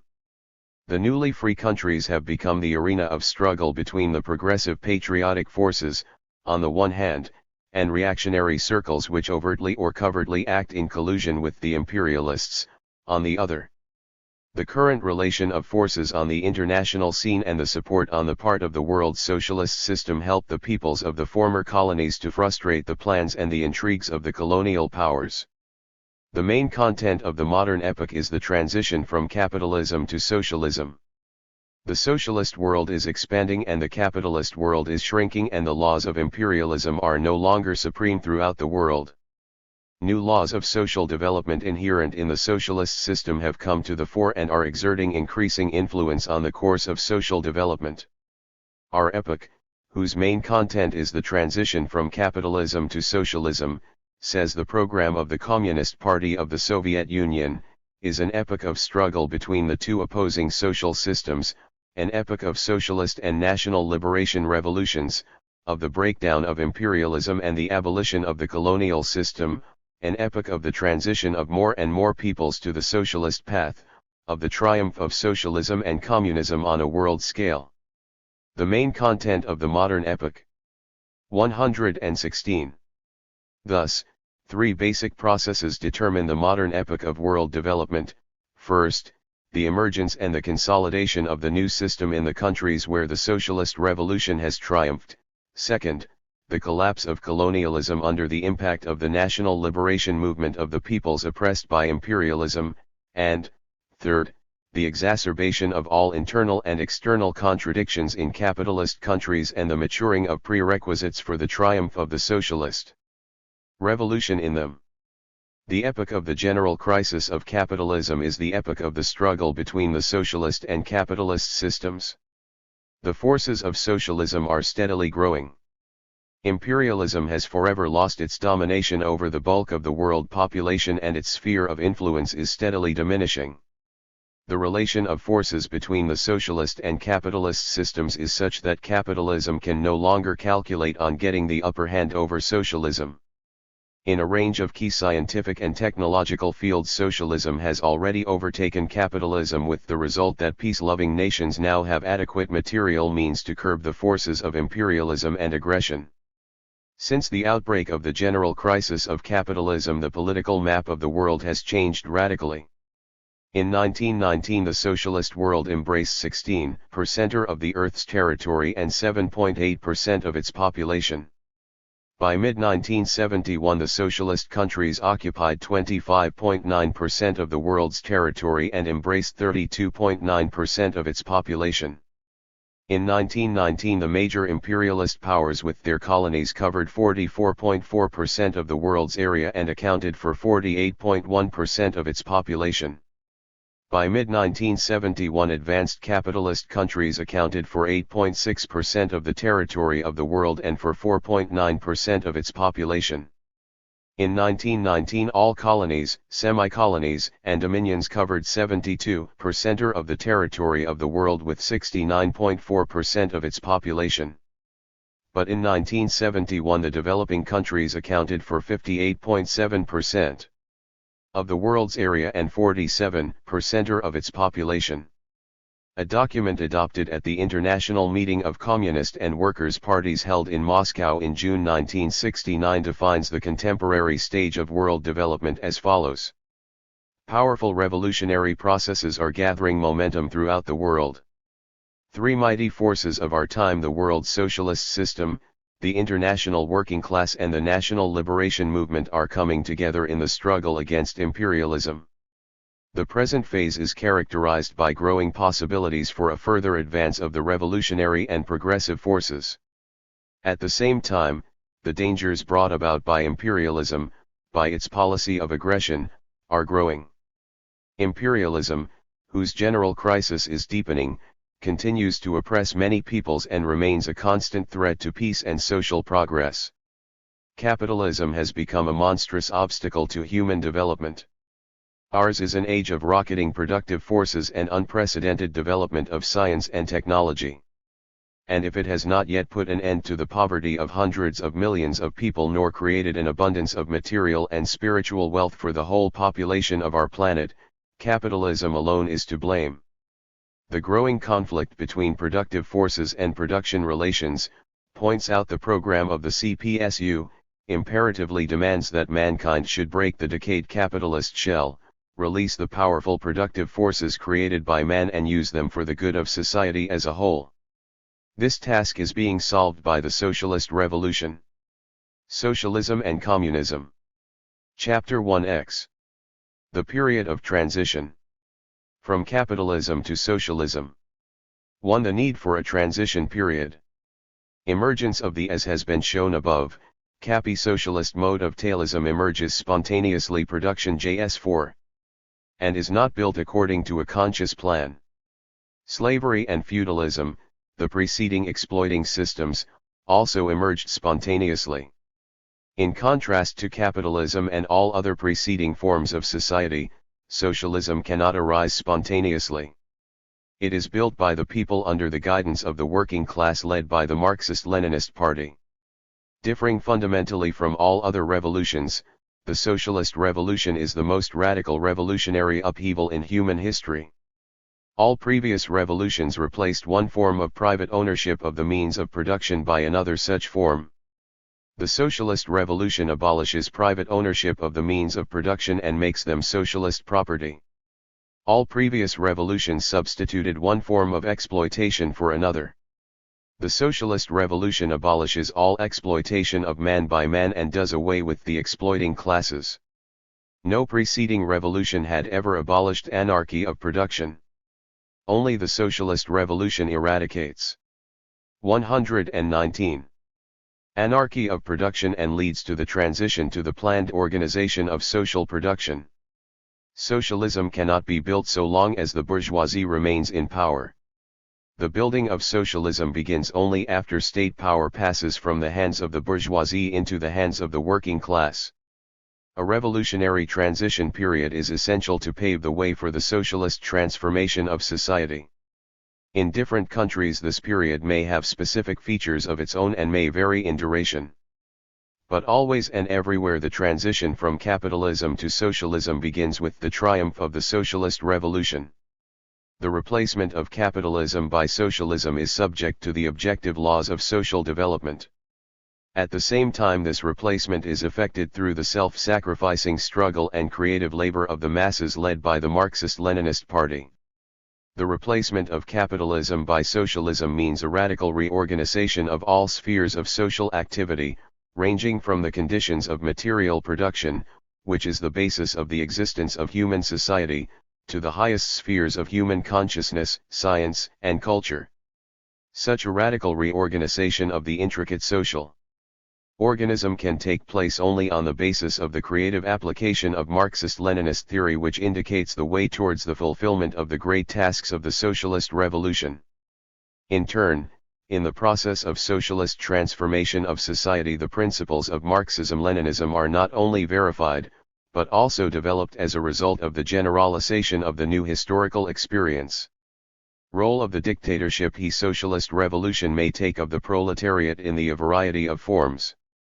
But whatever establishment of its form, it invariably leads to the socialist economy, transfer of state power from the bourgeois minority to the working class, and the establishment of the dictatorship of the proletariat that leads the bulk of the population. 120. The dictatorship of the working class, led by the Marxist-Leninist Party, is decisive for the socialist transformation of society. It heads the working masses, organizes their struggle against the forces and traditions of the old society. Crushing the resistance of the exploiters, defending the country against hostile actions from without, the dictatorship of the proletariat organizes and heads the building of a new, socialist economy. In the course of this economic upbuilding, the old bourgeois relations of production are destroyed and new, socialist relations of production are created. At the same time, the new productive forces essential for building and developing the socialist mode of production are created. The building of socialist economy presupposes the introduction of fundamental socio-economic reforms, including the establishment of the social ownership of the basic means of production, the abolition of exploitation of man by man, the replacement of anarchical production, conducted solely for the purpose of amassing capitalist profits, by planned production aimed at satisfying the requirements of society as a whole and all its members, in particular. In the course of socialist reorganization of society, the broadest sections of the employed population come to realize that their vital interests coincide with those of the working class. This leads to the formation of an indestructible alliance of the working class and the non-proletarian working masses, primarily the peasants, in the interests of building socialism and its further development towards communism. The alliance of the working class and peasantry is the supreme principle of the dictatorship of the proletariat. The dictatorship of the proletar. A leading role of when S3 the Communist Party IAT is essential for the building. In the building of socialism, and the leading role socialism and of the Communist Party is in communism. Earnest of its success. The Communist Party is the vanguard of the working class and all working people.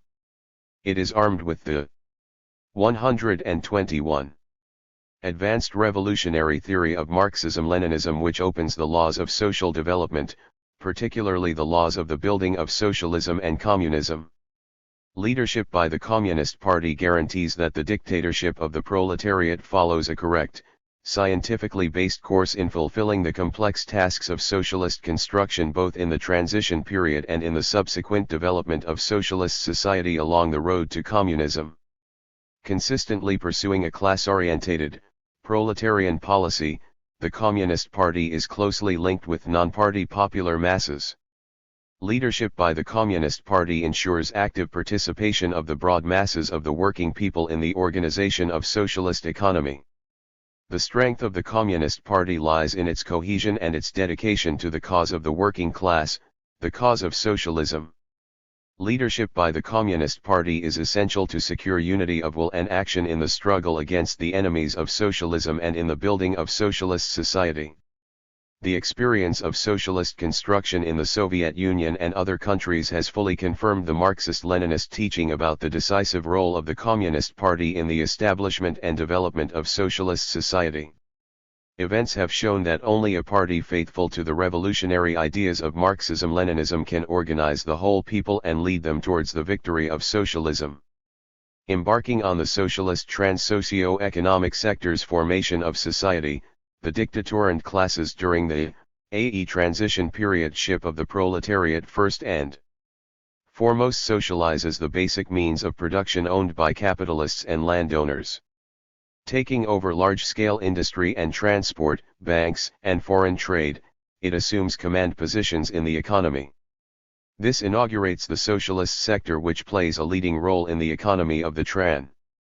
122. Scission period.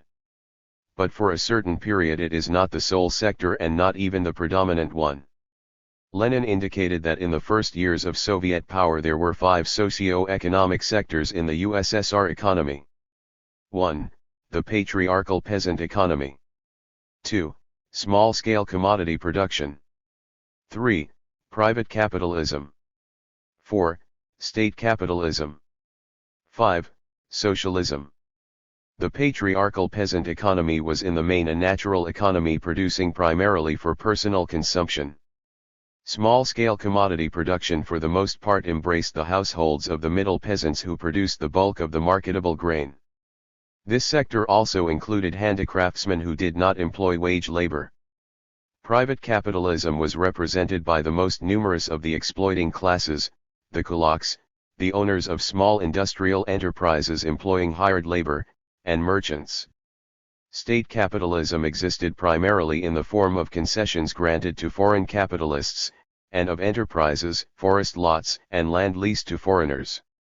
State capitalism played only a minor role in the economy of the Soviet Union. The socialist sector included factories, transport facilities, means of communications and banks that had passed into the hands of the state farms, and also collective farms which for several years were only small islands in the sea of individual peasant farms. In other socialist countries the economy of the transition period is also multi-sectoral. The number of sectors and the importance of each depends on the level of economic development and on the historical features of a given country. The principal forms of social economy in the transition period are socialism, small-scale commodity. 123. Production and capitalism. To them correspond the main class forces: the working class, the peasantry, and the bourgeoisie. Small-scale commodity production is a hotbed of capitalism that constantly engenders capitalist elements. The transition period from capitalism to socialism is one of struggle between the vanquished, though not yet destroyed capitalism and the nascent, but still weak socialism. It is a life and death struggle, for it decides who will beat whom. After the victory of the revolution and the takeover of command heights, the socialist state is faced with tremendous tasks. Its principal concern is to transform the multi-sectoral economy of the transition period into the socialist system of economy. The economic policy of the proletarian dictatorship is designed to solve these tasks. It embraces the sum total of economic measures effected by the socialist state which acts in keeping with the economic laws of socialism.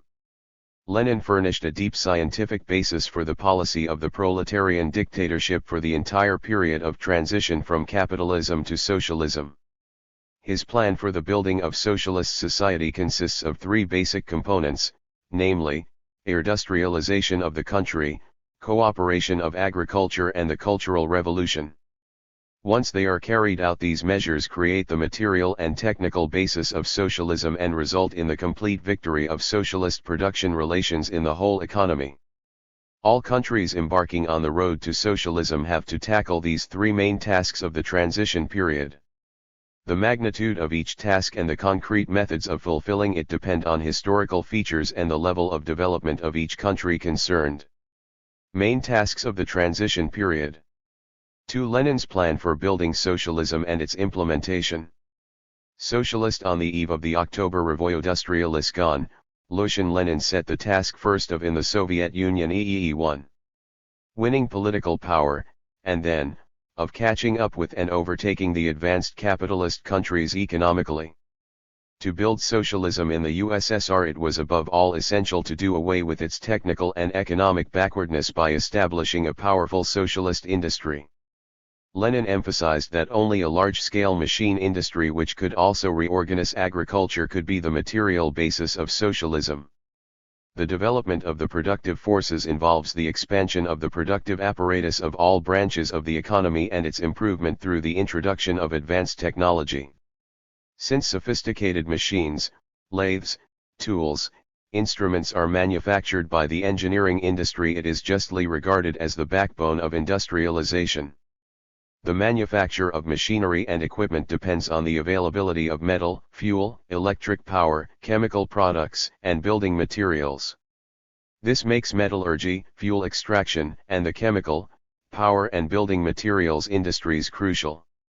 All these branches plus the engineering industry make up a country's heavy industry whose growth serves as a basis for the development of agriculture, the steady increase in the output of consumer goods and the consistent rise in living standards. Industrialization is essential to ensure the economic independence of a country and to strengthen her defense potential. The policy of socialist industrialization of the country was the basis of the general line of the Communist Party aimed at building socialist society in the USSR.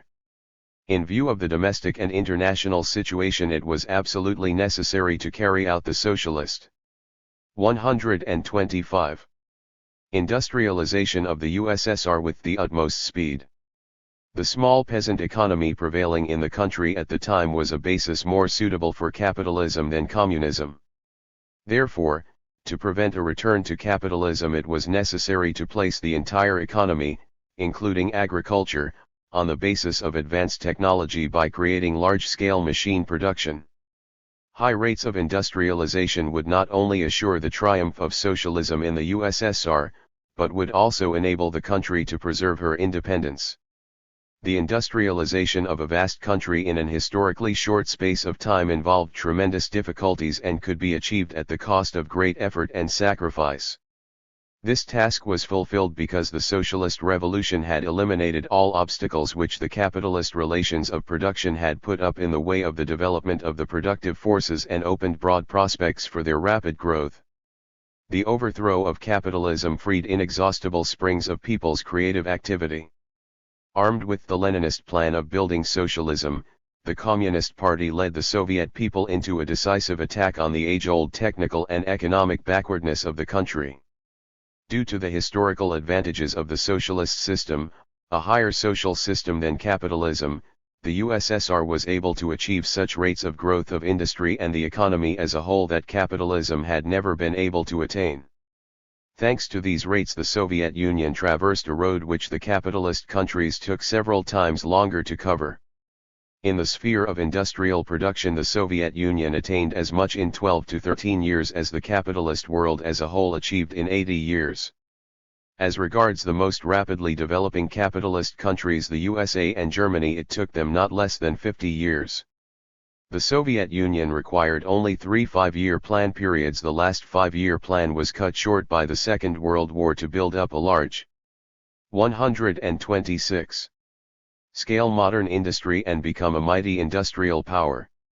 It attained first place in Europe and second in the world in industrial output. The USSR became economically independent of capitalist countries. The defense potential of the USSR had grown immeasurably. The industrialization of the country was a major achievement of the working class and the whole people who, sparing no effort, consciously accepted privations to pull the country out of economic backwardness. After winning power, the working class has to solve the eternal peasant question. The peasantry is not homogeneous. At one pole there are the poor peasants, the natural allies of the working class, at the other, the rural bourgeoisie, the kulaks. The bulk of the peasantry are the middle peasants. Following its victory over the bourgeoisie, the working class policy with regard to the middle peasants must be one of distinguishing two motives in the mind of a peasant who is both a worker and the owner of the land he tills. Lenin wrote that this distinction was the very essence of socialism. The task of the working class is to draw the mass of the working peasantry into socialist construction by uniting small individual farms into large-scale socialist enterprises. Lenin drew up the program of socialist transformation of agriculture based on the establishment of cooperatives. The main conditions for this transformation are leadership of the working class and the development of large-scale industry capable of supplying agriculture with machinery. With the establishment of the power of the working class, the peasants are gradually taught the habits of collective labor, first through the organization of supply and marketing cooperatives. As soon as all the conditions have been created, a transition is effected from scattered individual farming to large-scale socialist producer cooperatives, collective farms.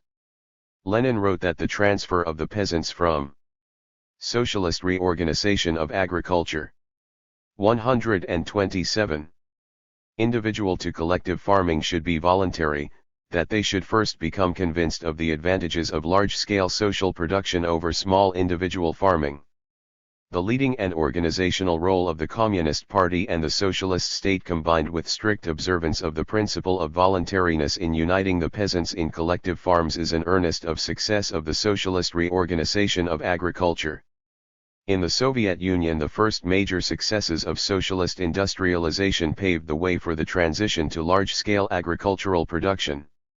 The countryside began to receive tractors, modern farming machines and other equipment. A network of state farms and machine and tractor stations was set up. The state farms convincingly demonstrated the advantages of large-scale mechanized production in agriculture. Run by the state, the machine and tractor stations were an important means of collectivizing agriculture and assisting the collective farms. Collectivization of agriculture permanently freed the countryside from kulak domination, from class stratification, ruin and poverty. The establishment of collective farms did away with the division into poor and middle peasants. The countryside stopped ejecting hundreds of thousands of unfortunate people who were forced to seek work in towns.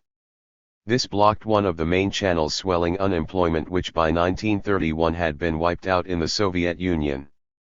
The victory of socialism in the countryside eradicates the age-old antithesis between town and country and creates conditions for the further rapprochement between industry and agriculture.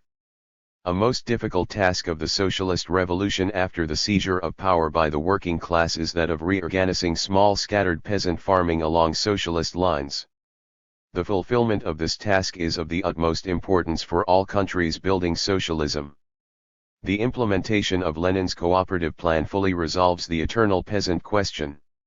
128. Apart from the creation of large-scale machine industry and large-scale socialist agricultural production, the socialist transformation of society involves a far-reaching revolution in culture. A cultural upsurge among the broad masses of the population is essential for the building of socialism. Large-scale socialist production based on the latest achievements in science and engineering must have skilled workers, engineers, and technicians. The rapid growth of industry and agriculture and constant technological progress in all branches of the economy are inconceivable without a high level of scientific development. It is the cultural revolution that creates these essential prerequisites for the flourishing of the socialist economy. The cultural revolution is crucial for the economy because it changes the people, society's main productive force. The consummation of the cultural revolution, the rise in the general educational, cultural, and technical level of the people creates favorable conditions for drawing all working people into active participation in managing social life. The socialist transformation of society establishes the dominance of Marxism-Leninism, the only scientific philosophy and the most advanced ideology in the world. This ideology offers unlimited scope to scientific achievements, the probing of the secrets of nature and the mastering of its inexhaustible forces. Socialism creates conditions for the flourishing of science and allots it an increasing role in social life. All the peoples of the socialist countries take part in developing the new culture that is national in form and socialist in content. Socialism gives the working masses material security, ensures a steady rise in their living standard and a shorter working day. As a result of the Cultural Revolution, millions of people, formerly deprived of the opportunity to study, become active creators of culture. All this opens up unprecedented possibilities for the all-round development of society's spiritual life, the flourishing of science, technology, the arts, and the efflorescence of the talents and abilities inherent in the people. Thus, the socialist transformation of society eliminates the antithesis between physical and mental labor. Socialism creates the essential conditions for the steady eradication of distinctions between them. Victory of the socialist industrialization of the NEWAPC country, collectivization of agri-developed socialist culture and the cultural revolution radically change the multi-sectoral economy of the transition period. The rapid growth of the productive forces leads to the creation of the material and technical basis of socialism. At the same time, fundamental changes take place in the relations of production. The socialist sector expands and strengthens.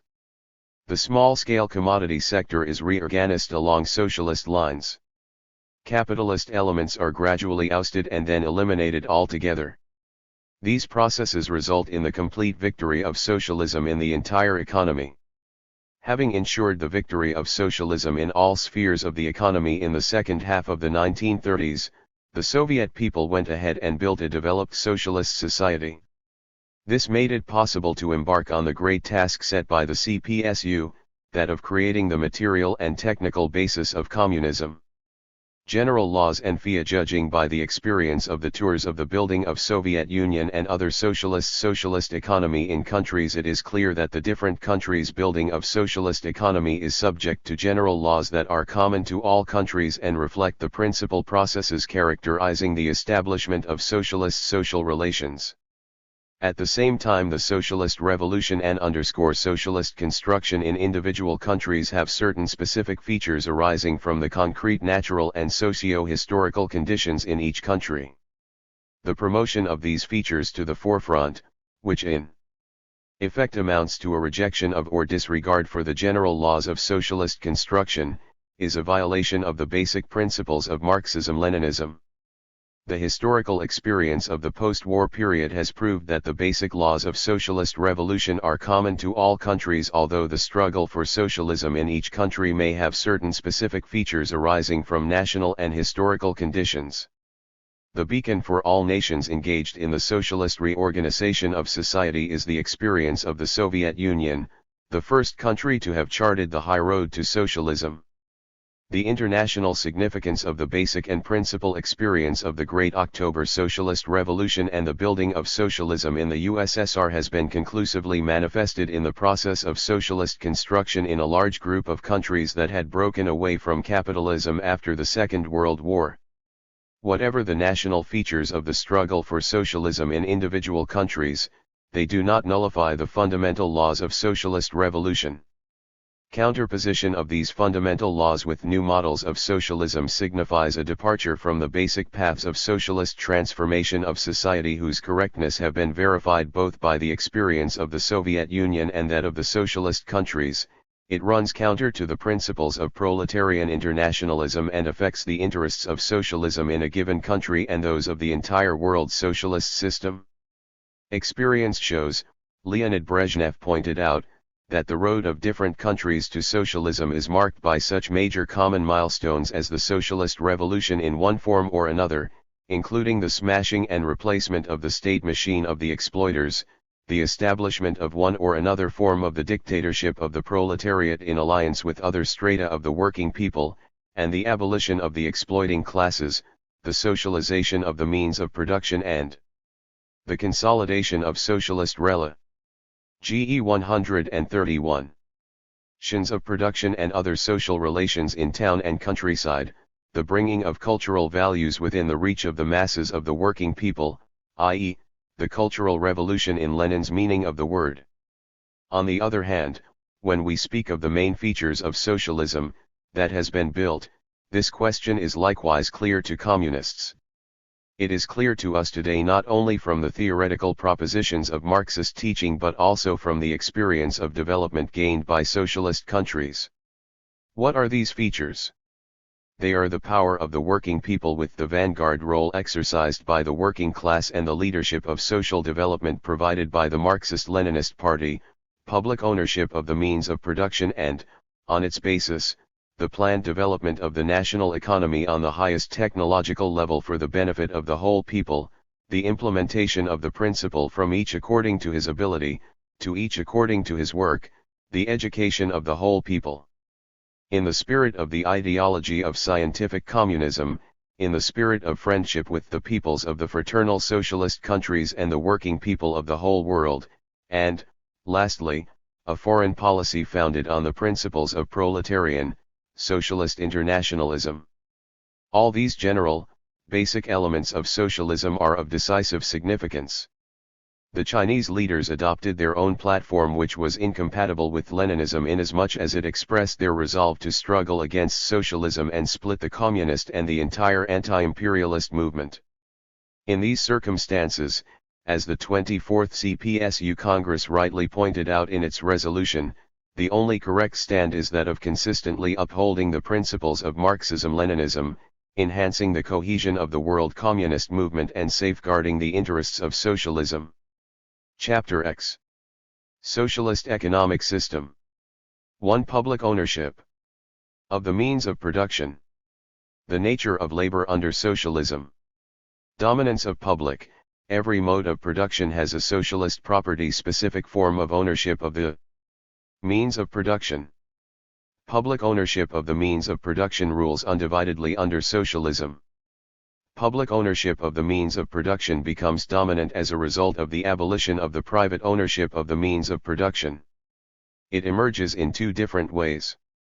First, the socialist state expropriates the expropriators as envisaged by the founders of scientific communism. It confiscates the land of the landowners, the factories, railways, and banks of the capitalists and makes them the property of the whole people. Second, the voluntary union of peasant farms results in the rise of the socialist property of agricultural producer collectives, collective farms. Since public property emerges in two different ways, it also has two corresponding forms. As is evidenced by historical experience of the Soviet Union and other socialist countries, public, socialist property has two forms. First, there is state property, belonging to the whole people, and second, there is the cooperative and collective farm property. The difference between them is above all in the degree of their maturity, the extent to which the means of production are socialized. State property is the property of the whole people as represented by the socialist state. Cooperative and collective farm property is the property of groups of working people. In state enterprises all the means of production are socialized. In collective farms only the main, decisive means of production are socialized, while some are the personal property of the collective farmers. State property, the highest form of socialist property, plays the leading role in the building of socialism and communism. Cooperative and collective farm property can emerge only when state property has become predominant. Both forms of socialist social property develop in close interaction. Since there are two forms of socialist property, there are two corresponding types of socialist enterprises. These are, first, state enterprises, factories, mines, railways, state farms, trading organizations, banks, and public utilities, and, secondly, enterprises which are cooperative and collective farm property, collective farms, producer artels, and consumer cooperatives, the chief of them being the collective farms. Collective farms and state enterprises belong to the same type of property since both are socialist forms of the economy.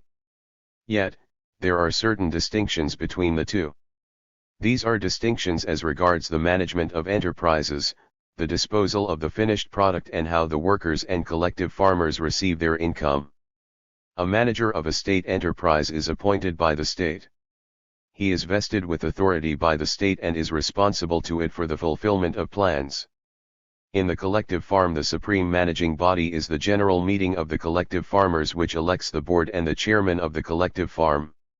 Two types of socialist enterprises. 184.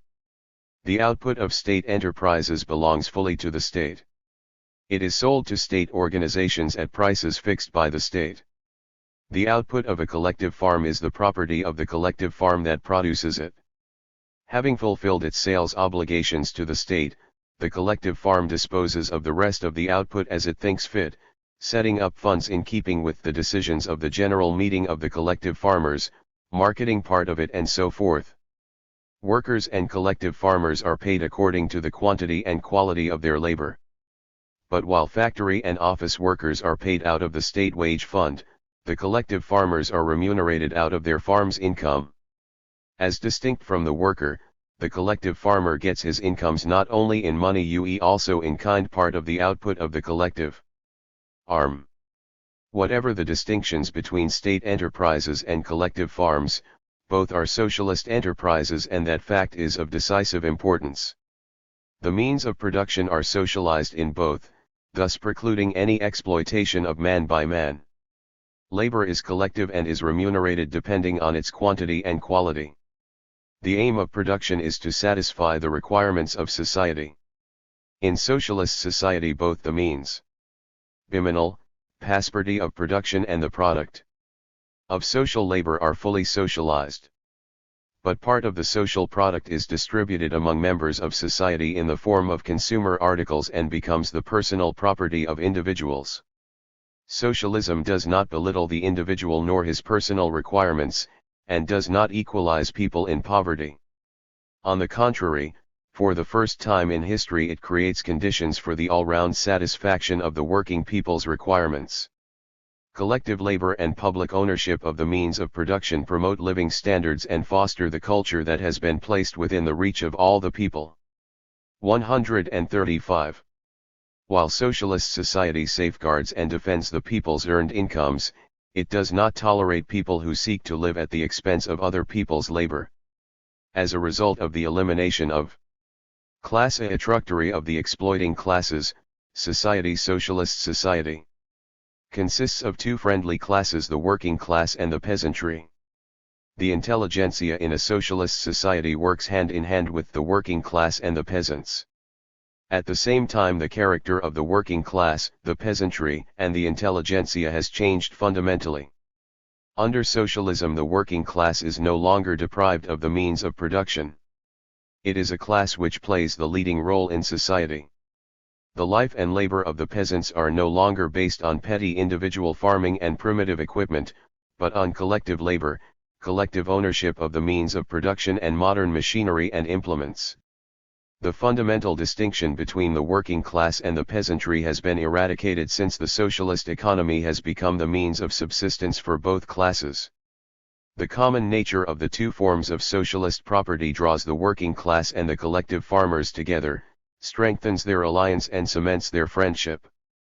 A radical change has also taken place in the composition of the intelligentsia and in the character of its activities. Its vast majority are people of working class and peasant origin. The socialist intelligentsia is closely linked with the people and serves the cause of socialism. Together with the workers and peasants, it actively participates in the building of socialism and communism. The distinctions between the working class and the peasantry, and also those between these two classes and the intelligentsia, tend to disappear. Their working conditions gradually develop similar features. The community of the basic interests of the workers, peasants, and the intelligentsia resulted in the establishment of an 136. Inviolable socio-political and ideological unity of the people. Socialism effectuates genuine democracy. Socialist democratism guarantees both political freedoms and social rights, freedom of speech, the press, and assembly, including the holding of mass meetings, the right to elect and be elected, the right to work, rest and leisure, education, and maintenance in old age, and also in the case of sickness or disability. Socialism ensures the equality of rights of citizens whatever their nationality or race. It accords women all rights on an equal footing with men in all spheres of economic, government and cultural activity, and guarantees genuine freedom of the individual. The supreme manifestation of this freedom is the emancipation of man from exploitation, which guarantees social justness. Public ownership of the means. Socialist relations of GF production gives rise to a production and their role. 5. In the development of Euro-W type of production relations, the productive forces which are superior to those of capitalism. These are relations of equal and free members of society, relations of mutual assistance and friendly competition in joint labor. By establishing public ownership of the means of production, the socialist revolution removes the contradiction between the productive forces and the relations of production that exists under capitalism. Socialist relations of production afford the utmost scope for the development of the productive forces. Above all, this applies to the main productive force of society, to the working masses, which have every possibility of promoting their creative activity and fostering their energy, talents, and abilities. The emulation which embraces a vast number of people is a mighty motive force. The great force of example leads to the rapid spread of advanced experience and helps those lagging behind to catch up with the foremost workers. Socialist relations of production make it possible for the first time in history to use all the productive resources of society, both human and material, in the most effective way. Characteristic of the socialist system of economy are the steady and rapid growth of production and rational distribution of the productive forces. Compared with capitalism, socialism ensures a more rapid development of the productive forces. The production growth rates in the Soviet Union and in the other countries of the socialist system exceed those in capitalist countries. Under socialism, social progress also takes place through the rise, development, and solution of contradictions. But this development through contradictions does not have a destructive impact on the productive forces. On the contrary, it results in the rapid and powerful growth of these forces. Lenin pointed out that contradictions ram to in under communism, but antagonisms disappear. An antagonism is an irreconcilable contradiction, one that can be solved only through revolution. Such is the antagonism between the productive forces and relations of production in bourgeois society, which is destroyed only as a result of the revolutionary elimination of capitalist relations of production. Such is the antagonism between the bourgeoisie and the proletariat, which disappears only as a result of a revolution that overthrows the rule of the bourgeoisie and does away with the exploiting classes. The internal contradictions of socialist society have a totally different nature. They are not antagonistic, and are resolved in the course of the successful efforts to develop and consolidate the productive forces and the relations of production in the course of the progress of socialist society towards the highest phase of communism. Socialism opens up great perspectives for accelerating technological progress. Under capitalism, a new machine is installed only to lower production costs, and not as a measure to save social labor. In the socialist economic system, new equipment is installed whenever it is profitable to society and when it saves and lightens labor. The wide employment. Technological progress in socialist society. 138. Of new equipment in socialist society facilitates the labor of workers, reduces working hours and multiplies the social wealth. Technological progress boosts labor productivity, which in turn is instrumental in steadily improving living conditions. Consequently, under socialism, all the working people are vitally concerned with perfecting technology. They vigorously join in the efforts to stimulate technological progress and improve the organization of production. This, of course, does not mean that socialist society can use any amount of equipment it pleases.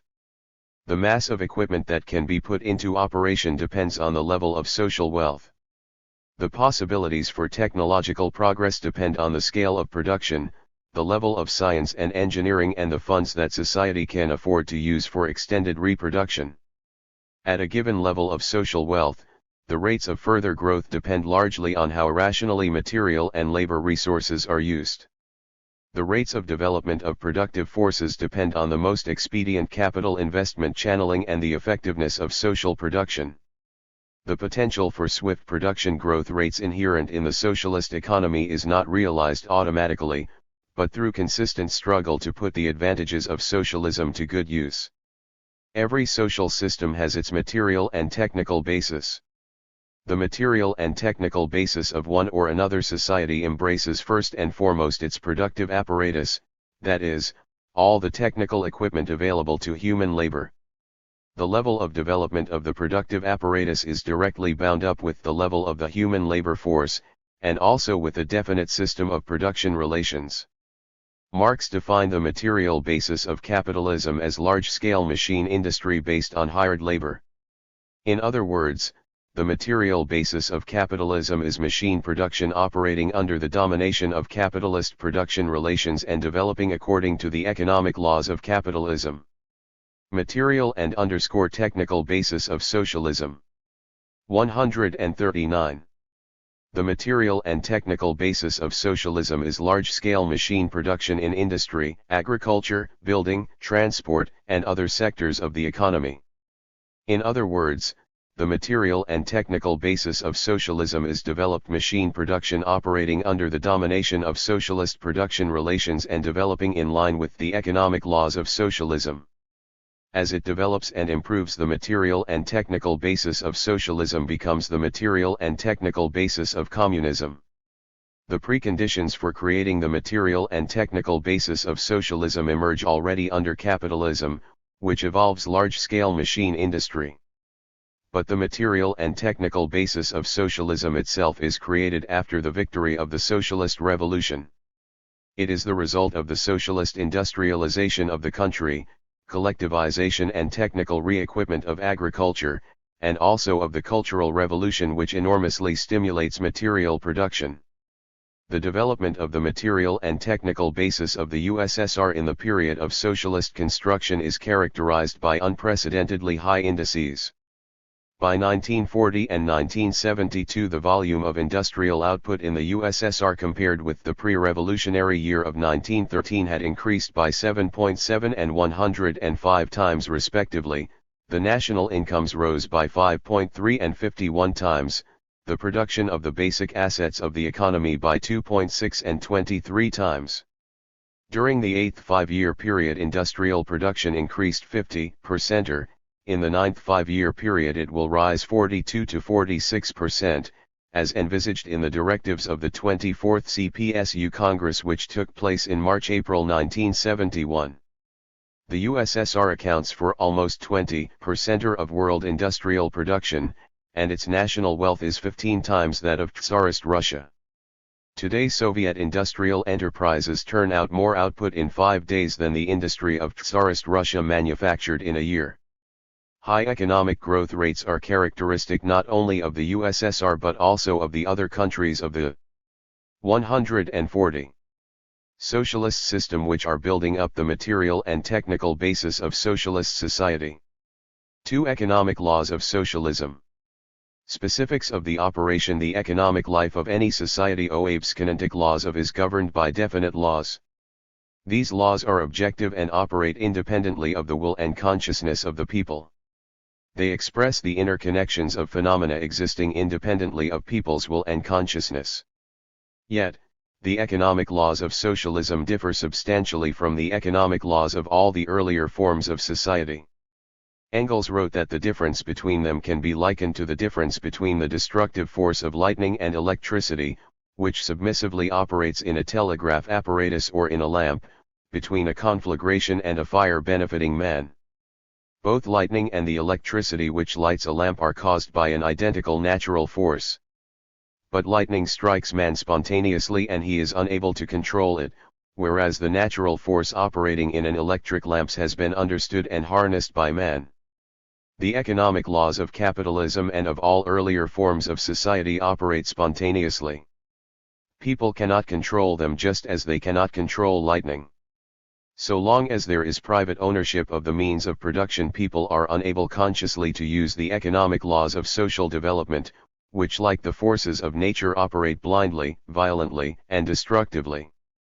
Based as it is on public ownership of the means of production, socialism unites the economy into a single whole. Economic development becomes a sphere of conscious and purposeful activity just as production at every individual enterprise. Under socialism, people learn to understand the objective economic laws, to master and apply them in economic development in the interests of society as a 141 whole.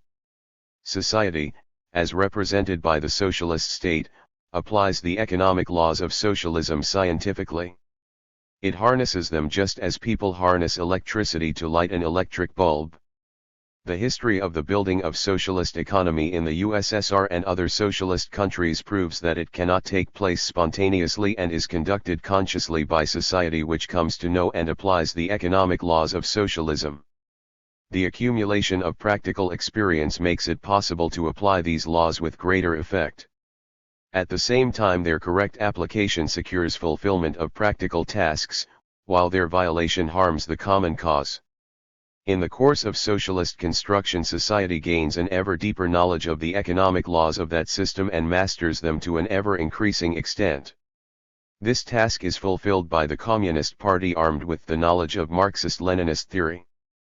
Fulfilling practical tasks, the Marxist-Leninist Party concurrently develops revolutionary theory. The transition from capitalism to the aim of socialist socialism fundamentally changes production. The basic, economic law of socialism, the aim of production.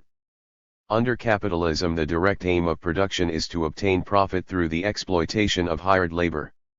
In socialist society there are no capitalists and no exploitation of man by man. Jointly owning the means of production, the working people engage in production to satisfy the requirements of society and all its members.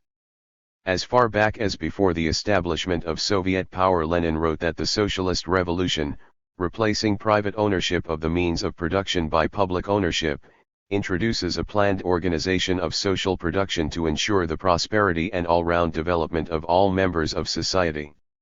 As the program of the CPSU points out, the aim of socialism is to meet the growing material and cultural requirements of the people ever more fully by continuously 142.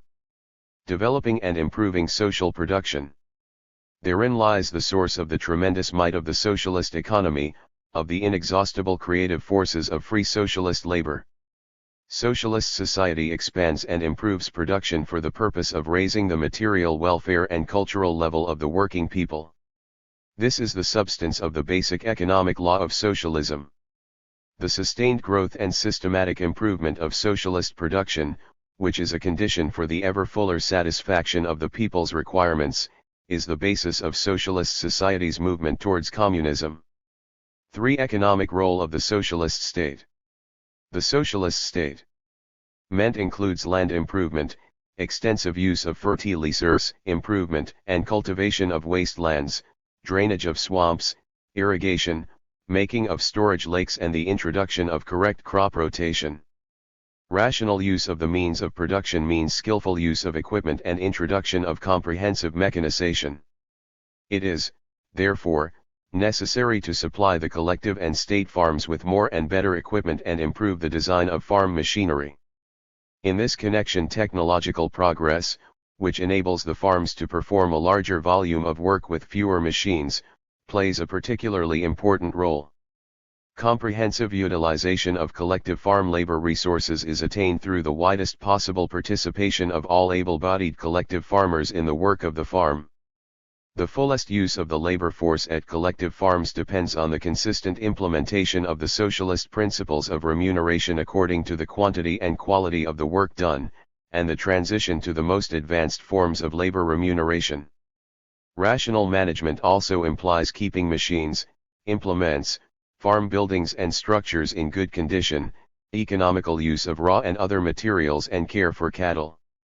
The principal way of raising the output of agricultural products is by intensifying agriculture consistently on the basis of mechanization, electrification, and chemicalization of production, and underscore extensively developing melioration in zones with unfavorable natural conditions. The nationalization of the land removed the conditions giving rise to absolute rent. This, however, does not apply to differential rent. Additional income derived from plots of land with better natural fertility than others and also as a result of their closeness to markets is called differential rent. Collective farms which have more fertile land than others spend less labor per unit of output. Equal expen. Differential rent. 182. Dichture of labor and the same level of mechanization, if the farming system is the same, will enable collective farms located on more fertile land to produce more than collective farms on worse lands. Differential rent is also formed as a result of the varying distances of the collective farms from railway stations, wharves, storing centers, towns, and other places where farming output is sold. As a result, the cost of a unit of output is lower in these collective farms than in those located at a greater distance from these points. The economic policy of the Soviet states with respect to differential rent is based on the premise that the excess income received from the natural fertility of better plots and also from the proximity of consumer markets should be used for public needs. This principle is implemented mainly by fixing differential purchasing prices for agricultural products according to the zones with different conditions for agricultural production. Part of the differential rent remains with the collective farms and serves as a source for expanding production and improving living conditions at the farms. The value of output is equal to the aggregate expenditure of a given enterprise on its production. The direct expenditure of an enterprise on the production of the output consists of a number of parts. First, wages, that is, remuneration of the labor of workers. Second, outlay on raw and other materials, and fuel. Third, expenditures on the restoration of the fixed assets, that is, of the means of labor used in production. The sums spent on wages and to pay for raw and other materials and fuel are charged fully to the costs of the output produced during a given period. This does not apply to the expenditure on the restoration and renewal of machinery, equipment and production premises. This expenditure is included in the cost of the total output produced with the help of these means of production costs and their structure. 183. Labor during the whole period of their service in proportional shares as deductions on depreciation. The sum of depreciation deductions during the whole service life of the fixed assets must be large enough to compensate for all the outlays on the acquisition of these assets and on their partial restoration and modernization. In addition to expenditure on wages, raw and other materials and the depreciation deductions, Production costs also include outlays on the organization of production in the shops and in the enterprise as a whole. This includes the wages of the administrative personnel, engineers, technicians, and the servicing personnel, and also outlays on the repairs of production premises and structures, expenditure on the power equipment and intrafactory transport. This group of expenditures is called the general factory and shop expenditures. Finally, full production costs include the outlay on storage, packing, transportation and other expenses on the sale of the output. The ratio of the different components of the production costs is known as their structure. The structure of the production costs differs in the various branches of industry. It also differs in individual factories of a single branch, depending on their size, technological level, location, etc. In the extractive industry, wages account for a large share of the production costs, since the objects of labor are provided by nature. These are labor-intensive branches. In the manufacturing industry, on the other hand, material expenditure accounts for the larger portion of the production costs. These are material-intensive branches. In some branches of industry, the power-intensive industries, the expenditure of electric power is very high. Then there are branches of industry in which the share of equipment depreciation is very high. These are branches with a high capital/product ratio. 184. The average structure of the production costs for the whole of the Soviet industry in 1971, for example, was as follows: raw and other basic materials accounted for 64.1%, auxiliary materials 4.6%, fuel 3.8%, power 2.5%, depreciation 5.3%, wages plus social insurance charges 15.5%, other expenditures 4.2%. The price of a commodity produced in a socialist enterprise is a monetary form of its value.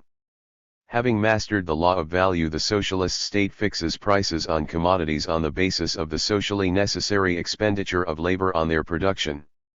In the socialist economy, the system of prices should be constantly improved and brought into conformity with technological progress, growth of production and consumption, and reduction in production outlays. In ever greater measure, prices must reflect the socially necessary expenditure of labor, ensure the return of production and circulation outlays, and a certain profit for each normally working enterprise. Prices play a major role in socialist economy. First, the price is a common denominator with the help of which all the expenditure on production is compounded and compared with the results of production. Prices reflect the expenditures and results in the economy as a whole and in each enterprise. The price system is the focus at which all the threads of the planned management of the national economy converge. It coordinates all the complex relations within individual branches and those between the various branches of the economy. The cost of production depends on the prices of raw and other materials, tariffs for electric power and transport operations, whereas the profit at the given cost level depends on the price of the output produced at the enterprise. The price on industrial output expresses either the relation between state enterprises operating on a cost accounting basis, or the relation between the state and individual members of socialist. Price in the socialist economy. 185. Society in the sphere of the distribution of consumer articles. The relations between the state and the collective farms are expressed in the purchasing prices for collective farm output. The price of a commodity is based on its average branch production costs. But it cannot be equal to production costs. The costs include only part of the socially necessary expenditure on raw and other materials, the depreciation of the fixed assets, and the wages that are paid out. At the same time, the commodities produced embody the surplus labor of the workers in socialist economy, and its value is not included in the production costs. Thus, the costs do not embrace all the socially necessary expenditure on the production of the commodity and therefore do not ensure profit and accumulation.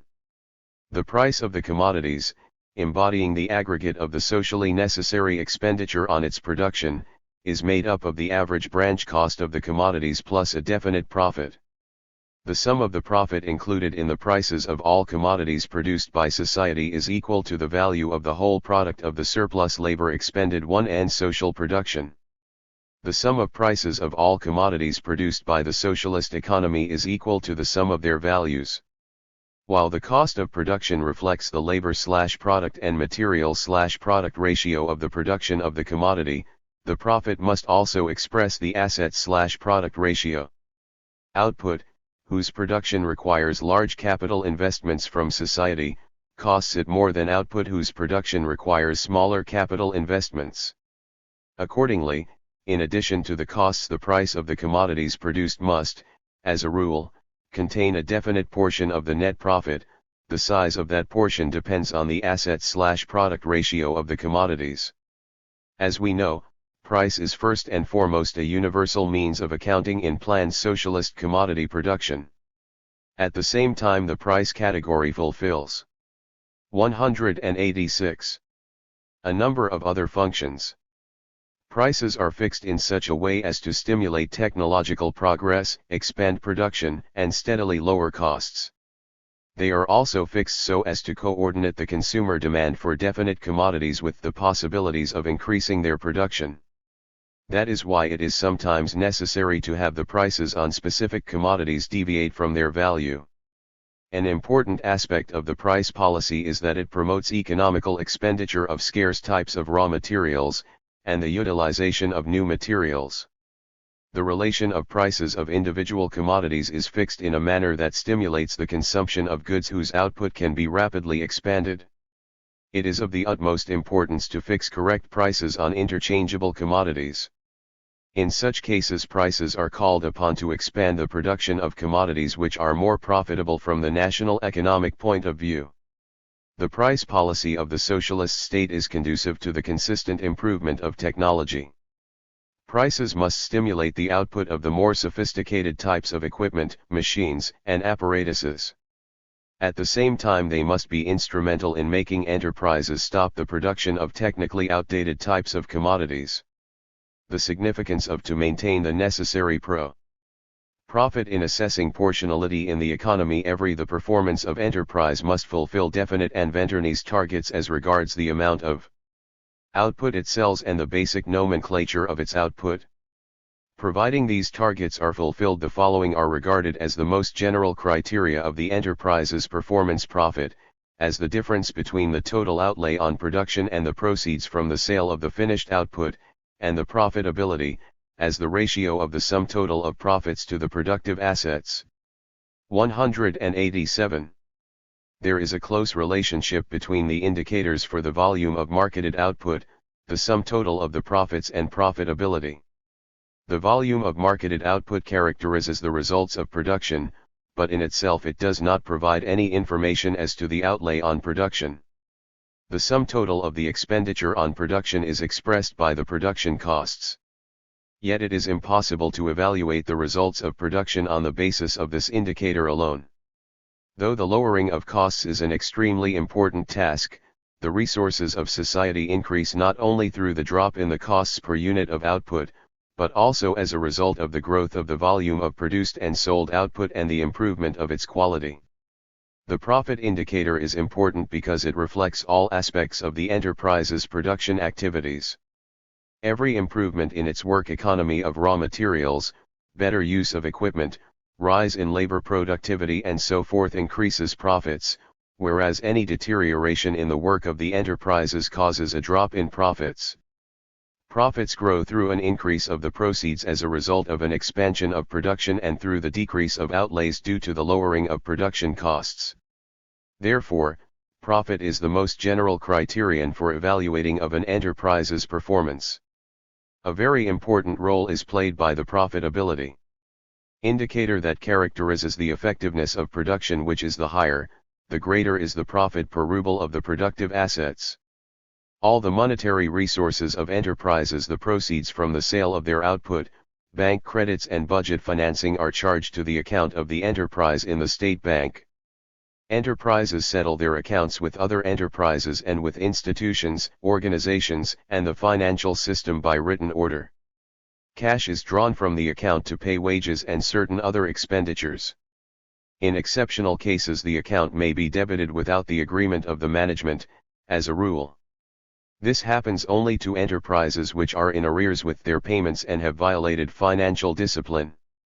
The enterprise's account is, in effect, the cashier since all its income and expenditure pass through it. The money paid into the account gives a correct picture of the way the planned production and sales targets are being fulfilled. The state of the account and the financial statements and balances enable the bank to obtain a true idea of the progress in the fulfillment of the plan. If necessary, the bank issues a timely warning to the enterprise's superior economic bodies about its financial position and suggests that measures be taken to improve its work. In this way, the bank exercises financial control over the activities of every enterprise. This control is based on the enterprise's financial dependence on the results of its activities and on the fulfillment of its contractual obligations with other enterprises, consumers and suppliers. The better the enterprise works, the more economically it uses raw and other materials, fuel and money resources, and the quicker the turnover of its assets, the better is its financial position. At the same time, the financial position even of an excellently operating enterprise may be unsatisfactory if the buyer of its output is in arrears with his payments, or if the suppliers are either late in delivering raw and other materials and fuel, or supply it with materials of inferior quality. This explains the need for the mutual control of enterprises and economic organizations. Deductions made from the profits totative funds of enterprises form the Material a Tenini Incentive Fund, funds for social and cultural purposes, housing construction, and the Production Development Fund. The Material Incentive Fund is designed to finance bonuses which are paid out not only for high production indicators during the year but also as lump sum. 189. Rewards at the end of the year depending on the results of the enterprise's activities in that period. The Fund for Social and Cultural Measures and Housing Construction is designed to satisfy the urgent needs of the enterprise's staff. It finances housing construction and social development, the repair of the housing owned by the enterprise, the improvement of welfare and medical services for its staff, the purchase of accommodations at rest homes and sanatoriums, and lump sum grants. The Production Development Fund is used to purchase new equipment, modernize operating equipment and expand production. The incentive funds are used to pay material rewards to workers not only for personal success in work but for the economically effective work of the enterprise as a whole. This not only rouses the material interest of the working people but also promotes their consideration for the interests of the enterprise as a whole and attaches them to their place of employment. Chapter 13. Socialist Organization of Social Labor. One main features of socialist labor organization. Socialism, the highest every mode of production, has of the organization its own organization of social labor. The feudal organization of labor was sustained by the discipline of the whip and the extreme poverty and oppression of the working people exploited by a handful of landowners. The capitalist organization of social labor hinges on the discipline of hunger, under which the mass of the working people are hired slaves exploited by a small group of capitalists. As Lenin pointed out, the communist organization of social labor, with socialism as its first stage, relies on the free and conscious discipline of the working people who have overthrown the rule of the landowners and capitalists, and will rely on it to an ever greater extent as socialist society moves towards communism. Having come to power, the working class represents and implements a higher type of social labor organization. This is the source of power and an earnest of the inevitable complete triumph of communism. The higher type of the organization of social labor makes it possible to achieve higher labor productivity than that under capitalism. Labor productivity is of the 191 utmost importance for the victory of the new, higher social system. Following the abolition of private ownership of the means of production and its replacement by social ownership, the means of production are no longer counterposed to the working people but belong to them and are used by them in the interests of the whole of society. The fusion of labor power with the means of production takes place on a new, higher basis. This basis is large-scale production, which rests on the social ownership of the means of production and the application of modern science and highly developed technology. The transformation of social life wrought by socialism radically altered both the position of labor in society and the attitude of the people to labor. In a socialist society, labor ceased to be an oppressive yoke. It is free labor, all of whose fruits go to benefit society, all working people. This causes people to change their views on labor. In socialist society, they regard labor as their prime duty. The socialist organization of social labor first and foremost emancipates labor from the fetters of exploitation. Socialism is a great change from forced labor for the exploiters who had ruled for millennia, to labor for one's own self, for the good of the whole of society. Moreover, it is labor based on all the achievements of modern technology and culture. At enterprises that are the property of the whole people, all workers are hired by the state. This form of hire expresses the relations between individual working people and society as a whole, and not the relations between different classes. Socialist society cannot and does not have two classes, one of which sells its labor power to the other. Labor power ceases to be a commodity, it can be neither bought nor sold. The working class applies its labor power at enterprises which it owns jointly with all the people. 192. At the same time, the abolition of exploitation and unemployment has swept away the conditions that under capitalism inevitably promote rivalry among the working people. Socialist relations of production are relations of friendly emulation and cooperation and mutual support in labor.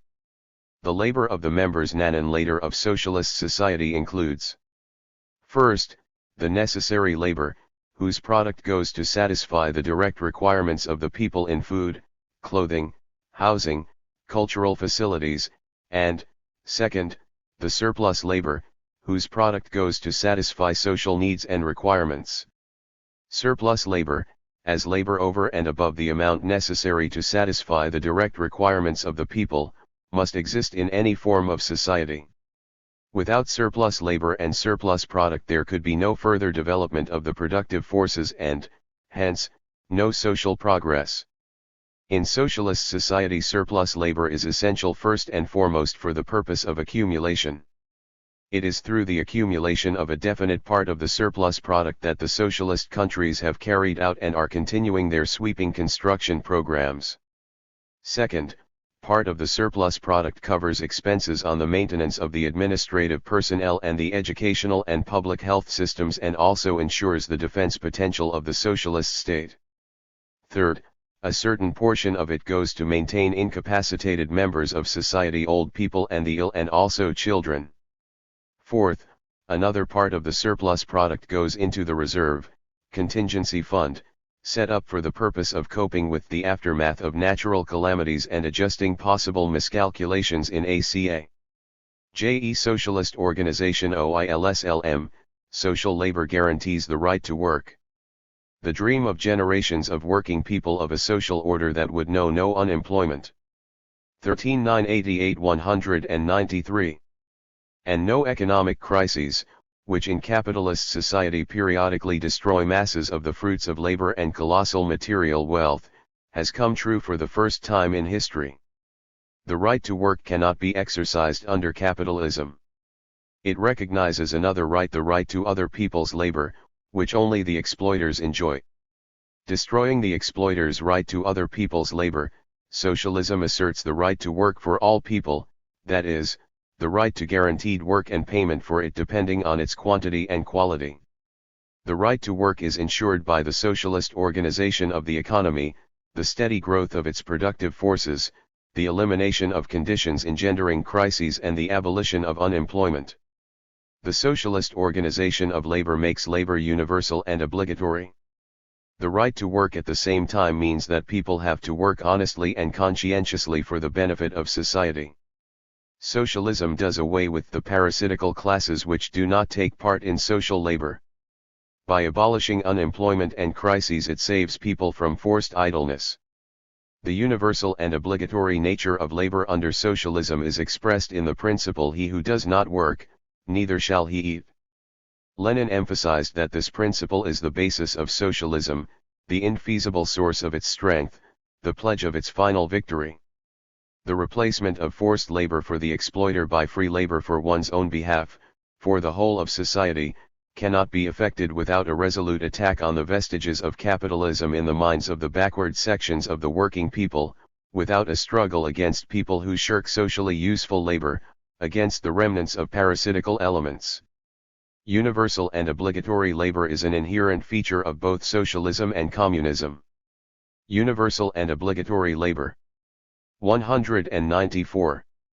One of the most important features of the socialist organization of social labor is elaboration of new stimuli to work. Capitalism induces people to work with methods that had been worked out over the centuries.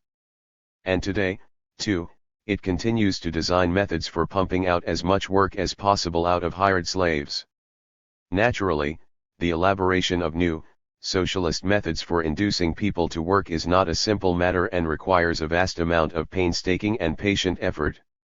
With the abolition of exploitation of man by man, all the fruits of labor are made available to society and are used to benefit the working people themselves. This is the root of the people's keen interest in the results of production, an interest which does not exist under capitalism. In socialist society, the connection between the labor expended and its remuneration must be felt by every worker. This is achieved by implementing the socialist principle from each according to his ability, to each according to his work. This formula is rich in content. It means, first, that all members of society must work to the best of their ability, and, second, that every person who works is entitled to be rewarded by society in accordance with the quantity and quality of his work. Socialism abolishes the gap between the rights and duties existing under capitalism and any other exploiting system. In socialist society, all able-bodied members of society have equal access to the means of production which are public socialist property. In these conditions, everybody works for one's own and society's benefit. The fall of capitalism inevitably breaks up capitalist labor discipline, which rests on the threat of hunger, on the economic enslavement of the working people. But large-scale social production is inconceivable without strict labor discipline. Lenin, therefore, stressed that labor discipline is the pivot of economic development under socialism. Socialist methods of stimulating labor. Socialist labor discipline. Socialist labor discipline is wholly unlike all preceding types of labor discipline, both in essence and in the way in which it is created and maintained. It is a higher type of discipline than that of capitalism. It is the conscious discipline of workers who have thrown off the yoke of the exploiters. The creation and preservation of socialist labor discipline is the championed cause of the overwhelming majority of working people.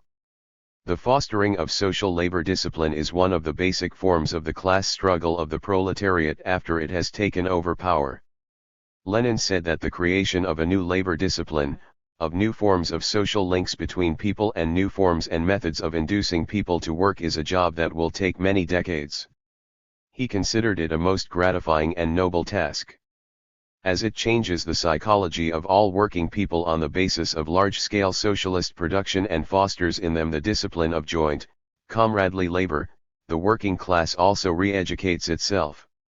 In its efforts to strengthen labor discipline, the socialist society in the person of the state employs methods of persuasion and coercion with regard to idlers and shirkers who strive to get as much as possible from society while giving it as little as possible in return. 2. Productivity of social labor. Steady growth equals the socialist organization of labor productivity. Social labor is designed to raise labor productivity to a higher level than under capitalism in order to satisfy the growing requirements of socialist society and all its members. Thanks to its higher level of labor productivity, the socialist system ultimately triumphs over the outmoded capitalist system. Under capitalism, labor productivity was much higher than under feudalism. As regards labor productivity under socialism, it is higher than in capitalist society. 196. The growth of labor productivity is expressed in the decrease of the total live and embodied labor per unit of output. The share of live labor decreases more rapidly than the share of past, embodied labor. The rise in labor productivity is attained by replacing manual labor by mechanized labor and old or outmoded machinery by new and more sophisticated machinery. Another essential condition for promoting the growth of labor productivity is constant improvement of the organization of labor and production. Besides technological progress, other important conditions promoting labor productivity in Lenin's opinion are stricter labor discipline of the working people, improvement of their skills, greater intensity, and better organization of labor. Ways of promoting under socialism the systematic growth of labor productivity is of the productivity ensured with the help of methods of labor that are wholly unlike those employed under capitalism. In capitalist society the growth of labor productivity is attained largely by intensifying labor, that is, by overdriving the worker. In socialist society labor productivity rises as a result of rapid technological progress, modernization of equipment and technology and better organization of production. Modern equipment and technology attaches particular importance to scientific organization of labor and production, full use of labor time, the abolition of stoppages and the introduction of measures to do away with unproductive expenditures of labor time. One of the basic factors promoting the growth of labor productivity is the improvement of skills. Modern scientific and technological progress demands a steady growth in the cultural and technological level of the people employed in the economy. The introduction of more sophisticated equipment yields the desired effect only if it is manned by skilled workers in all sections of the national economy. 197. In socialist economy the rise in labor productivity causes a steady reduction in the share of wages in the production costs. However, the lowering of the share of the expenditure on wages in production costs is not accompanied by a drop in wages but by a steady growth of the wage fund as a whole, and, hence, also of the absolute size of the wages drawn by individual workers. The vast advantages of the socialist system are manifested by the fact that the economy of live labor goes hand in hand with the steady growth in the welfare of the working people. In the course of communist construction the growth of the productivity of social labor is a major prerequisite for creating an abundance of material wealth essential to effect the transition to the communist principle of distribution according to requirements. The principal way of raising labor productivity is to ensure the improvement of the technological level of production on the basis of the development and introduction of new equipment and technology, extensive introduction of complex mechanization and automation and further specialization and cooperation of production. Specialization and cooperation specialization and of enterprises, mass production cooperation degree EC7, of production and combination of production are among the most advanced methods that are characteristic of large-scale production and which tend to accelerate scientific and technological progress. Specialization means that the production of identical items is concentrated at certain enterprises. It is one of the forms of the social division of labor. Specialization makes for a further division of labor between enterprises and also within them, between shops and departments, thus making it possible to use highly productive equipment, modernized machinery and mechanisms and improve technology. At the same time specialization helps the workers and engineers to acquire production experience. 198. There are three basic forms of specialization. First, the breakdown of the production of heterogeneous articles so that each factory specializes in the production of specific articles. Second, there is a breakdown of production so that each factory produces parts of the finished product specialization in components. Third, specialization in the separate operations or stages of the technological process, the technological or stage specialization. The combination of production is another factor promoting a rise in the productivity of social labor. Combination means the concentration of interconnected production processes at a single enterprise.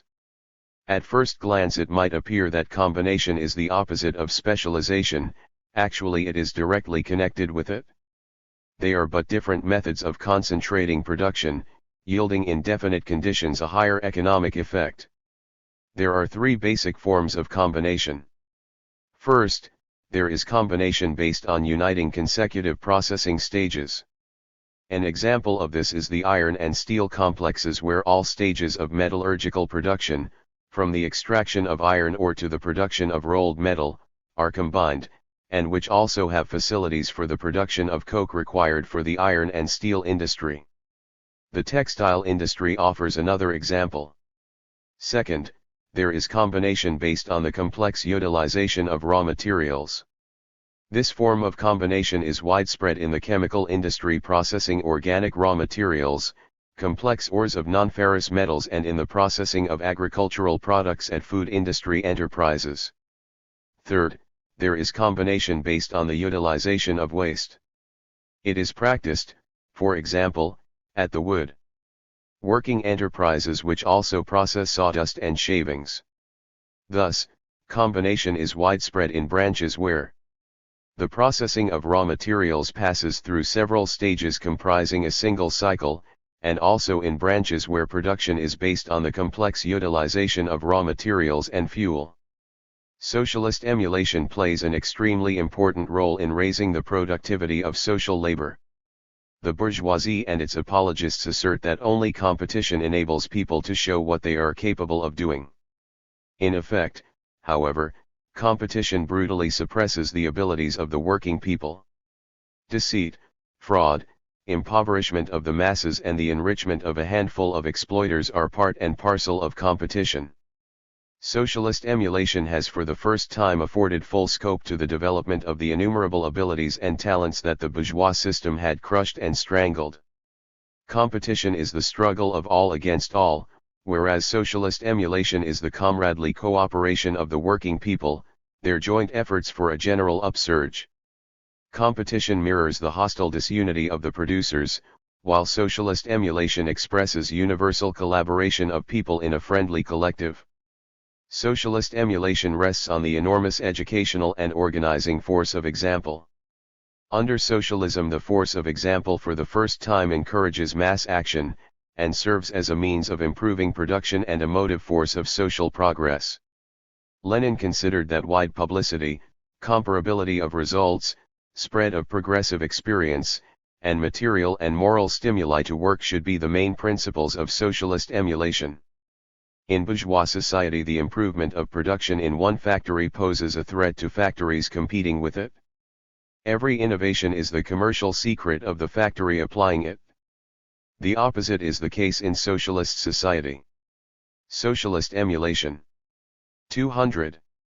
Where the working people are vitally interested in improving production and the initiative of advanced workers meets with keen response. It stimulates the creative initiative of the masses, evokes a spirit of comradely emulation, and is a powerful instrument of their joint progress. Another important factor promoting labor productivity is the consistent growth of the cultural level and technical knowledge of the working people. Scientific and technological progress is directly linked with the improvement of the skills of workers, engineers, and technicians. The socialist system creates perfect conditions for all working people to improve their general and technical knowledge. The improvement of machines and the rise of the cultural level and technological knowledge of the broad masses of working people gradually eliminate the distinctions between physical and mental labor. The educational level of the working class and the collective farmers grows steadily. The 1970 census showed that 3/4 of the urban employed population and over half of the employed population in rural areas have a secondary and higher education.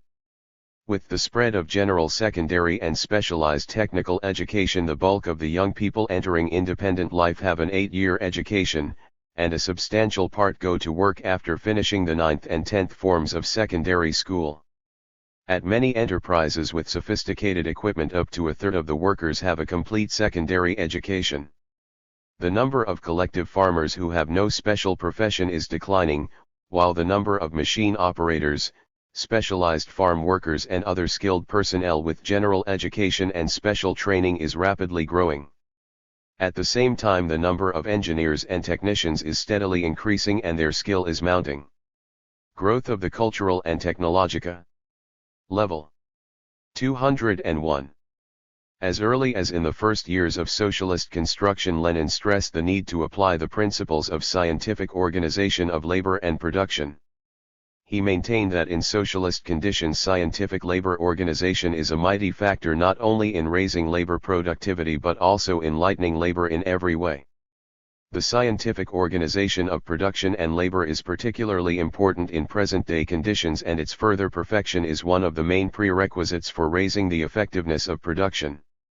Technological progress, the re-equipment of enterprises and the introduction of better technological processes have assigned high priority to the radical improvement of labor organization on genuinely scientific principles.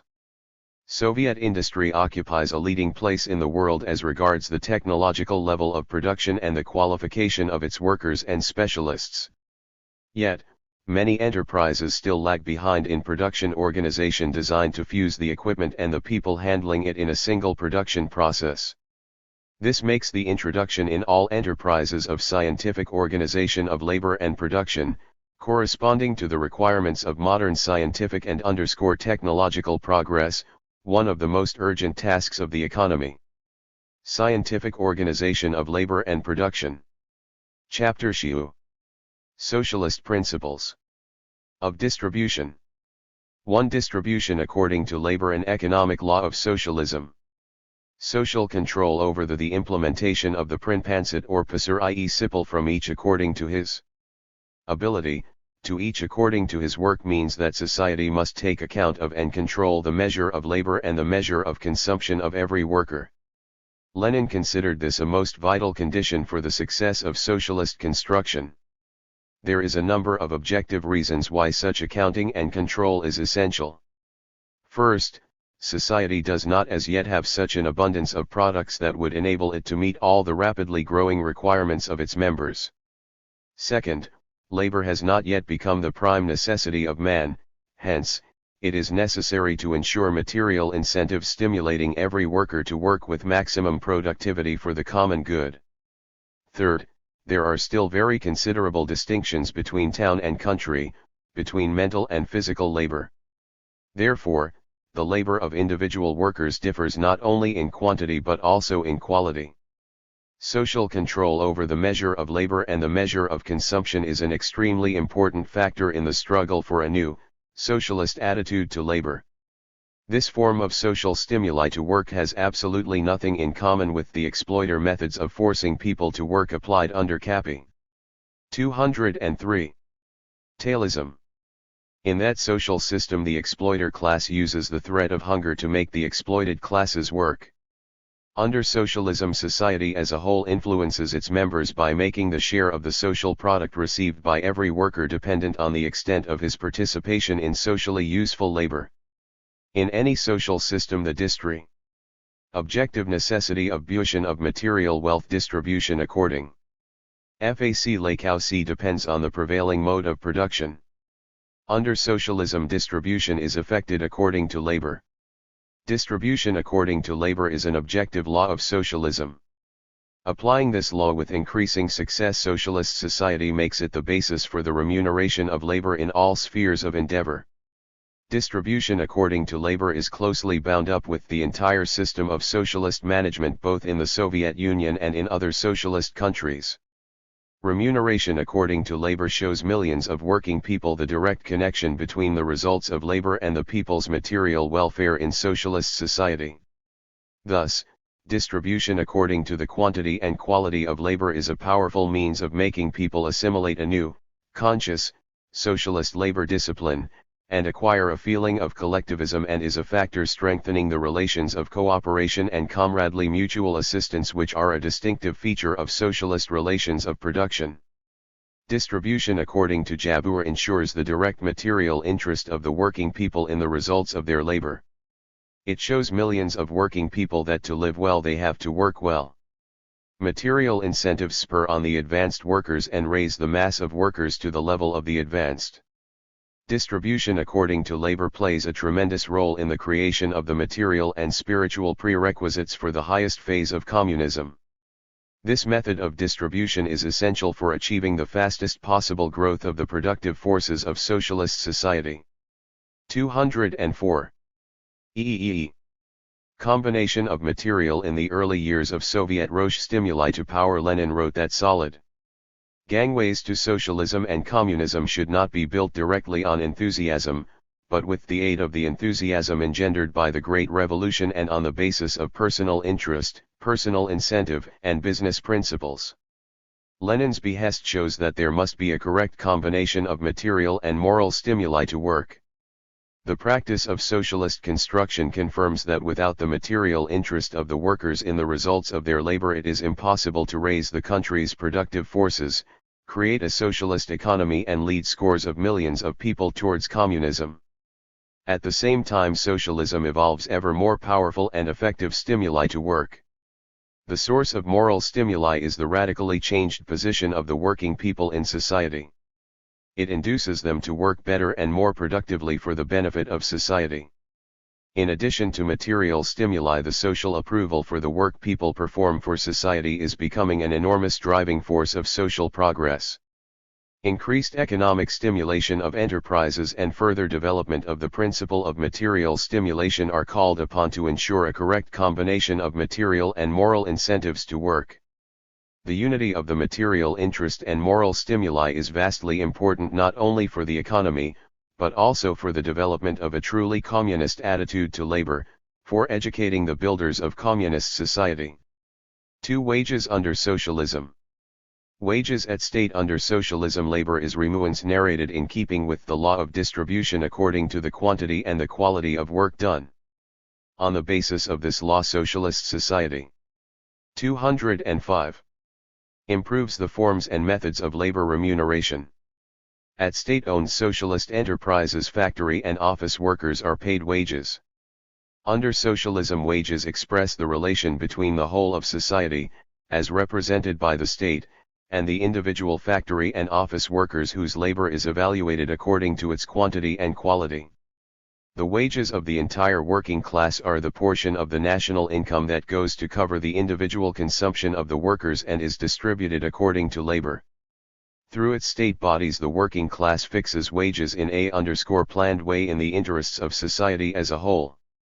The wage level is determined in such a way as to ensure that alongside a steady rise in the people's welfare, the share of the surplus product available to society should be large enough to meet all its requirements. The wages policy is designed to stimulate the material interest of factory and office workers, specialists, and managers of state enterprises in the results of their labor. The main objective of the wages policy is to steadily increase its stimulating role in the fulfillment of the most important production tasks. The systematic increase in wages is combined with the provision of greater incentives to those workers who contribute a bigger share to the development and improvement of production. The remuneration of labor must be organized in such a way that every worker, engineer, and technician should know how much his wages will grow if he improves his production indicators and what share he would receive from the additional income of the enterprise. In socialist society, the size of wages depends mainly on the level of productivity of social labor. Labor productivity must grow faster than the wages. This is a condition that guarantees society sufficient means to satisfy its mounting requirements and to accumulate and expand production. 206. Poet fate. The organization of wages in keeping with the economic law of distribution according to labor implies correct rating of work and a rational grading system. In order to pay a worker according to the quantity and quality of his labor, it is necessary to establish how much work is required to fulfill each job. This is achieved through technical rating, the establishment of time quotas or output quotas. The constant improvement of technical rating is one of the main tasks of economic development. The time standard is the amount of time required to fulfill a definite job. The output standard is the quantity of output, or parts, or operations the worker has to make or perform within a certain time, an hour, a working day, or a month. It is determined by dividing the working hour by the time standard for the production of a unit of output. The time standard is used predominantly in individual or small batch production, and output standards are used in mass production. To fulfill their organizational role in production, standards must always correspond to the level of technical equipment, technology, and organization of production. There are two basic forms of wages at state-owned socialist enterprises: piece rates and time rates. Each of these forms can be either individual or group. The most widespread form is the piece rate, under which the worker's earnings are determined by the amount of output, or parts which he produces, or the amount of operations he performs. More than 2/3 of the workers employed in Soviet industry are paid according to piece rate system. Piece rates make for higher skills, better utilization of equipment and tend to reduce losses in working time, stoppages, and organizational hitches in production.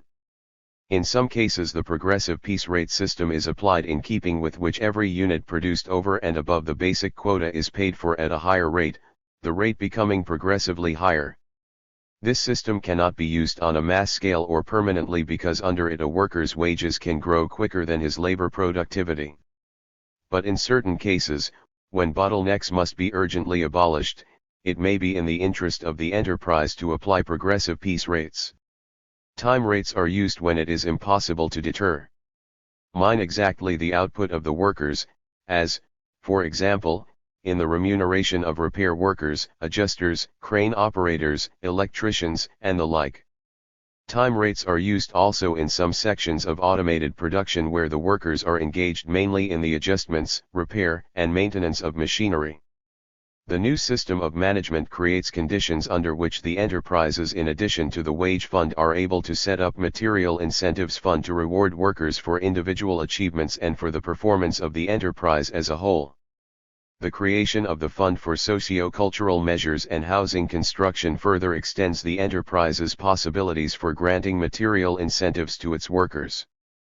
Profit becomes an important internal resource of the enterprise for the material stimulation of factory and office workers. This creates conditions for increasing the material interest of workers in the general results of the enterprise's activity, enhancing the interest of all working people in the growth of production, improving the organization of labor and raising the enterprise's quantitative and qualitative indicators. The rise in the share of bonuses and lump sum rewards in the wages of factory and office workers will make for a better combination of the interests of every worker with the interests of the entire staff and society as a whole. Material Incentives Fund. Collective farmers are paid out of the incomes of the collective economy. The increase in the income of the collective farm resulting from the growth of output and decrease of production costs raises the welfare of its members. The piece rate is the main form of remuneration at collective farms. The collective farm board works out and the general meeting of the collective farmers approves the output quotas and rates for every job in keeping with conditions obtaining at a given farm, the skill required to perform a specific job and its complexity and arduousness. Increasing mechanization of agricultural production, the growing skills of the collective farmers and improved organization of labor make it necessary systematically to revise the output quotas and wage rates at collective farms and to fix more suitable ones, just as it is done at industrial enterprises. This ensures a constant rise in labor productivity, increases accumulations for the extended reproduction of the collective economy and promotes the material welfare of the collective farmers.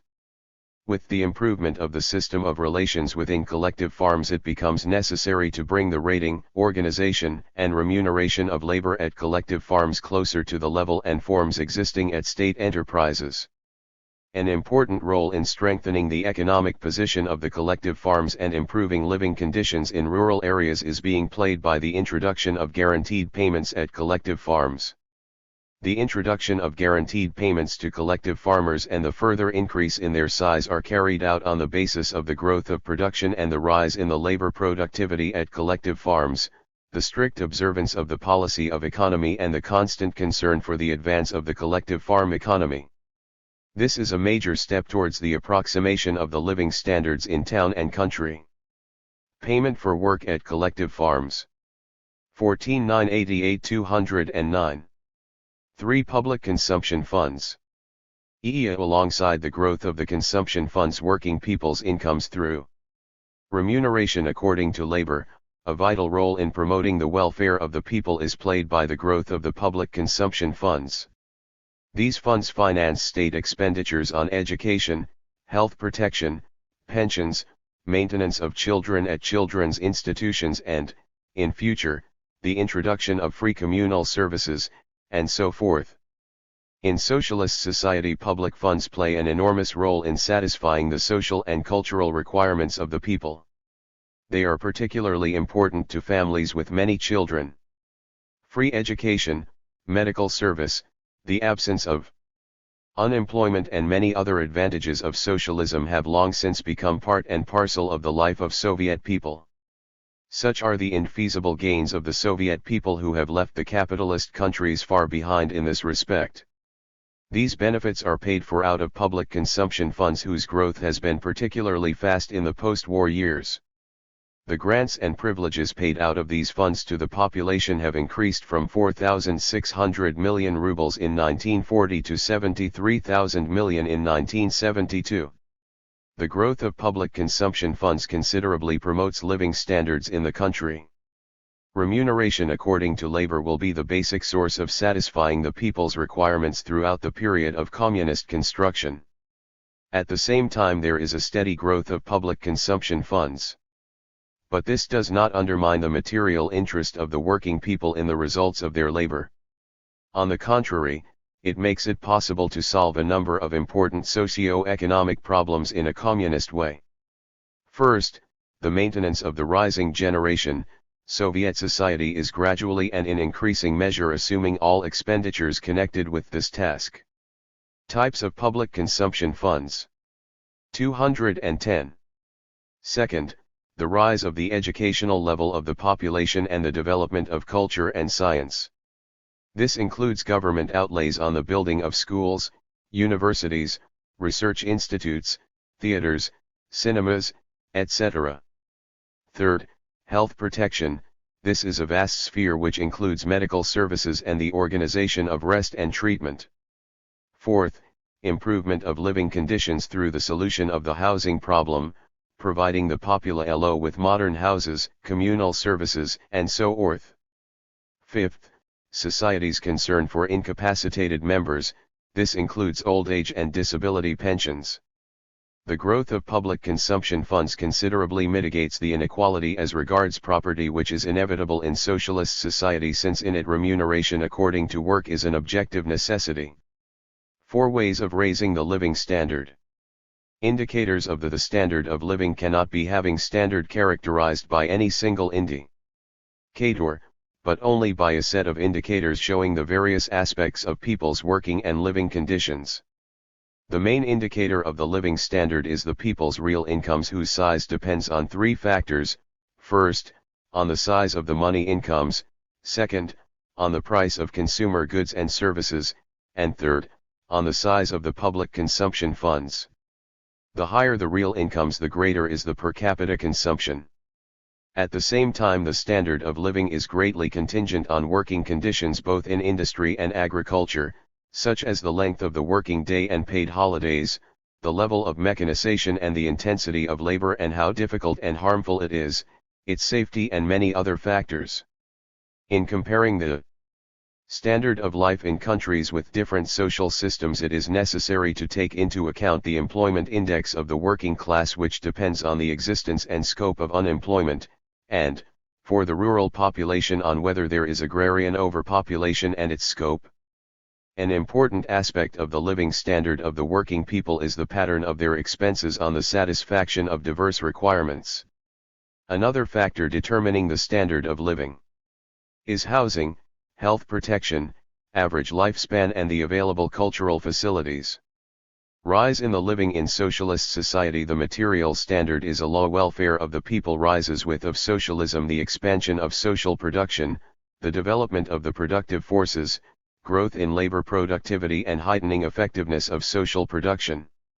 This regularity is conditioned by the main aim of socialist production, the ever fuller satisfaction of the working people's growing requirements.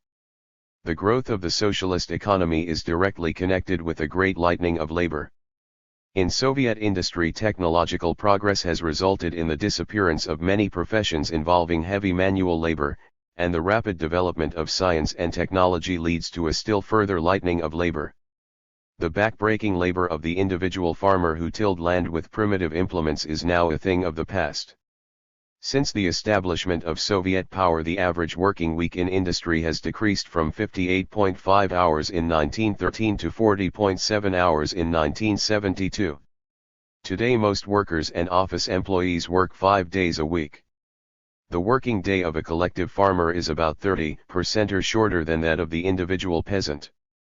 All field work on collective and state farms is done with the help of tractor-drawn implements or self-propelled farm machinery. The growth of the real incomes of the population increases popular consumption. The volume of retail trade turnover of state and cooperative trading organizations, including public catering establishments, has grown 10.4 times in the period from 1940 to 1972. In pre-revolutionary Russia, the housing conditions of the working people were deplorable to say the least. In the Soviet Union, gigantic housing construction is in progress. Between 1918 and 1972, 2,649.9 million square meters of living space were built in cities and urban areas. At the same time, the share of rent in the family budget decreased substantially. In pre-revolutionary Russia, rents swallowed an average of 20% of a working family's budget, and often as much as 30%. Today, the expenditure on rent and communal services averages from 4 to 5% of the working family's budget. A striking example of the growing standard of living in the Soviet Union is the fact that the average lifespan has almost doubled as compared with pre-revolutionary times. Higher remuneration of labor is decisive in raising the standard of living. It is the main stimulus for developing production and the principal source of the working people's higher incomes. Therefore, the increase in the remuneration of labor will remain the chief means of raising the living standard in the period of communist construction. Thus, from 1971 to 1975, this increase will amount to 30%. The growth of the material welfare in socialist society, which is advancing towards communism, is attended by a gradual narrowing of the gap between the high and the comparatively low incomes. The development of society's productive forces and technological progress raise the cultural and technological level of the working people.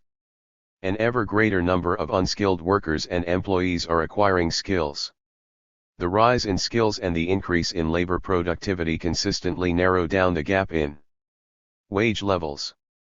As the welfare of the population grows, the wages of people in the low-income brackets rise, and the gap between the incomes of workers and peasants, and also between working people living in different parts of the country, gradually diminishes. This fact should not be regarded in the light of egalitarian distribution. It is based on the approximation of the levels of qualification and labor productivity. The approximation of income levels, therefore, does not contradict the principle of material interest of the working people in their labor, but, on the contrary, makes it still more effective. The 24th CPSU Congress charted a further broad program of socio-economic measures to improve the welfare of all sections of the population in the course of the 9th five-year period. The main task of the new five-year plan is to ensure a considerable rise of the people's material and cultural level on the basis of a high rate of development of socialist production. Chapter 2. Socialist Reproduction. From Socialism to Communism. 1. Socialist Reproduction. Socialism, which is the most PEIE-prone progressive social system, is reproduction characterized by extended reproduction. This type of reproduction embraces three interconnected processes. First, the reproduction of socialist relations of production, which steadily improve in the course of extended reproduction. Second, the reproduction of the social product, whose scale increases from year to year. Third, the reproduction of labor power, in the course of which the working people improve their skills and heighten the productivity of their labor. Socialist economy develops at a pace which cannot be attained by capitalist economy. Socialism is free of crises of overproduction which are inherent in the nature of capitalism. It is these advantages that make the steady growth of production in all economic spheres a regular feature of socialist extended reproduction. Under socialism, the wealth, which multiplies as the productive forces develop, is public property.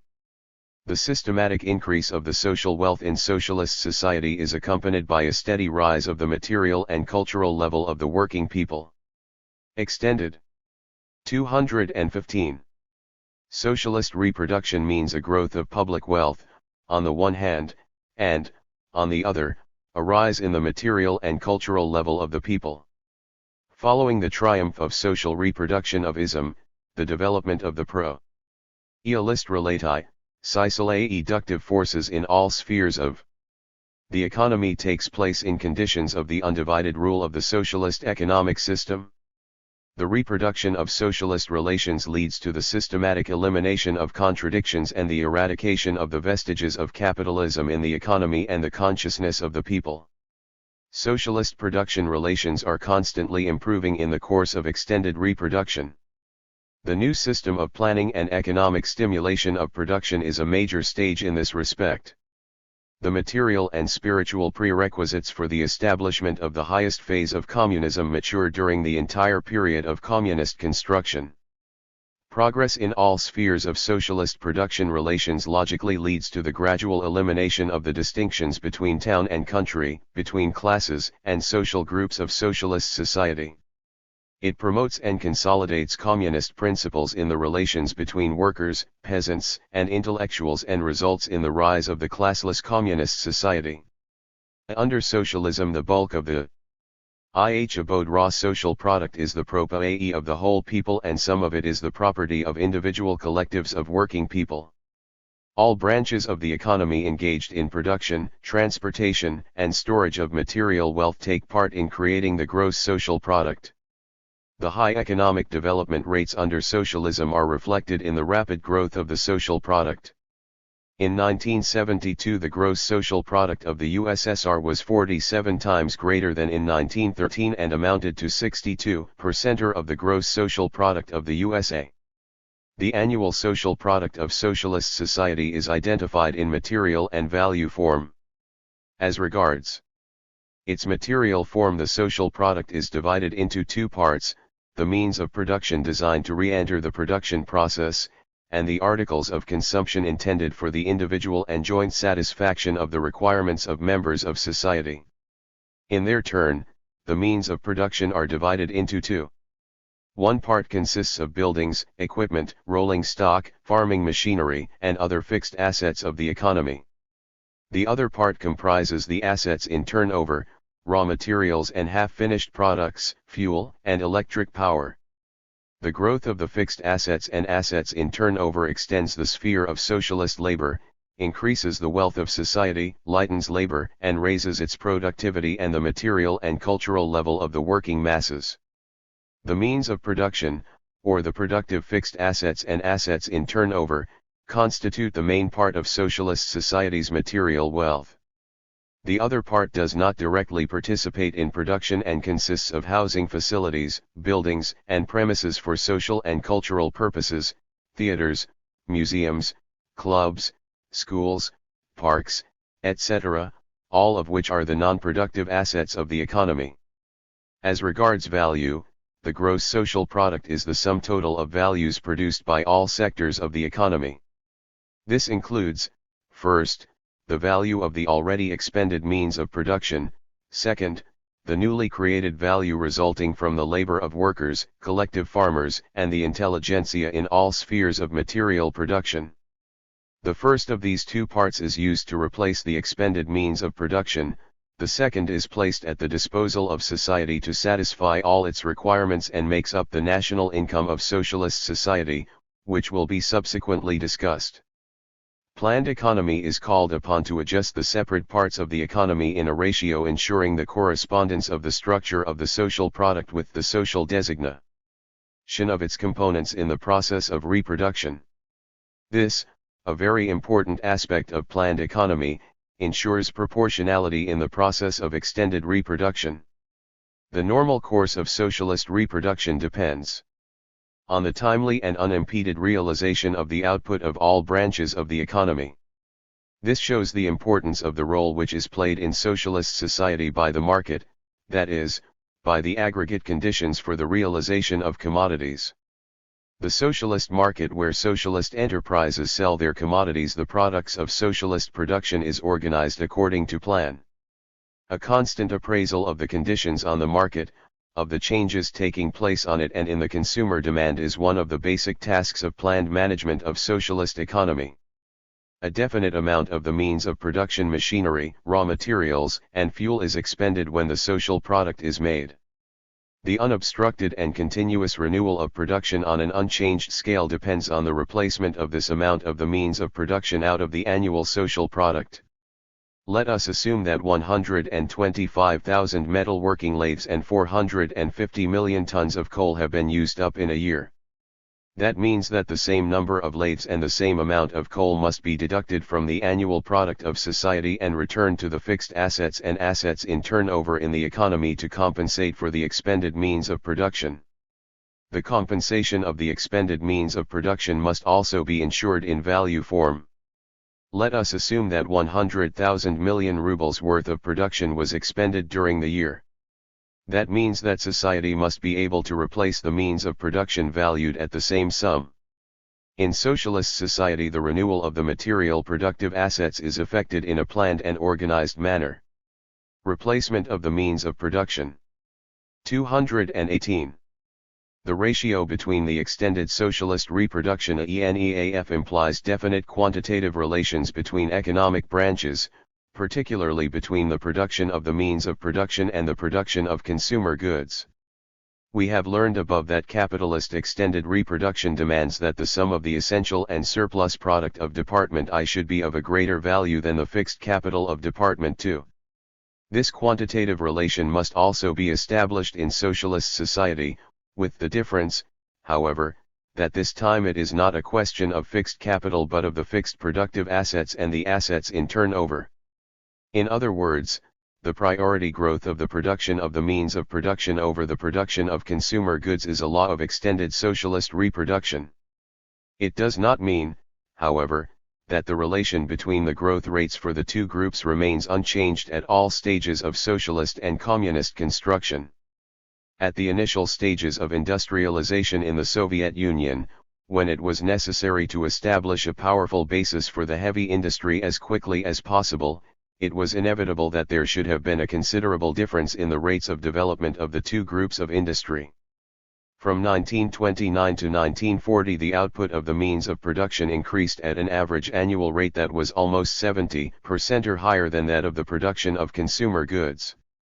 Once a powerful economic potential had been created and the productive forces attained a high level of development, it became possible substantially to increase the growth of branches of social production catering to the direct needs of the population.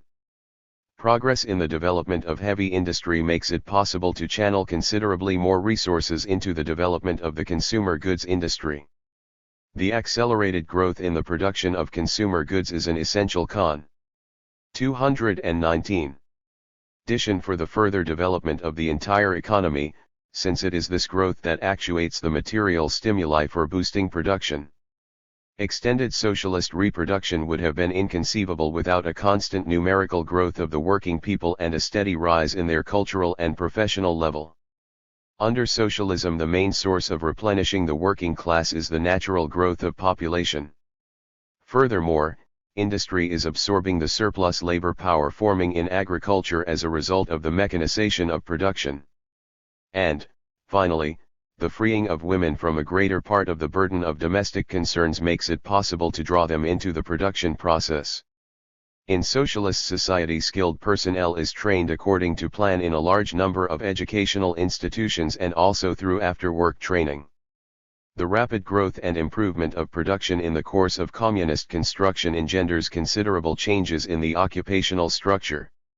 The introduction of new labor-saving equipment is above all instrumental in abolishing auxiliary work.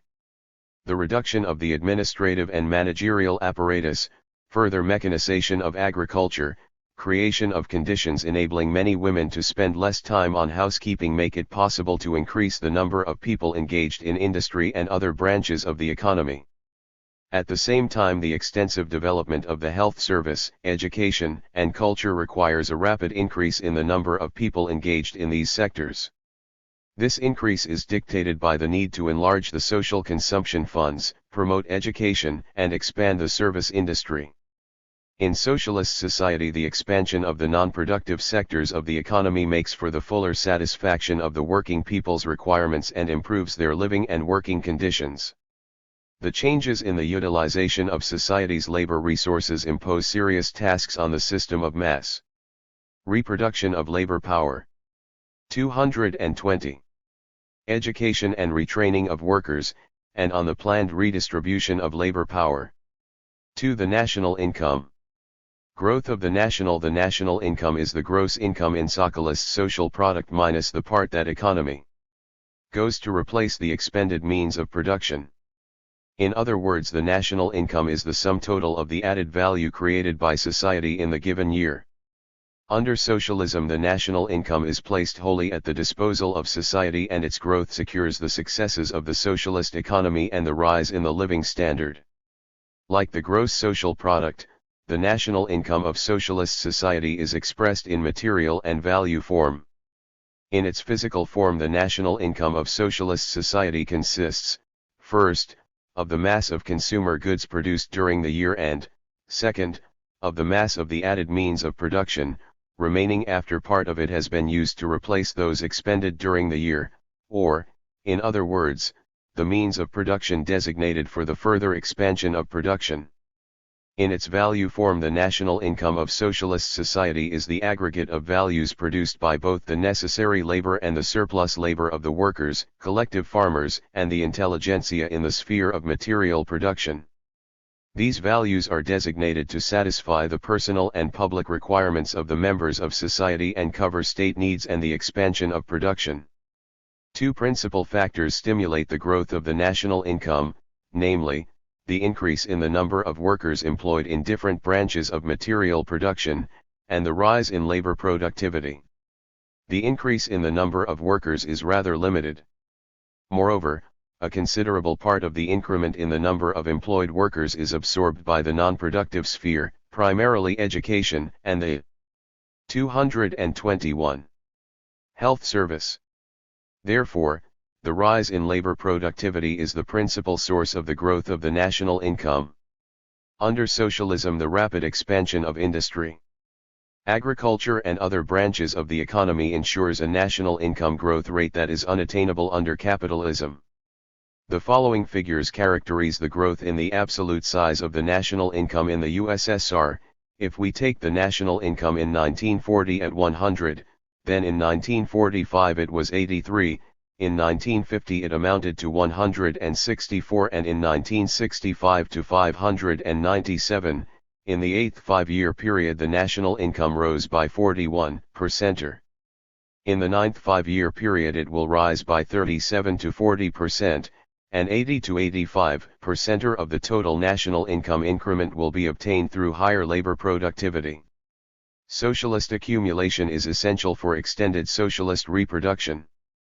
Accumulation means that a definite share of the national income is systematically channeled into the expansion of the productive assets of society, construction of new enterprises, and expansion, modernization, and reconstruction of the existing ones. There is a radical difference between socialist and capitalist accumulation as regards their sources, the methods by which they are effected, and their social consequences. First, the source of socialist accumulation is the surplus labor of the working people who are free of exploitation and who work for themselves and for their society, while accumulation of capital is carried out at the expense of the surplus labor squeezed by the capitalists out of the workers whom they are exploiting. Second, socialist accumulation is carried out in a planned way and is designed to multiply the social wealth and raise the living standard, while the accumulation of capital takes place at random, in the course of competition with the aim of increasing the capitalist profits. Socialist accumulation. Third, socialist accumulation increases public property, while accumulation of capital increases capitalist private property. Socialist accumulation is essential for raising the standard of living, while the accumulation of capital makes the life of the working people even more insecure. Socialist accumulation strengthens the socialist economic system, makes for crisis-free economic development, and ensures the right to work for all citizens, while the accumulation of capital exacerbates the antagonistic contradictions of capitalism and gives rise to unemployment and crises. First and foremost, socialist accumulation ensures the rapid and steady growth of the country's productive assets. By 1971 the fixed productive assets of the USSR had surpassed the 1940 figures by 8.1 times. In this period the fixed assets of industry had increased by more than 11 times. Distribution of the national income is the sum national income total of the means in physical consumption and monetary form at the dis. Accumulation funds proposal of society for the satisfaction of its various requirements. The requirements of society can be divided into four basic groups. First, the remuneration of workers, collective farmers, and the intelligentsia in keeping with the economic law of distribution according to labor. Second, the requirements of the population which are satisfied at the expense of social funds, including the development of education, science, culture, health protection, the improvement of living conditions of the working people, payment of old age and disability pensions, government assistance to mothers of many children and to unmarried mothers, and so forth. Third, the expenditure on the maintenance of the central and local bodies of the state apparatus and on defense. Fourth, the expenditure on the non-productive funds of the economy and on the creation of reserve funds. 223. In accordance with these main requirements of socialist society, the national income is divided into two basic funds, the accumulation and consumption funds.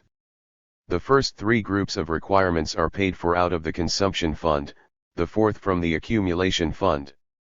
For many years now the consumption fund in the Soviet Union accounts for about 75% of the national income, the accumulation fund for 25%. The rise in the effectiveness of social production increases socialist accumulation, on the one hand, and on the other, raises the living standard. The growth of the national income is essential for raising the standard of life in socialist society. Under socialism there is a direct connection between the growth of the national income and the improvement of the living standard. The higher the national income, the better is the welfare of the people. Underscore the material basis for extended reproduction. Reproduction is created by capital construction, tall investments financing the construction program of the economic plan. Year after year centralist capital investments in the USSR and other socialist countries finance a vast building program, hundreds of factories, mines, and power stations, new towns and townships, state and collective farms, irrigation systems and power transmission lines, millions of flats and residential houses, thousands of schools, kindergartens, nurseries, and hospitals. Under the new system of economic management, extended socialist reproduction takes place not only on the basis of centralist capital investments but also through the expansion, improvement, and modernization of production financed out of the production development funds formed at enterprises from depreciation deductions and profits. This enables the basic cells of the economy, the enterprises, to contribute substantially to the planned, balanced development of the socialist economy and to improve its structure by introducing more progressive and prospective production methods. 224. The main indicator in evaluating the performance of building organizations is the rapid commissioning of productive capacities paralleled by a high quality of construction. The key trend in the development of the building industry is its industrialization, essential to accelerate the building process and lower its costs. A very important task is to speed up and improve the quality of construction and raise the effectiveness of capital investments. 3 Circulation processes in socialist economy. Characteristic features. Circulating processes are an of the circulating important aspect of socialist processes under A** coetalia reproduction. They include, first, the circulation of goods, that is, the trade turnover and the material and technical supply of all branches of the economy, second, the entire sphere of finance and credit relations, and, third, the money circulation. In the socialist economic system, circulation processes are planned. They are based on public property and are not aimed at ensuring private capitalist profits, but at satisfying the requirements of the people and promoting uninterrupted socialist production and reproduction. The bulk of the means of production, a considerable portion of the social product, is covered by the material and technical supply system. The uninterrupted supply of equipment, raw materials, fuel, power, and other means of production is crucial for the normal course of socialist reproduction. The new system of economic management broadens the scope for improving material and technical supply. Direct links between supplier and consumer enterprises are being broadly developed, and measures are being taken decisively to improve the system of material and technical supply and prepare the transition to the planned distribution of equipment, raw materials, semi-manufactures through wholesale trade. In socialist economy not only production but also trade develops according to plan. The most important part of the trade turnover, namely, the entire state and cooperative trade, is conducted on a planned basis. There are three basic forms of trade in the Soviet Union: state, cooperative, and collective farm trade. State and cooperative trade dominates the trade turnover in the USSR. These two forms of Soviet trade rely on socialist production in industry and agriculture. The whole marketable output of state enterprises and a considerable part of the foodstuffs produced on the collective farms are sold through the state and cooperative trade system. These comprise the bulk of consumer goods. The retail prices of the goods handled by state and cooperative trading establishments are fixed in a planned way. Alongside state and cooperative trade, there is collective farm trade. The existence of this type of trade stems from the nature of collective farm and cooperative property. On collective farm markets, goods are sold by the collective farms, which realize part of the output of their socialized economy, and by individual collective farmers, who sell a portion of the products received from the farm and part of the products obtained from their subsidiary plots. The prices on the collective farm markets are regulated by supply and demand. As state and cooperative trade improve, the prices of the collective farm market drop under the influence of the planned prices of these two types of trade. The state monopoly of foreign monopoly at trade protects the domestic giga market of the socialist countries against attempts of economic aggression on the part of the capitalist countries. All commercial transactions. Forms of trade and its tasks. 226. Spear GN Linux MC. With foreign countries are the exclusive right of the socialist state and its bodies. The foreign trade of the Soviet Union, a most important form of economic relations between the USSR and other countries, is a state monopoly. From the very outset, the monopoly of foreign trade thwarted all the attempts of world capitalism to contact capitalist elements in the country. It enabled the socialist economy to subordinate foreign trade to the interests of socialist construction. Foreign trade plays a major role in the economy of all socialist countries. It serves mainly as a means of developing and expanding trade between the countries of the world's socialist system of economy, and at the same time is instrumental in promoting contacts between the socialist countries and the industrial capitalist and young developing countries. The socialist state must have definite resources to satisfy its various needs. Its principal source of revenue are the incomes of state-owned enterprises and economic organizations. The gross proceeds minus the production costs form the enterprise's net income, whose size depends on the quantity and quality of the sold output, the production costs and the ratio between the costs and the prices at which the output is sold. The money incomes of the enterprise provide it with essential monetary resources. A certain part of the monetary income of the enterprise goes to the general state fund of monetary resources for use by other enterprises and to cover other state expenditure. The money goes to satisfy the state's general needs, partly directly and partly through the general state fund of monetary resources. A definite part of the incomes of collective farms and cooperative enterprises is also channeled into the general state fund of monetary resources. Moreover, the free money resources of collective farms and cooperative enterprises, organizations, and the population at large may also be placed at the disposal of the fund for a certain period and at a definite interest and be used to satisfy the general requirements of the state. Thus, the redistribution of the monetary resources mobilizes part of the incomes, accumulations, and savings of enterprises, institutions, organizations and the population, on the one hand, and, on the other, transfers the money thus collected to other enterprises, institutions, and organizations. This redistribution is closely connected with the enforcement of financial control. All these operations are the functions of the financial system, which includes the state budget, the banks, state insurance bodies and savings banks. The state budget is the basic link in the socialist financial system.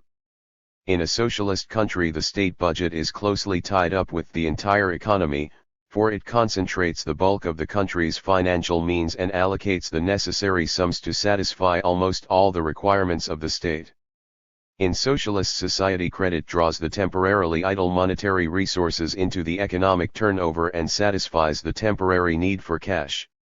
This determines the specifics of the credit methods of redistributing money resources as compared with the financial and budgetary methods mainly connected with incomes and accumulations. Credit serves the economic turnover of enterprises in all phases of production and circulation of commodities. The USSR State Bank is the main agency for short-term crediting and settlements in the economy, the cash and issuing center of the country, and also the agency for settlements of accounts with foreign countries.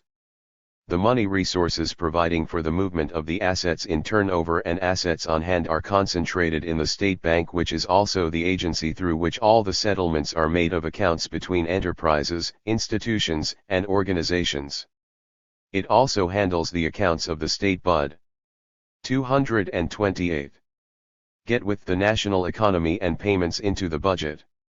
The financial and credit system plays an extremely important role in the socialist economy, and its normal functioning is vital for the uninterrupted growth of socialist reproduction. The strict observance of the state financial discipline, in keeping with which all enterprises have to fulfill their obligation to the state and discharge their contractual obligations vis-a-vis other enterprises and organizations accurately and punctually, and make their payments, deliver goods, and pay for deliveries on time, is essential for the normal functioning of the financial and credit system. It is also of the utmost importance to prevent the immobilization of financial means and material values, and to speed up the circulation of assets in turnover. All measures ensuring thrifty and efficient management strengthen socialist economy as a whole and its financial system in particular. 4. From socialism to communism. 2 phases. The founders of Marxism des Communism closed the scientific difference between socialism and communism. They showed that these are 2 stages, 2 consecutive phases, 2 steps in the economic maturity of communist society. Socialism is the lower stage, communism the higher. There is no wall separating socialism from communism. In the course of its development, socialism logically grows into communism. Socialist society, as the first phase of communism, is characterized above all by the fact that the means of production are no longer privately owned but are common property, and secondly, by the fact that each worker is remunerated by society according to the quantity and quality of the labor he spends on social production. But people have different abilities, and so long as the socialist law of distribution according to labor is in operation, a certain inequality among the members of society is inevitable. There will be full social equality of all members of society when communism is built.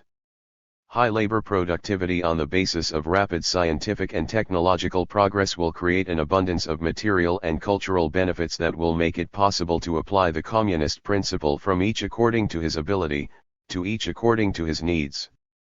The building of communist society is the ultimate objective of the revolutionary struggle of the working class, the supreme goal of the Marxist-Leninist Party. Having completed the building of socialism, the Soviet Union entered a new stage of its historical development, the stage of building the higher phase of communism. The building of communism has become the immediate practical task of the Soviet people. Communism is a classless social system with one form of public ownership of the means of production and full social equality of all members of society. Under it, the all-round development of people will be accompanied by the growth of the productive forces through continuous scientific and technological progress. All the springs of cooperative wealth will flow more abundantly, and there will be a transition from distribution according to labor to distribution according to needs. Communism is a highly organized society of free, socially conscious working people, a society in which public self-government will be established, a society in which labor for the good of society will become the vital requirement of everyone, a necessity recognized by one and all, and the ability of each person will be employed to the greatest benefit of all people. The development of socialism into communism is a process governed by objective laws. Communism can develop only when socialism has been firmly established. The transition to communism is effected. 230. through the steady growth, development, and strengthening of the foundations of socialist society. The flourishing of the socialist system creates all the essential prerequisites for the gradual transition to the highest phase of communism. This transition takes place in the order and at the rate at which its preconditions accumulate and develop. Communism can be built provided there are the following conditions: a high level of the productive forces of socialist society, a rise in the standard of living, improvement of the production relations, and a growth in the consciousness and the ideological and political level of all members of society. These conditions depend on the creation of the material and technical basis of communism, the formation of communist social relations, and the education of the new man. All these conditions are indissolubly interlinked. He material basis of commuant field basis of 5M grows out of the material conchuavan and technical basis of socialism. Through its rapid development, consolidation, and all-round improvement. This, however, is not only a quantitative growth but also a leap in the course of the development of the social productive forces, a transition to a new quality. The transition from socialism to communism is a continuous process, and, consequently, so is the building of the material and technical basis of communism.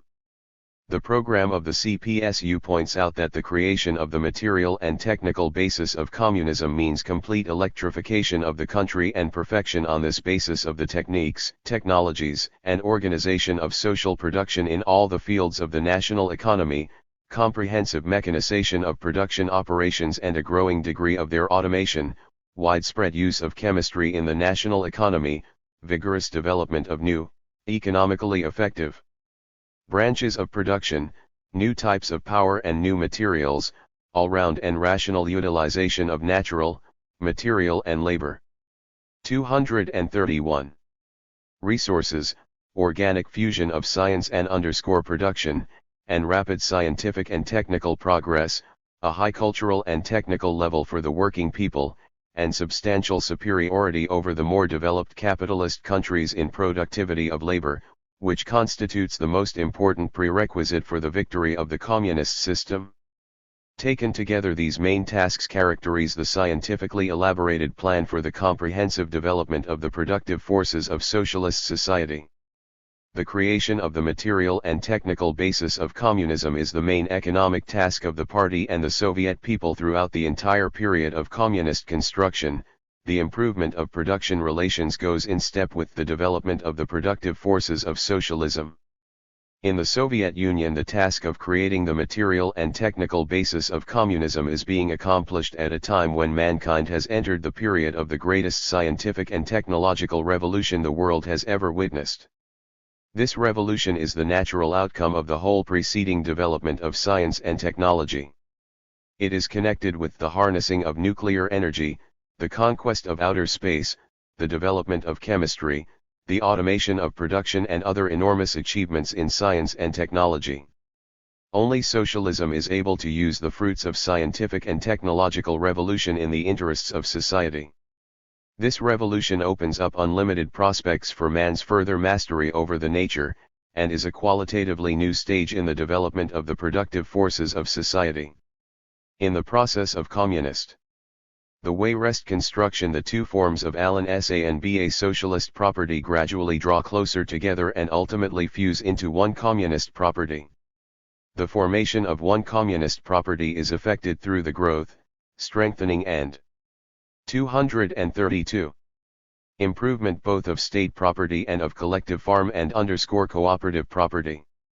In socialist society, the property of the whole people is the basis of the livelihood of the entire population, including the collective farmers. At the same time, the development and strengthening of the collective farm system promote and strengthen the features characteristic of the property of the whole people. The fusion of collective farm and cooperative property with the property of the whole people will not come about as a result of the liquidation of the former, but through the rise in the level of its socialization produced with the assistance of the socialist state. The road to the rapprochement of the two forms of property is at the same time the road leading millions of peasants towards communism. The drawing together of the two forms of socialist property and the transformation of agricultural labor into a form of industrial labor will signify the disappearance of the distinctions between workers and peasants. This will put an end to the socio-economic and cultural distinctions between town and country. The gradual approximation of physical and mental labor will eradicate the distinctions between workers and collective farmers on the one hand and the intelligentsia, on the other.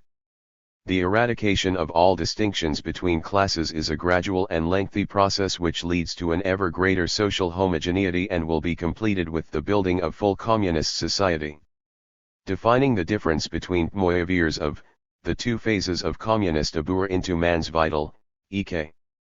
As requirement society, Lenin indicated that socialism presupposes social labor combined with strict accounting, control, and supervision on the part of the organized vanguard, the advanced section of the working people, and fixing the measure of labor and its remuneration. Communism is a system in which people are used to carrying out their social duties without a special apparatus of coercion, in which work, without remuneration, for the common good, becomes universal. The creation of the material and technical basis of communism radically changes the conditions of labor and becomes the material basis for the gradual development of socialist labor into communist labor. The development of new equipment and technology will be used radically to improve and lighten labor conditions, reduce the working day and improve amenities, eliminate arduous labor and subsequently do away with all unskilled labor. Rapid scientific and technological progress will promote the cultural and technical and the general educational level of the people. In the period of communist construction, labor becomes the vital requirement of all. This transformation is the natural outcome of the radical changes taking place during the building of communism. It embraces both the material sphere and the spiritual life of society and is prepared by the whole course of the development of socialist production relations, the process of their transformation into communist production relations. Labor will no longer be a means of subsistence but will become a truly creative activity, a source of joy. Besides developing the productive forces and improving the production relations, the building of communist society also includes the molding of the new man, the builder of communism. The education of all working people in the spirit of dedication to communism, instilling in them a communist attitude to labor and to the social economy, the final eradication of the survivals of bourgeois views and morals is one of the most important conditions ensuring the successful advance towards communism. Of particular significance is the communist education of the young people, the future builders of communist society. Communist education of the working people. 234. The molding of the new man is effected through the active participation of the people in communist construction and the development of communist principles in all spheres of social activity, under the influence of the educational work carried on by the party, the state, and various social organizations. All facilities for ideological work, the press and radio, the cinema, and television play an important part. A very significant role in shaping a communist world outlook is played by science and the arts. As an integral and harmonious system of philosophical, economic, and socio-political views, Marxism-Leninism forms the basis for the shaping of a scientific world outlook in all the working people of Soviet society. Enhancement of the role period of communist Konov, the Communist Party struction, it is pointed out in the period of program of the CPSU, is communist construction characterized by a further enhancement of the role and importance of the Communist Party as the leading and guiding force of Soviet society. The enhancement of the role of the Communist Party derives from the widening scope and complexity of the tasks of communist construction, the increasing creative activity of millions of working people in the administration of state affairs and of production, the further development of socialist democracy, the growing role of the theory of scientific communism and the importance of communist education of the working people. Unlike all the preceding socio-economic formations, communist society develops as a result of the conscious activity of the masses led by the Marxist-Leninist Party. The party guides the entire many-sided activity of the builders of communism, giving it an organized, planned, and scientifically based character. The party performs this role, being the vanguard of the entire people, mighty in its unbreakable unity with the broadest sections of the working people, armed with the most advanced scientific theory of Marxism, Leninism and understanding the laws of social development. As the CCCPSU report to the 24th Congress justifiably noted, the question of the guiding role of the Communist Party in the building of a new society has become a crucial issue of the struggle between Marxists-Leninists and all sorts of revisionists. The principled stand of the CPSU, its uncompromising struggle for the purity of the Marxist-Leninist teaching is of international significance and, as the fraternal parties underline, makes for the correct orientation of the communists and millions of working people. The world socialist system of economy. 1. Formation of the world socialist system. Rise and development of. With the victory of socialism in P-War socialist the USSR there emerged alongside the capitalist system, the socialist system of economy. With the victory of socialism in a large group of other countries after the Second World War, socialism became a world system. The rise and consolidation of the world socialist system greatly altered the balance of forces between socialism and capitalism throughout the world. The transformation of socialism into a world system was a striking demonstration of capitalism's historical doom. It ushered in a new stage in the struggle between the two social systems, the struggle that has become the principal feature of the general crisis of capitalism. The main contradiction of our time, the contradiction between developing socialism and moribund capitalism, has entered a new, higher stage. The principal distinguishing feature of the present-day world is that the world socialist system is becoming the decisive factor in the development of human society. This is the result of the logical course of history at the current stage of social development. The world socialist system is a social, economic, and political community of free, sovereign nations. Advank. 237. Ing towards socialism and communism, united by their community of interests and aims and the close bonds of socialist internationalism. The socialist countries have an economic basis of the same type: public ownership of the means of production, a state system of the same type, the rule of the people led by the working class, a single ideology Marxism-Leninism, common interests in defending their revolutionary gains and their national independence against imperialist encroachments, and a single supreme goal: communism. The world socialist system is the decisive force in the anti-imperialist struggle. It furnishes indispensable assistance to all forces fighting for liberation. As a result of far-reaching qualitative changes which have occurred in the socialist countries and in their relations, the world socialist system is becoming stronger and is enhancing its international role. The Soviet Union has entered the period of communist construction. In most socialist countries, multi-sectoral economy has been abolished and the foundation of socialism has been completed. The fraternal cooperation and mutual assistance between the socialist countries has attained all-round development. The growing might of the socialist system guarantees the inviolability of the political and socio-economic gains of its countries. Revolutionary transformations in socialist countries have radically altered society's class structure. The alliance of the working class and the peasantry has become stronger. Economic foundations for the exploitation of man by man have been eliminated.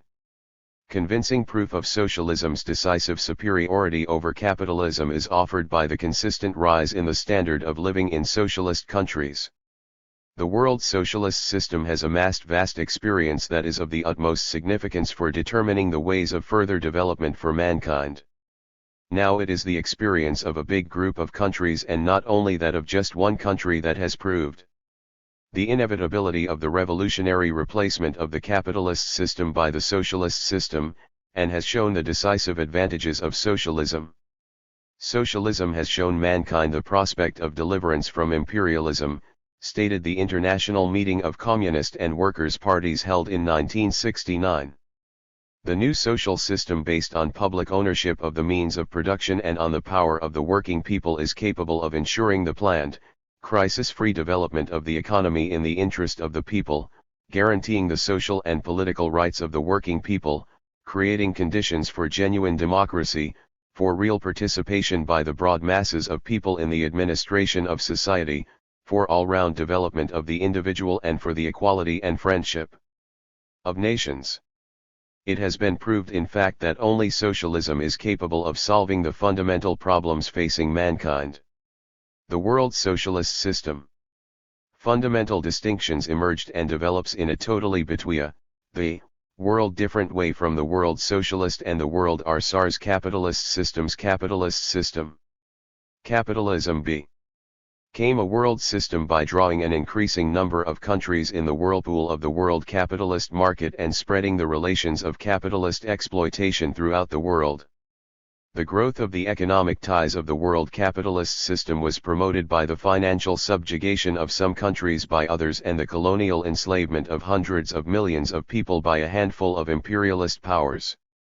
Socialism became a world system as a result of the liquidation of the relations of capitalist exploitation in a number of countries, the establishment of new relations between them, relations of friendly cooperation and fraternal mutual assistance.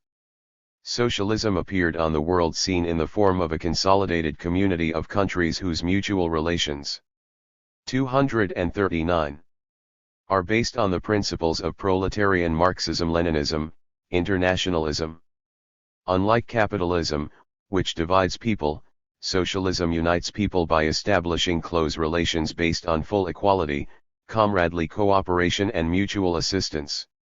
All socialist countries take part in developing and strengthening the world socialist system. The existence of the Soviet Union, its experience, and its assistance considerably facilitate the building of socialism in the other countries of the world socialist community.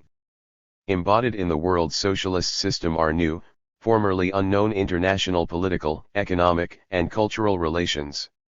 They were engendered by the very nature of the socialist relations of production and the economic laws of socialism.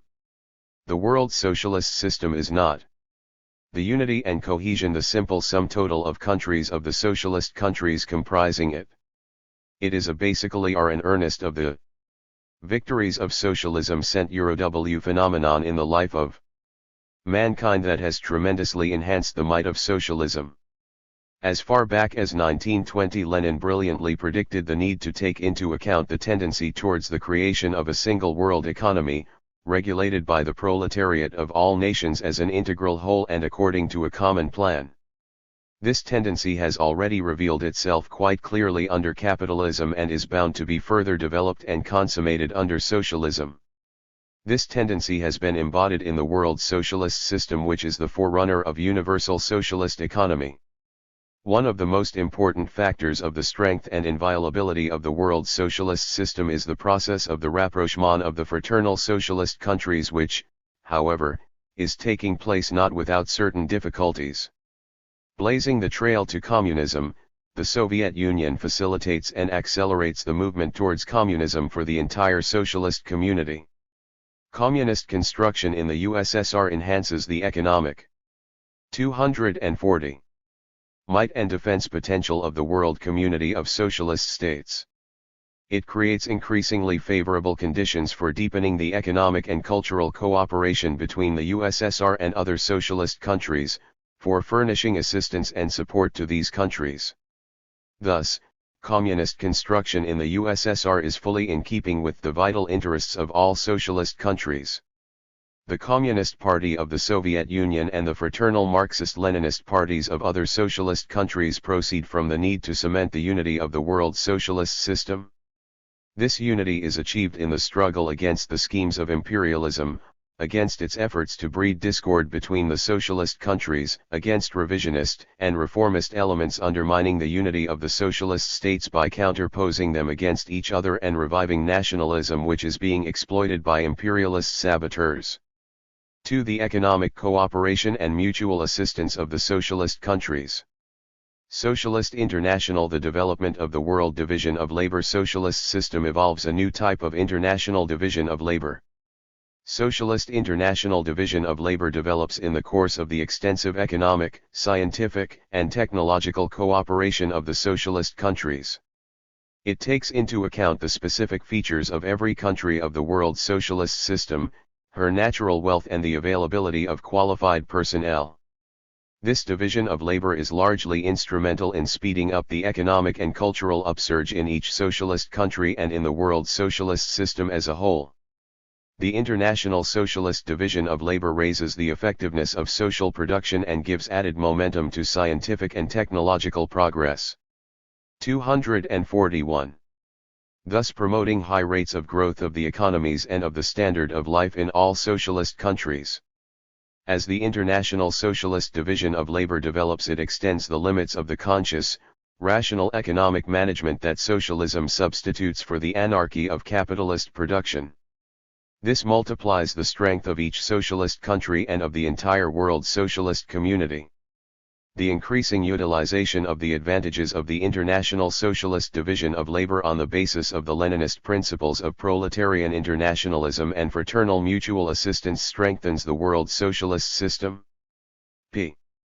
As the world socialist system development of economic 5 rose and strengthens the eco-cooperation between degree I. Socialist countries' nomic cooperation between the countries comprising it develops and acquires more perfect forms. Initially their economic cooperation was based primarily on bilateral foreign trade and scientific and technological exchange.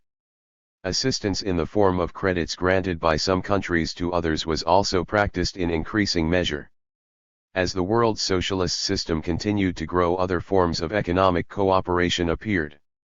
Established in 1949, the Council for Mutual Economic Assistance began to play an ever greater role in this respect. The Council draws up recommendations aimed at promoting economic, scientific, and technological cooperation between the fraternal countries, and patterns new forms of cooperation in the spheres of industry, transport, trade, financial links, and international currency settlements. The economic cooperation and fraternal mutual assistance of the socialist countries contribute enormously to the fulfillment of the economic development plans, scientific and technological progress and steady improvement of the living standard. Thanks to the comprehensive economic cooperation with the Soviet Union and between themselves, the European socialist countries in an historically brief span of time created 242. Their own coal and metallurgical basis, and established numerous branches of the extractive industry, a power industry and some new branches of the engineering and chemical industries. The scale of production has increased in the socialist community and dozens of new branches mass-producing thousands of new types of manufactured goods have been established.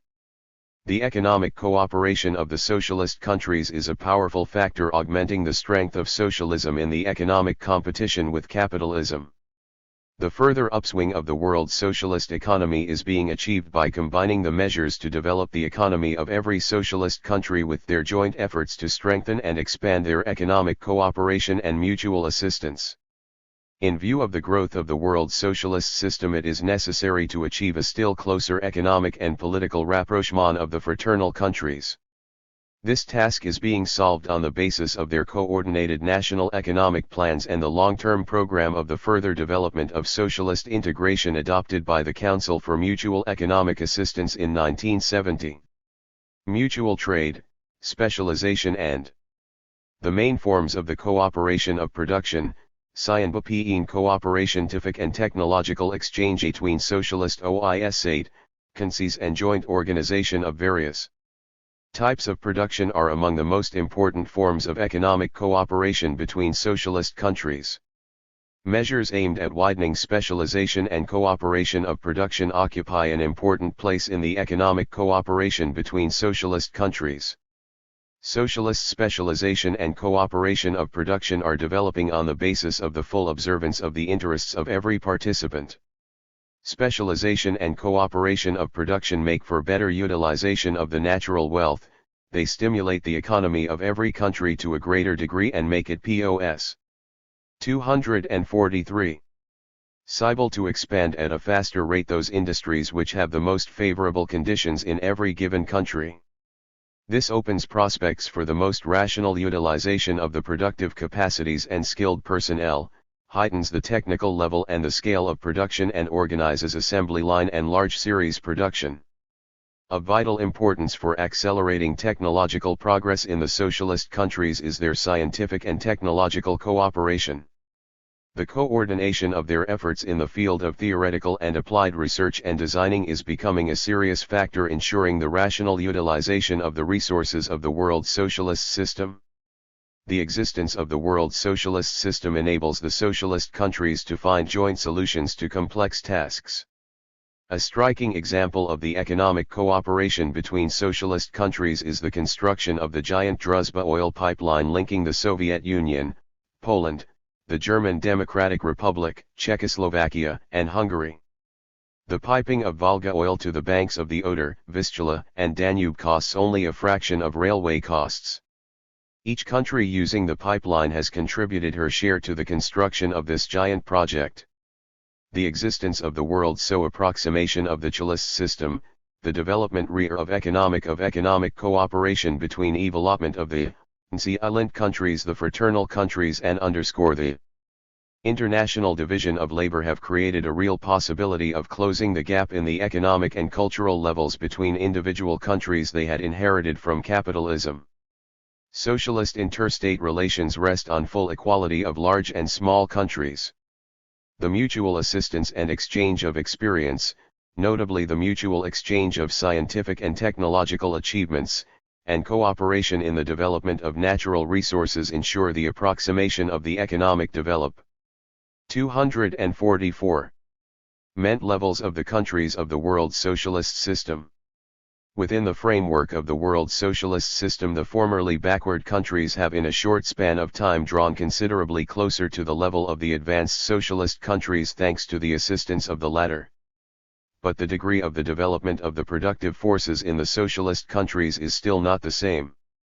The rise and the approximation of the general economic level of the socialist countries is being achieved mainly through the full utilization by each country of her domestic resources, the improvement of the forms and methods of economic management, consistent application of the Leninist principles and methods of socialist management, and the effective use of the advantages of the world socialist system. 3. Economic competition of the two world systems. The principle of peaceful the transition from capitalism coexistence between the four socialism extends over a long two systems and their FS economic competition period of history. During that time, socialist states exist side by side with the capitalist states. The simultaneous existence of two opposing social systems is an indisputable historical fact, an objective inevitability of the contemporary epoch, and one that gives rise to the question, what should be the relations between countries with different social systems? Marxism-Leninism teaches that socialist countries should consistently adhere to the Leninist principle of peaceful coexistence between countries with different social systems. This principle takes into account that the people of any country independently choose their social system. Every country moves from capitalism to socialism only when the objective and subjective conditions for doing so have matured within her. 245. At the same time, it is obvious that the principle of peaceful coexistence is inapplicable in the relations between the oppressors and the oppressed. There can be no peaceful coexistence in the class struggle between the bourgeoisie and the proletariat, and in the national liberation struggle in colonies and dependencies, and in the struggle between socialist and bourgeois ideologies. The principle of peaceful coexistence implies the possibility and the necessity to develop normal economic relations between the countries in question. Consequently, the socialist countries favor the development of economic ties with the countries of the capitalist system on mutually advantageous lines, without discrimination and without restriction of the rights of either party. Coexistence implies peaceful economic competition between the two world systems. The competition between them embraces not only the economy but also other aspects of social life. But the economy is its main arena. The economic competition be development of between socialism and capitalism. Economic competition between the two systems has passed through two main stages. The first covered the period when the Soviet Union was the only socialist country in the world and had to compete against the capitalist world on its own. The second stage commenced when socialism transcended the limits of a single country and became a world system, when the competition between socialism and capitalism developed into a competition between the two world systems. Having asserted itself in the USSR, the socialist system of economy proved its supremacy as early as the initial stage of the competition with capitalism. At the second stage, this competition acquired a number of important features owing to the vast expansion of its geographic and economic scale. The advantages and successes of socialism were thrown into bold relief. Now it is not only the economic victories of the Soviet Union, but also the progress in the economic construct. 246. In all the countries of the socialist community, and the new type of relations between them that demonstrate the gigantic possibilities for the rapid burgeoning of the productive forces inherent in the socialist economic system. In view of the competition and struggle between the two social systems, it is extremely important to sustain the growth of the material forces of socialism. This is vital for the rapid achievement and consolidation of the victory over imperialism in all fields of social life. The principal contribution of the world socialist system to the common struggle against imperialism is its increasing economic might. The rapid economic advance of the socialist countries, which is faster than that in capitalist countries, socialism's emergence to leading positions in some fields of the scientific and technological progress, the trail blazed into outer space by the Soviet Union, are fruits of the creative activity of the people of the socialist countries, which are decisive in tipping the scales in favor of the forces of peace, democracy, and socialism to the detriment of the forces of imperialism. An ever-increasing role in the economic competition between the two world social systems is being played by the rapidly expanding economic cooperation between the countries of the socialist system, on the one hand, and the young sovereign states which arose on the ruins of the colonial empires, on the other.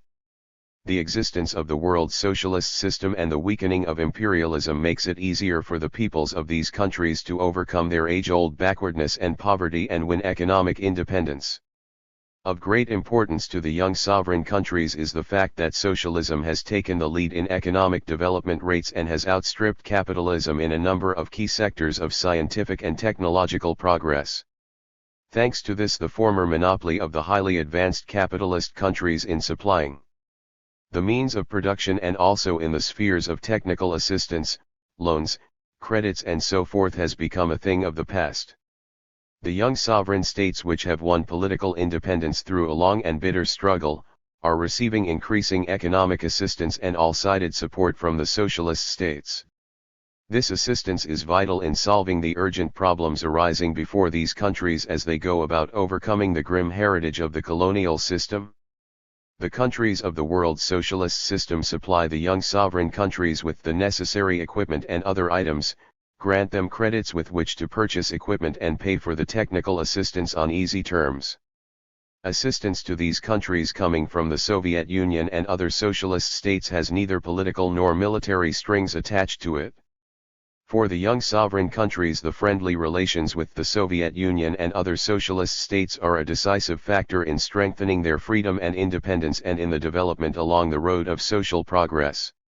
As distinct from the imperialist powers, which are again endeavoring to subjugate the peoples, the countries of the world socialist system earnestly support the process of liberation of peoples from colonial slavery, regarding it as one of the prime prerequisites for the downfall of the world of capitalist exploitation.